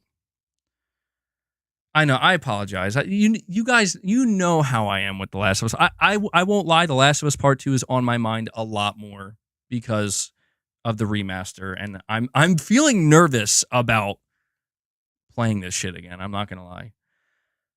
Virtual Man with a $20 super chat. Thank you so much for that, buddy. You're saying you're also part of the problem if you sent death threats to Laura Bailey just for doing her job.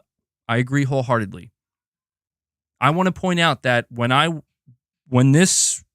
release of The Last of Us Part 2 happened and I was criticizing it, I made sure multiple times to condemn people doing that, because that's like, that right there is like, those people who did that, congratulations. You're like probably one of the biggest reasons why the conversation around this game is fucking ruined forever, because you go out and you do some dumbass shit where I'm going to threaten an actress's life for a role she took for a non-existent character that, like, it's not real.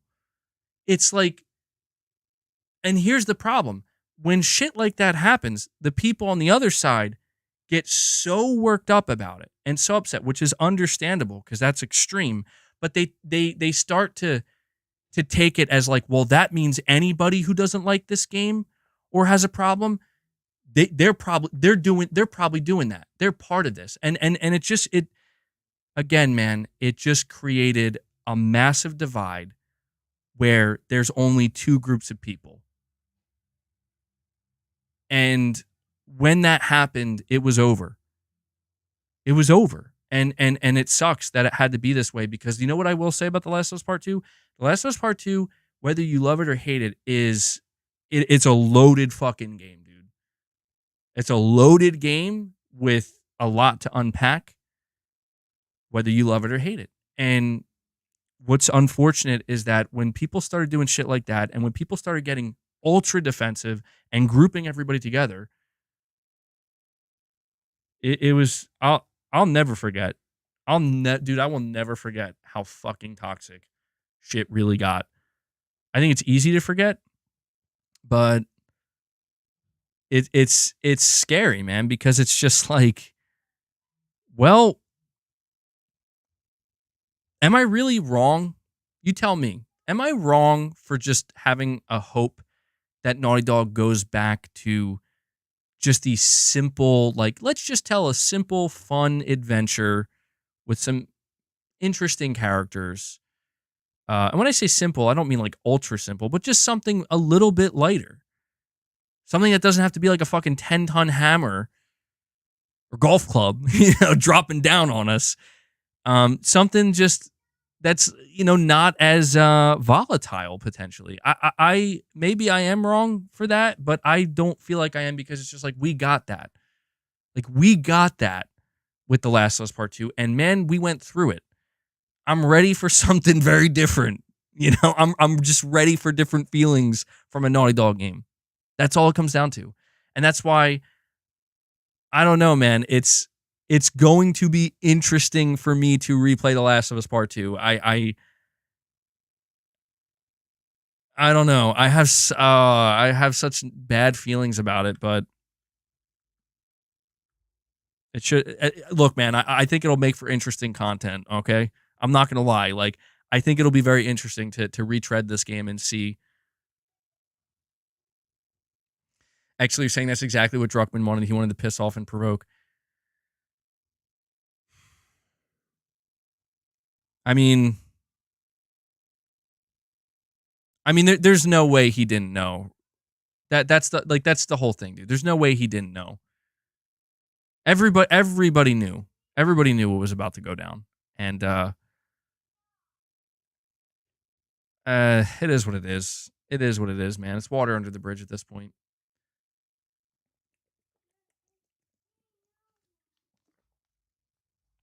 See, this is what happens. I get sucked into a conversation. That's not fair for me to say. I didn't get sucked into a conversation. I started talking about The Last of Us Part 2 again, and now we're over 4 hours. So, apologies. I have to apologize for this, because it is too recurrent, and I don't want people to think that I have I don't have an axe to grind with Naughty Dog. I just don't, and I don't mean to make it sound like that, because it's just, if anything, like, I'm excited to see their new game, because one of two things is going to happen, guys. And this is where I'll end it, and we'll finish off this list. They are either going to look at The Last of Us Part 2 as like, okay, we know where we stand, and we're going to lean into that harder. Like, they're going to basically come into their new game like they have a chip on their shoulder, and they're gonna make that known. They're either gonna do that, or they're gonna be like, you know what, that we told the story we wanted to tell. Shit got crazy, and that's it. And now we moved on to our new game, and it's something totally different. and it's almost like it's a different or new studio making this game. It's going to be one or the other, and I'm very interested to see which direction Naughty Dog chooses to go in. So yeah.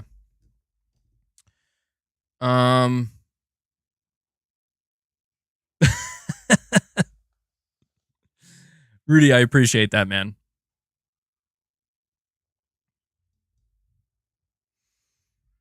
All right. So Virtual Man, I just want to give you one more thank you for the $20 super chat there, man. That was very kind of you. We're gonna finish off this list here. We have just a couple more studios, not many. San Diego studio, there's really nothing worth saying here. Well, actually, hold on, there is something worth saying. Zubitech has listed here last game released MLB The Show 23, current project MLB The Show 24, but he has a second project, AAA third-person action game. Wait, what? This is news to me.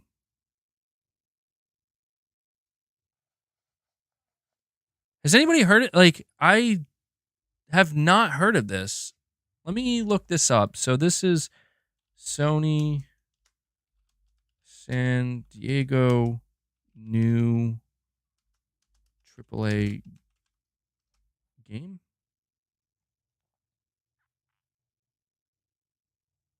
Oh, you know what?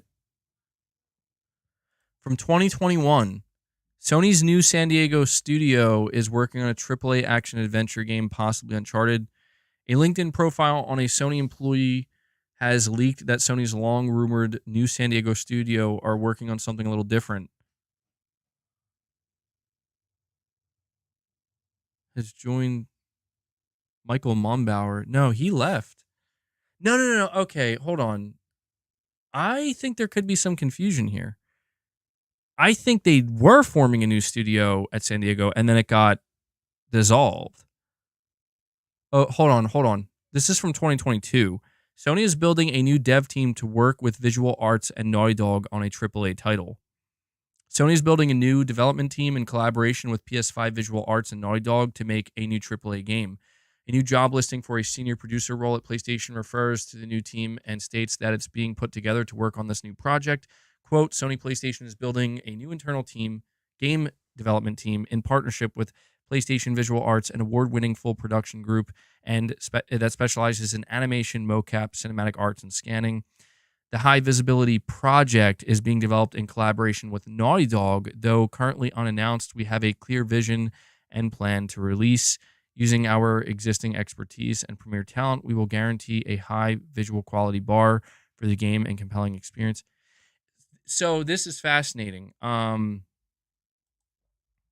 Okay, so you know what I'm beginning to think now? I'm beginning to think that this could be for the new game, the new Naughty Dog game. Maybe this new Naughty Dog game is a collaboration between Visual Arts and, I don't know, maybe a whole nother team, potentially. The idea that there's going to be, well, I don't know, though. Could they be going back to Uncharted? No. Right? Could Naughty Dog be going back to Uncharted? I don't think so. Yeah, this is where things get a little bit murky, where it's like there's all these different moving parts inside. What we do know is that Naughty Dog is partnered with this. They're involved with this. So I don't know what to make of that, really. Like, how involved are they? Is another team tasked with making Uncharted and Naughty Dog's kind of like helping guide them a little bit, potentially? I don't know. But there we go. That's apparently a thing with San Diego, it seems. Polyphony Digital, they released Gran Turismo 7, and we know that they're working on another entry, Gran Turismo 8. So, nothing new there. There's a little bonus here that he puts at the bottom where a new possibility of a new studio. We'll have to see. Jason Blundell. Jason Blundell was hired by PlayStation Studios, and we don't know what he's doing there. We just know that he's hiring other people, other devs. So we don't know. We'll have to wait and get more information about that. But there you go. That That's it, man. That's the list. That's every PlayStation Studio title, or sorry, every PlayStation Studios team and everything that we currently know about their projects and what they're working on. So again, a shout out to Zubitech for compiling that extensive list on his Twitter. Go follow him if you haven't. And wow, yeah, so my closing thoughts on this topic, simply put, there's a lot, man. Like there's a lot that Sony has. We know this. There's a lot in development. There's a lot we don't know. I'm not saying that that we should be excited about that, because I am at this point of the mindset, let's wait till we see it before we get too excited. But I think generally speaking, it's okay to be a little bit excited about the fact that they have a lot of development teams. They have a lot of games in the production, in the pipeline. We just have no idea the timeline of any of this, and we're very much hopeful that we will have a much better of the timeline by the time we get to the middle of this year or later this year. And so there is one last topic. We are going on over 4 hours and 15 minutes here. So thank you guys for hanging in there. Hit that like button for me, by the way, guys. We still have nearly 300 people here hanging out, which is great to see. So hit that like button. Let's see if we can get to 350 likes. I have one last short topic to cover with you guys before we close this out and move on to the members lounge. And that is CES 2024. CES is happening tomorrow. Sony will be having a presentation. I did get asked earlier if I'm going to stream it. I'm not. Even if there's a significant announcement, unless it's something like major, like breaking fucking news, I'm not going to be doing an emergency live stream or anything like that. We're going to talk about what Sony shows on Tuesday afternoon, so like 12 p.m. Eastern time. But I do just want to talk very briefly about my expectations and what I think your expectations should be. In a piece of promotional art that Sony put out for CES 2024, they did show PSVR 2 unit. That tells me that PSVR 2 is likely going to be the focus once again at CES for PlayStation. Now, this is going to be fascinating to see, because is it possible, and this is as far as I'll go, is it possible we could see a new PSVR 2 game announced from Sony tomorrow? Well, let's not forget that Horizon Call of the Mountain was announced at CES. I think that is a possibility, and like I think that's the most likely possibility, because even last year we got GT7 confirmed for PSVR 2, and that was kind of a big deal. I think they might want to use CES as the main opportunity to talk about VR 2, and I think that's wise, because that's kind of like that perfect in between where it's okay.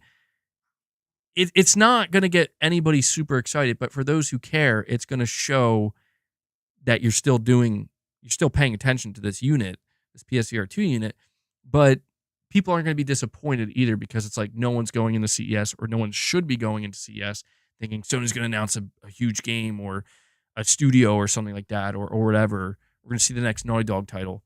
Definitely not. So I think the extent at which we will see PlayStation there is mainly going to be focused on PSVR 2. At most, I could see one new PSVR 2 game being announced. I think Sony could talk a little bit about the business side, just in a very broad way, like talking about that, maybe they'll talk about Spider-Man 2. Maybe they could announce New Game Plus. I could see something like that. Just to a nice way to just kind of advertise Spider-Man 2 a little bit more alongside the PS5. Something very kind of tame like that. But generally speaking, I just want to reiterate, guys, do not go into CES tomorrow expecting big announcements from PlayStation, because you're not going to get them. You might get something, but PS5 Pro, not happening. It's just not happening. New games, new AAA games, definitely not happening. But I think we'll get just a little something, just a little morsel. So they'll give us a little morsel, but yeah, they're going to show off their car. But guys, this is going to do it. This is where I'm going to bring this stream to an end. It's a very long one. I mean, every stream I think has been blowing past the 4-hour mark, which is shocking to me because I do not go into these streams thinking, oh, I'm going to easily stream for 4 hours. If you see Cerny, though, yeah, if Mark Cerny shows up, emergency live stream. Absolutely. Mark Cerny comes walking out on stage. Ghost of Tsushima movie? I don't think so. Not yet. Yeah, we could see PlayStation Productions as well, actually. That sounds reasonable. They've been, I think, talking about PlayStation Productions there. But guys, all right, this is where I'm going to end this stream. I am going to set up the members lounge in the next 5 to 10, maybe 15 minutes. You guys know how it goes at this point. But before I go, I want to just thank everybody for all of your continued support. Again, it's MRPD says, damn, you're going to end the stream when I was about to donate 1K. Well, hey, man, you got another minute or two. But yeah, I do want to sincerely thank you guys for all your support. Honestly, I don't care if I sound like a broken record. You guys deserve all the praise in the world. It's awesome to be able to have 4+ hour conversations about video games, about PlayStation Studios, and just kind of dive deep into all these different discussions. It's really just something that is easy for me to take for granted at this point, and I never want to do that. So 76 members, you guys killed it today. A lot of great super chats as well, a lot of milestone chats, and I just want to generally thank everybody for showing up and showing your support. Without it, I couldn't do this. I also want to give a big shout out to Devil Shooter. He's been doing the timestamps for all of the streams, and he's been doing an amazing job. So if you see him in the comments with the timestamps, give him a thank you. And yeah, that does it. I'm just going to ask one last time as you're leaving the stream, please hit that like button. I'm going to end this poll here, and I'll read the results to you. Is Sony too late with the games as a service model? 637 votes, 62% say yes, 37% say no. So there you go. A lot of you guys are thinking, yes, Sony is a day late and $1 short with the live service stuff. So unfortunate, but we'll see. All right, guys. If you are a channel member, I hope to see you in the members lounge.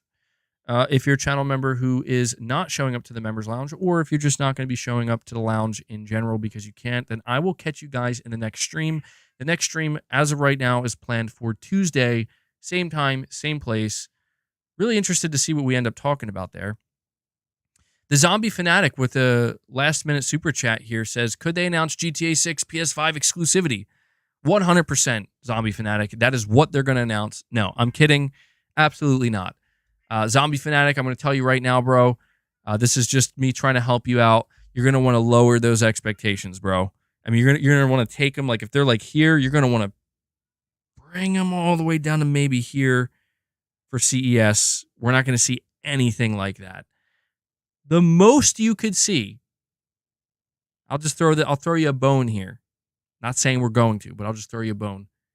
If Sony has a segment for PlayStation where they're talking about their third-party partners, if they have the marketing rights and if they're allowed to do so, they could throw up like a compilation of all these like big upcoming. They did this last year. They showed Hogwarts Legacy, Resident Evil, I think, and there was another game they showed. They could throw it in the background there. But then again, GTA 6 is a 2025 title, so I think it would be a little bit misleading if they did that. But no, don't go in expecting anything like that. Definitely too much. But Zombie Fanatic, thank you for that final super chat. And all right, guys, that's it. I'm going to set up my members lounge stream. Look out for that.